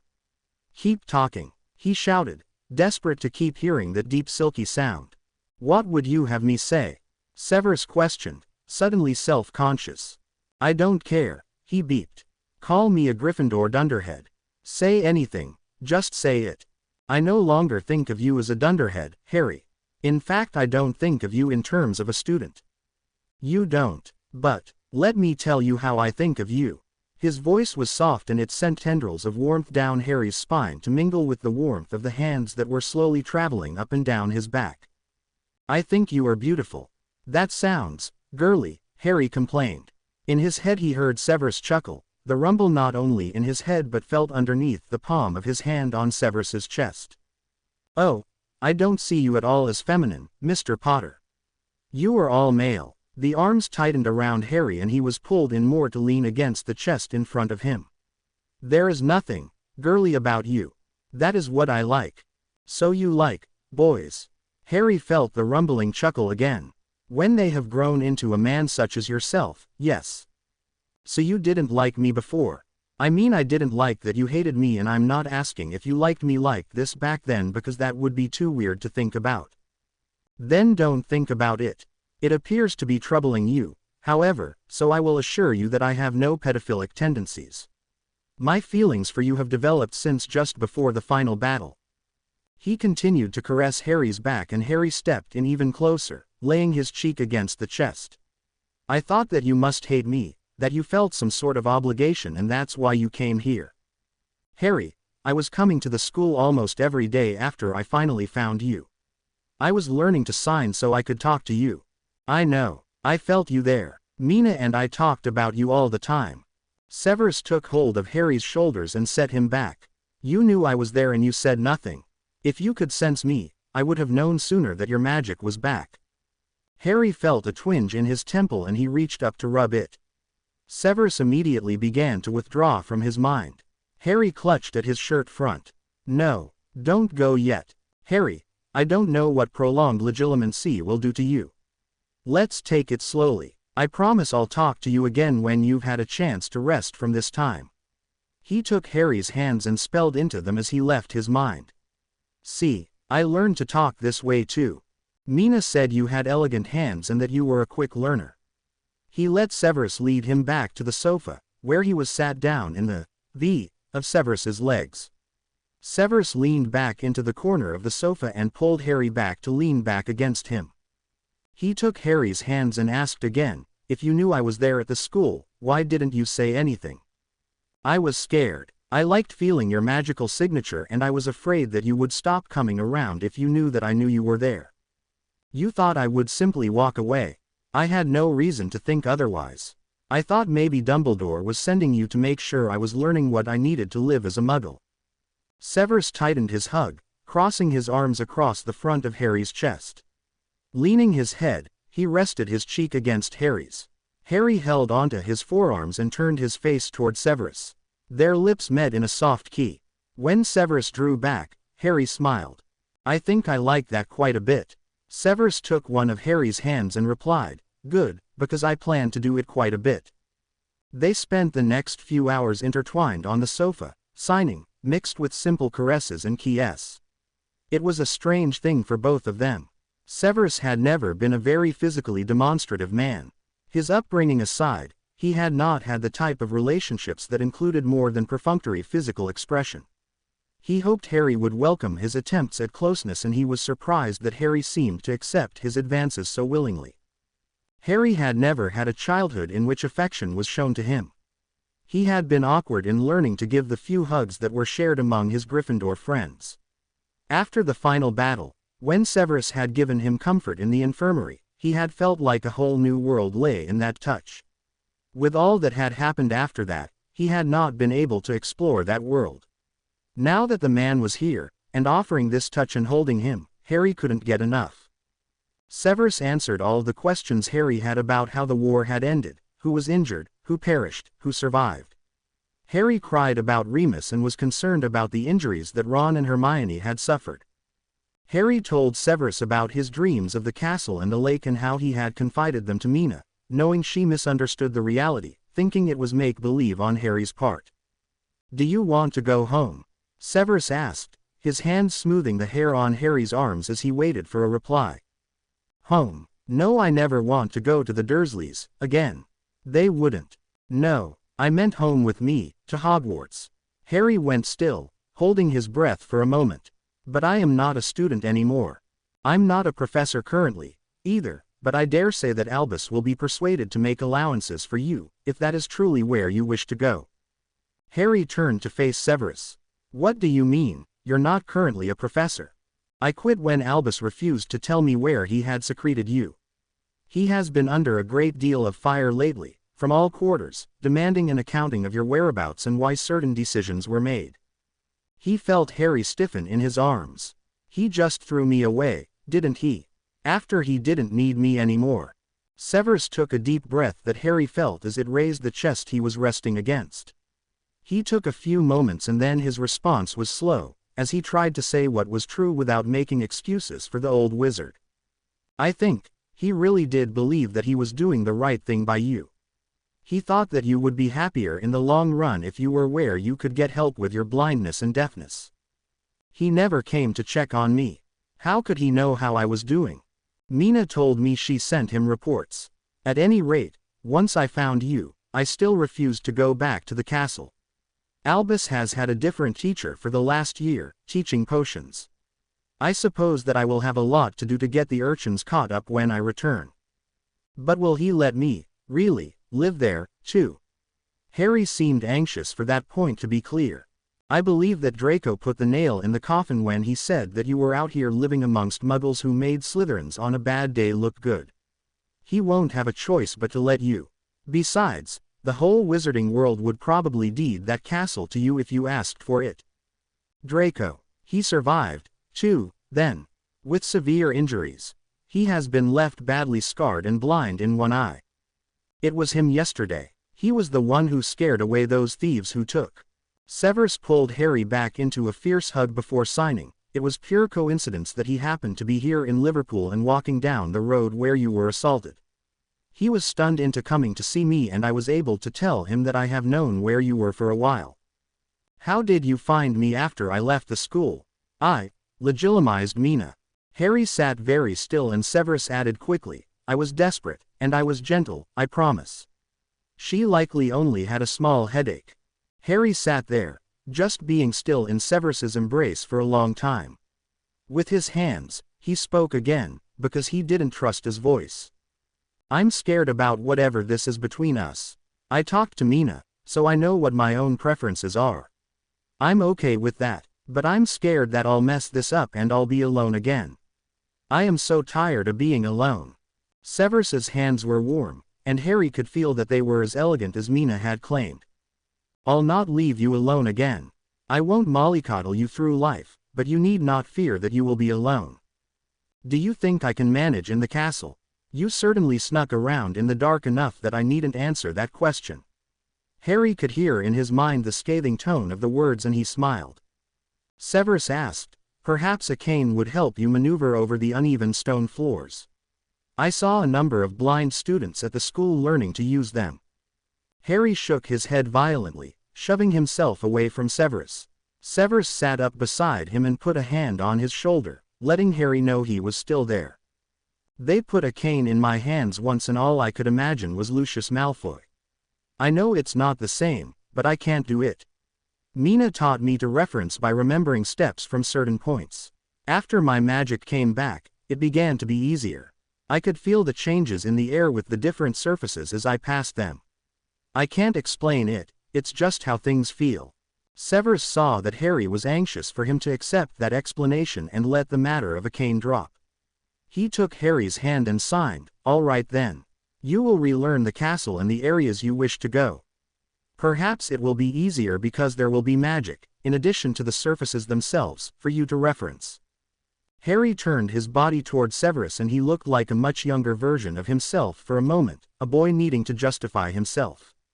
I'm sorry, I shouldn't have reacted like that. You'd think that Malfoy was the one I had to kill instead of Voldemort. But the man always made something in me cold, even colder than Voldemort. Then you will be relieved to know that he is set to be Ki-Ed in a little more than 2 days. Draco will be there. I'm sorry that Draco has to go through that. I know that I always hated my aunt and uncle, but I'd be sorry to see them come to a bad end. Draco must have loved his father. To have to lose him due to something like a Dementor key asterisk. Severus remained silent, agreeing that Draco would probably have a difficult time with being present at his father's sentence. For a moment, he thought about telling Harry about the Black Phoenix and how he was continuing to search for it. But he did not want Harry to have his hopes raised, so he stopped himself from signing that he hoped Draco would be able to get the necessary information from Lucius. As much as Severus wanted to advance the obvious attraction they had for one another, he ultimately decided that he would wait for Harry to make the first overtures beyond what they had shared so far. It was quite comfortable simply lying on the sofa with Harry sprawled back against him. Their legs were tangled and Harry had yet to stop his light caressing of Severus's arms as they crossed his chest to cradle him. Harry would speak aloud, but as Severus used signs to speak back, Harry would show him shortened versions of phrases or ways to get a long sentence across in fewer sign motions. Severus realized that they had both drifted into sleep when he felt Harry turning over onto his side and draping an arm around Severus as he laid his cheek against his chest. Severus dropped his head to brush his cheek against the top of Harry's head, inhaling the clean scent of his hair. They really should get back to Hogwarts. He had been gone for hours by now and the gathering in Albus's office would be impatient. Tightening his hold on Harry, he closed his eyes again. If they had to wait for days, he couldn't bring himself to care.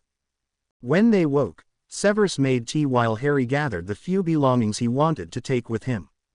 "I want to go and speak to Mina before I just disappear," Harry said as he took the cup Severus placed in his hands. "I don't want her to worry. She's been really good to me." Before Severus could answer, the lights in the flat flickered and Harry put his cup down. For the first time, Severus noted the bracelet that Harry wore on his right wrist when Harry let the fingers of his left hand rest on it. The lights flickered again and Harry grinned.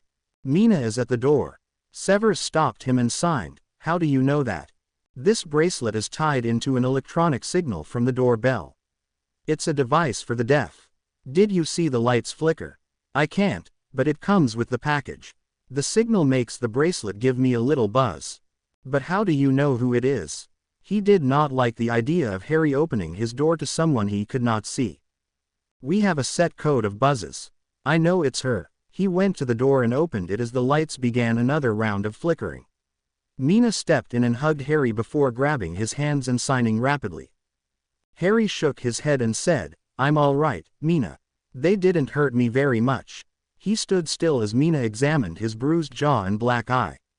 When her gaze fell on Severus, standing in the kitchen area, Severus was glad that he had not healed the injuries as he almost had when he first saw them himself.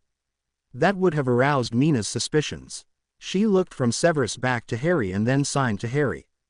Harry smiled and nodded his head. "I'm going home. Severus came to take me home." Mina looked at Severus appraising Ly and asked, "Is this out of pity or something more?" "Because if it's pity, Harry will be hurt all over again." "Don't do that to him." Severus arched a black brow at her and gave her his most fearsome sneer.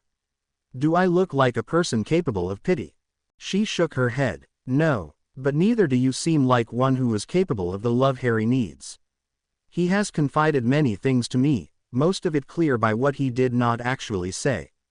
He is stronger than I thought when I first met him and he has learned to cope amazingly quickly. But he is still fragile." Severus nodded. "I will not see him hurt either, of that you may rest assured." Mina walked over to him and took the long fingers in her own. Signing slowly, she asked, "Have you figured it out?" He looked down his nose at her with narrowed eyes and she smiled. "You need him as much as he needs you." She let his hands go and went back to Harry. Giving him a hug and a key on the cheek, she then signed her goodbyes to him. "Keep in touch, Harry.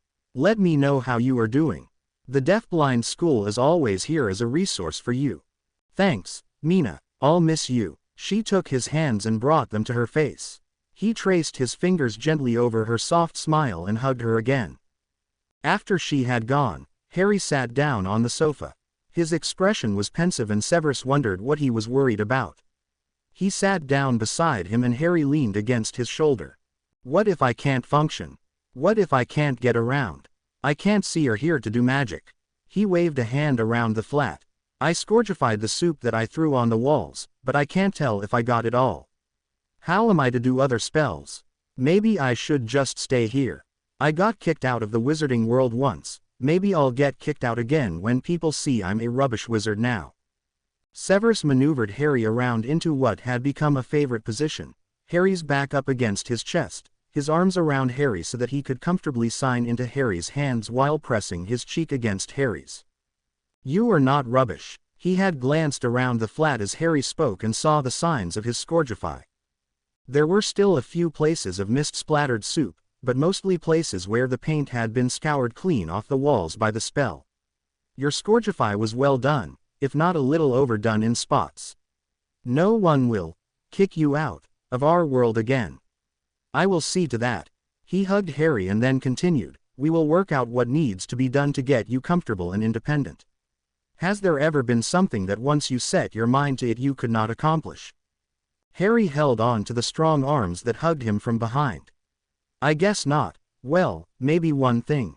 What was it? I always wished for a family of my own who would just love me for me. I know the Weasleys love me, but it's not what I mean. Sirius loved me and I thought we would be a family someday, but now, that's one thing that is beyond what I can set my mind to now. Is it? Severus gently turned Harry's to the side so that he could give him a soft key. Then, I believe we would make what could be a small family, if we focus our combined determination there. He smirked at Harry's incredulous expression, and then frowned as he sputtered, us. A family, how is that even a possibility? He wrenched himself away from Severus and went to sit on the sofa. When Severus sat by his side, Harry threw out his hands. No, I need to think about this some more. You need to think about this some more and then you'll come to your senses. Go. Severus put a hand on Harry's shoulder that the younger man shrugged off. He sat there, not touching, just staring at the face before him. He could see that Harry was experiencing several emotions right now.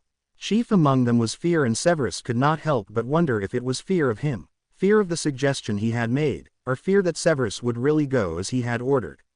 He took Harry's hand, and kept it when Harry would have yanked it away. I will wait while you think, if that is what you must do. There is nothing more for me to think about. I will be in a chair that I will transfigure, over to your left. Then he let go and stood up. Harry felt the magic as Severus went about making himself comfortable. He sat rigidly on the sofa while Severus watched him. Draco fumed. On the one hand, he had realized that Severus had developed more than a passing fancy for Potter when he saw his reactions to everything that had happened. Now he knew that the search for the Black Phoenix was more than just the curiosity and covetousness of a potions master for rare ingredients. Severus wanted the Black Phoenix to try and heal Harry. Draco admired the devotion that it showed about the man. On the other hand, he was so jealous he could hex everything around him into oblivion. He had not been lying when he said that he had always wanted the attention Severus had focused on Potter for himself, even if it was of a negative sort.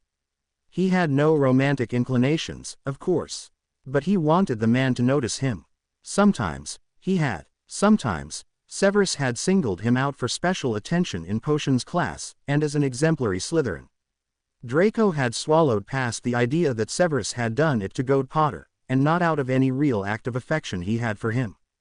Now he saw that it had all been a front for hiding feelings that Severus had for the bloody Gryffindor. The man had been protecting him, although he had been pretty vicious about it. No one would have ever guessed that he didn't really hate the boy.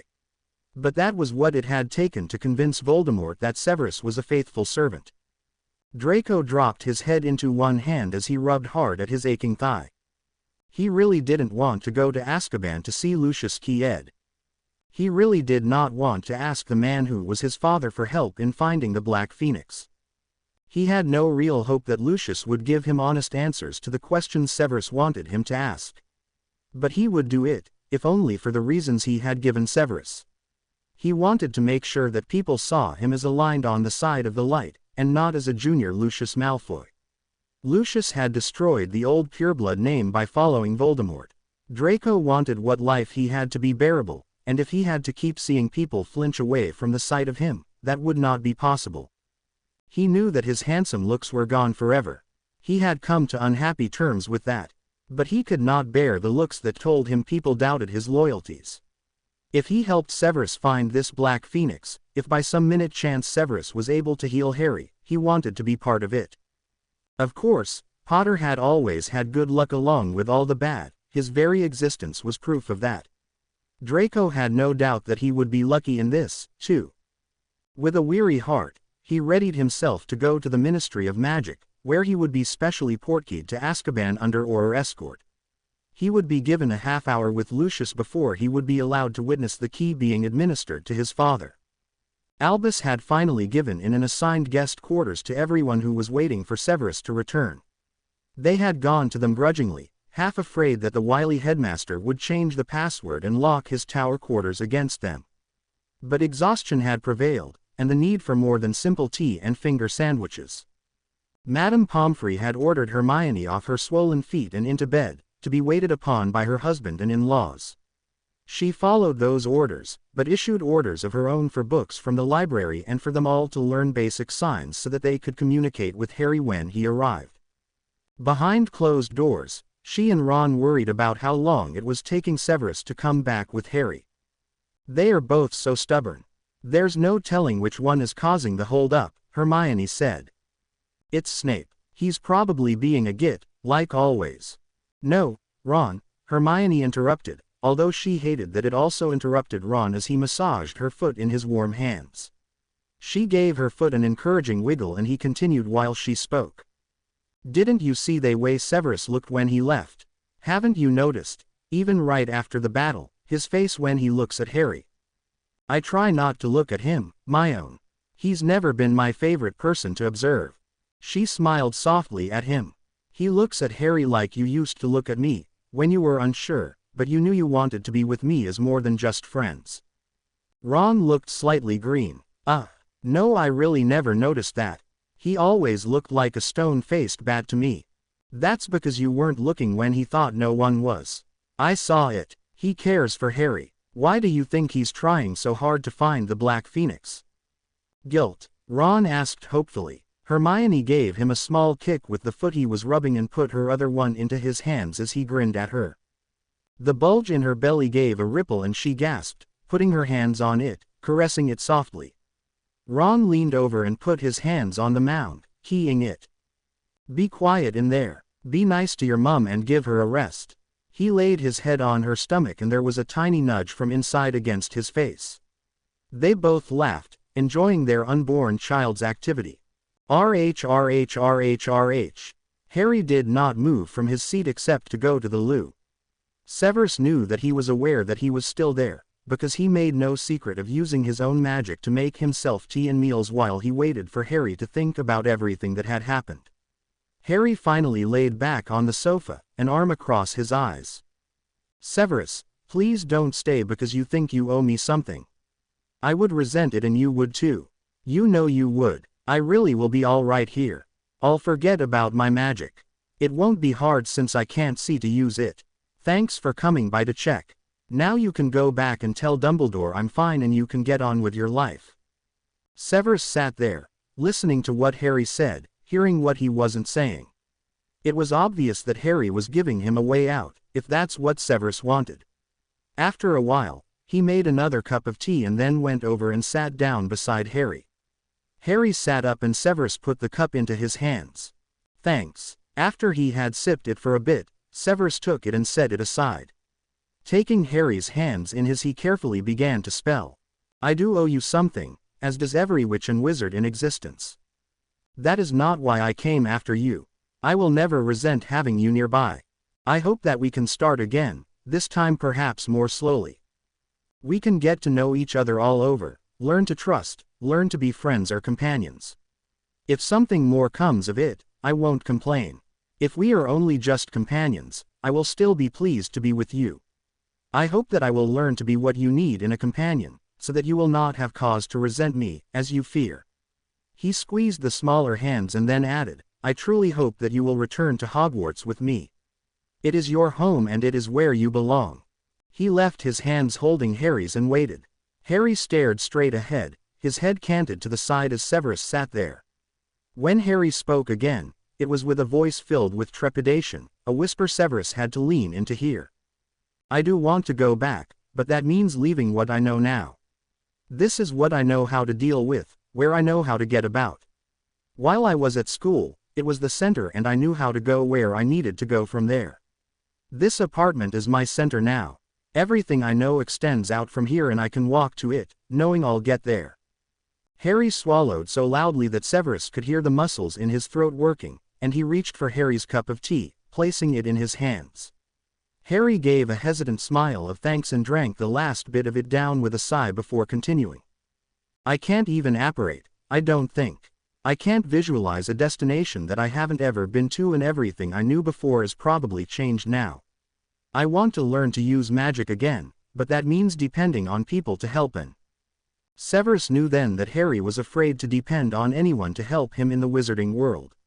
He squeezed the hands in his and started to sign, interrupted when Harry continued.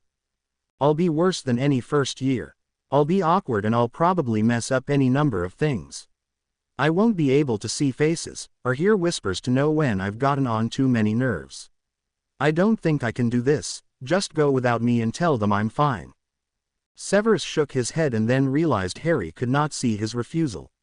He squeezed the hands again and signed, I'll not go back without you. My decision has been made, and it is to be with you, whether you go or stay here. Green eyes widened at that. You would stay here, among muggles. I will, if that is where you decide to stay. He grazed his knuckles across the cheek in front of him with one hand and then signed very slowly and deliberately, You are not alone. Harry took a hesitant step forward and Severus enfolded him in strong arms, pulling him in so that his cheek rested against his shoulder. Harry slowly put his arms around the man's waist and they tightened with the shaking that overcame him. Severus skimmed a hand up and down Harry's back, soothing the fears and the doubts away. The aura assigned to Draco was quiet, but Draco caught him giving him a critical once-over as they waited for the portkey to be processed and given final approval by the chief clerk in the MLE. The man shrugged apologetically, as if asking what did Draco expect. He was, after all, the son of the notorious Death Eater who has been the right hand of he who shall not be named. Feeling particularly annoyed by that thought, Draco could not help snarling quietly in return. The Auror stiffened and stood straighter, avoiding further eye contact. The clerk took Draco's wand and locked it in a small vault behind his desk. You may retrieve it upon your return, Mr. Malfoy. Please obey the instructions of your escort and the guards while on the island. Draco arched his single blonde brow at the clerk's inane smile and the clerk flushed. Shaking his head, he turned and indicated to the Auror that he was ready. Draco had heard many stories about Azkaban all his life and he realized at once that the words had not even come close to describing the desolation, the oppressiveness, and the dark feel of the place. A heavy and wild surf beat at the rocks on which the portkey landed them, throwing a freezing spray over them before the Auror had a chance to cast a shield. He led Draco to the great doors of the prison and quickly cast a drying charm over them both. It was wholly inadequate to warm him, and the chill had set his leg to cramping painfully. He grit his teeth with the discomfort as a guard opened the door to admit them. The stone was rough and wet with moisture, even inside. The smell that assailed him almost made him retch. The Auror had pulled a handkerchief out of his robe pocket and covered his mouth and nose to ward out the odors of death, hopelessness, and the hundreds of unwashed inhabitants. They followed the guard through winding corridors lined with doors that hid small cells. Behind some doors, they could hear crying, screaming, and cursing. But there was silence from behind most of them. Deeper into the fortress they went. Even here it was wet and dank. The guard stopped in front of a door that had a small, barred window set high in it. He looked in and then waved his stubby wand over the lock. The door opened with a rusty groan and the guard gave a motion to Draco that he could enter. Draco bit back his expression of horror when he saw Lucius. The man was gaunt and gray, long blonde hair matted and hanging over his face. He was shackled hand and foot to bolts in the floor, as he sat on a wooden stool. The long prison shirt was worn and dirty, barely covering knees that were bone-thin and bore scabs like those from scratching. At least Draco hoped that's what they were. They could just as easily been the bites of rats. Lucius peered up at him as he entered, and straightened his back when he recognized that it was his son who stood there. He bent his head down to the limit of a chained hand to push the hair out of his face. His voice came out as a croak from either disuse, or maybe from screaming itself raw. "Draco, how good of you to drop by for a visit. Please, have a seat." He swept a hand with ragged nails toward a second wooden stool. The formal manner was completely obscene in these surroundings. The guard backed out of the room, leaving the Auror standing against it on this side. Draco frowned, but the Auror simply looked away. He had his orders to be present while the Malfoys had their last visit. Draco ignored the stool to pace the room in front of his father. It was much harder to begin than he had imagined, and he had imagined it to be difficult. "Father, I would say that you are looking well, but we both know that would be a lie." "Quite." Lucius stared up at his son, taking in the cane, the scars, the patch over the left eye. "You appear the worse for wear yourself." "Thanks to Voldemort," he sneered as Lucius recoiled at the spoken name. "Even now, you give the madman honor, as if his name was really so extraordinary." A spark lit up the gray eyes and Lucius snapped, "At one time, you gave him his due as well.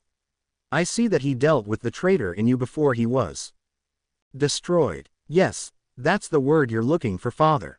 He was destroyed, by the boy who lived, by the one you tried to believe would never amount to anything." Lucius was up and straining against the chains so fast that Draco could not move away fast enough to avoid the hands that seized his shirt front like claws. The Auror was there and had his wand at the throat of the convict, forcing him to release Draco and resume his seat. The stool almost tipped over as Lucius was shoved back onto it. Draco held his arms to his side. "They have my wand until I return. Your attempt to get it was a waste of our time." Lucius sneered. "You act as if you would cherish these last moments, son." Draco ignored the way his father bit out that last word so mockingly. "I came to ask you about the Black Phoenix. I cannot say that I am sorry you are about to pay for the mistakes you have made." A calculating gleam came into Lucius's eyes and he smiled. "Ah. You were here for altruistic reasons then. Perhaps you could petition for a delay in the carrying out of the sentence." "I tried. I thought that it would take more than once to get the information out of you. Unfortunately, we don't have that option now. What will happen if I decide not to share the information I might have? Perhaps it is something best taken to the grave. I don't suppose the possible redemption of your black soul would be an incentive." "I have no soul," Lucius responded coldly. "The Dark Lord saw to that." Draco stared into the eyes of the man he had once revered and wanted to please. How had it all come to this? "Then, help me restore the name of Malfoy. Give me the information so that your name will live on, not in shame, but in some kind of honor. Help me rebuild it into a name not loathed, but respected again." Comprehension dawned in the gray eyes. "The Malfoy name is loathed. What did you think? That people would respect the name of one who was in the inner circle of the one who tried to rule everything and everyone with evil intent?" Lucius slumped on the stool at that. In the hours and days he had been here, he had spent endless time reviewing where he had gone wrong in casting his allegiance. He had thought that being aligned with the Dark Lord would bring him great power of his own, prestige and honor, as well as more wealth than the Malfoy coffers already held. All of that was gone now. As much as he was inclined to be bitter to the end, perhaps he did owe his only son the chance to have some of that back. A niggling voice at the back of his mind hissed that he should be as selfish in death as he had been in life.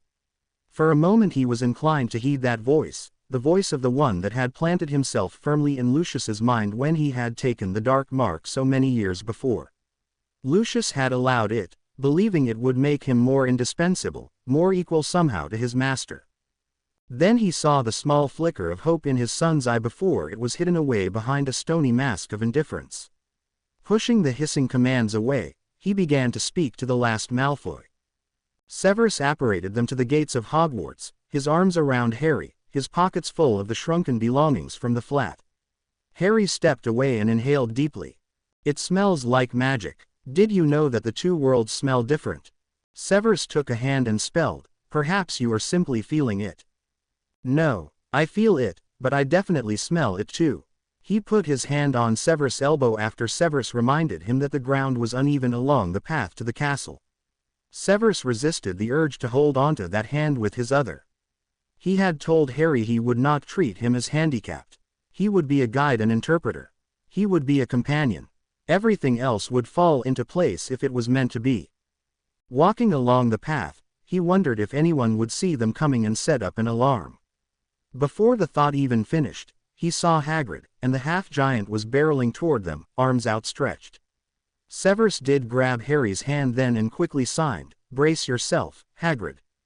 There was not time for more before Hagrid had stopped before them, grinning and crying and reaching for Harry. Severus held out a hand to slow him down.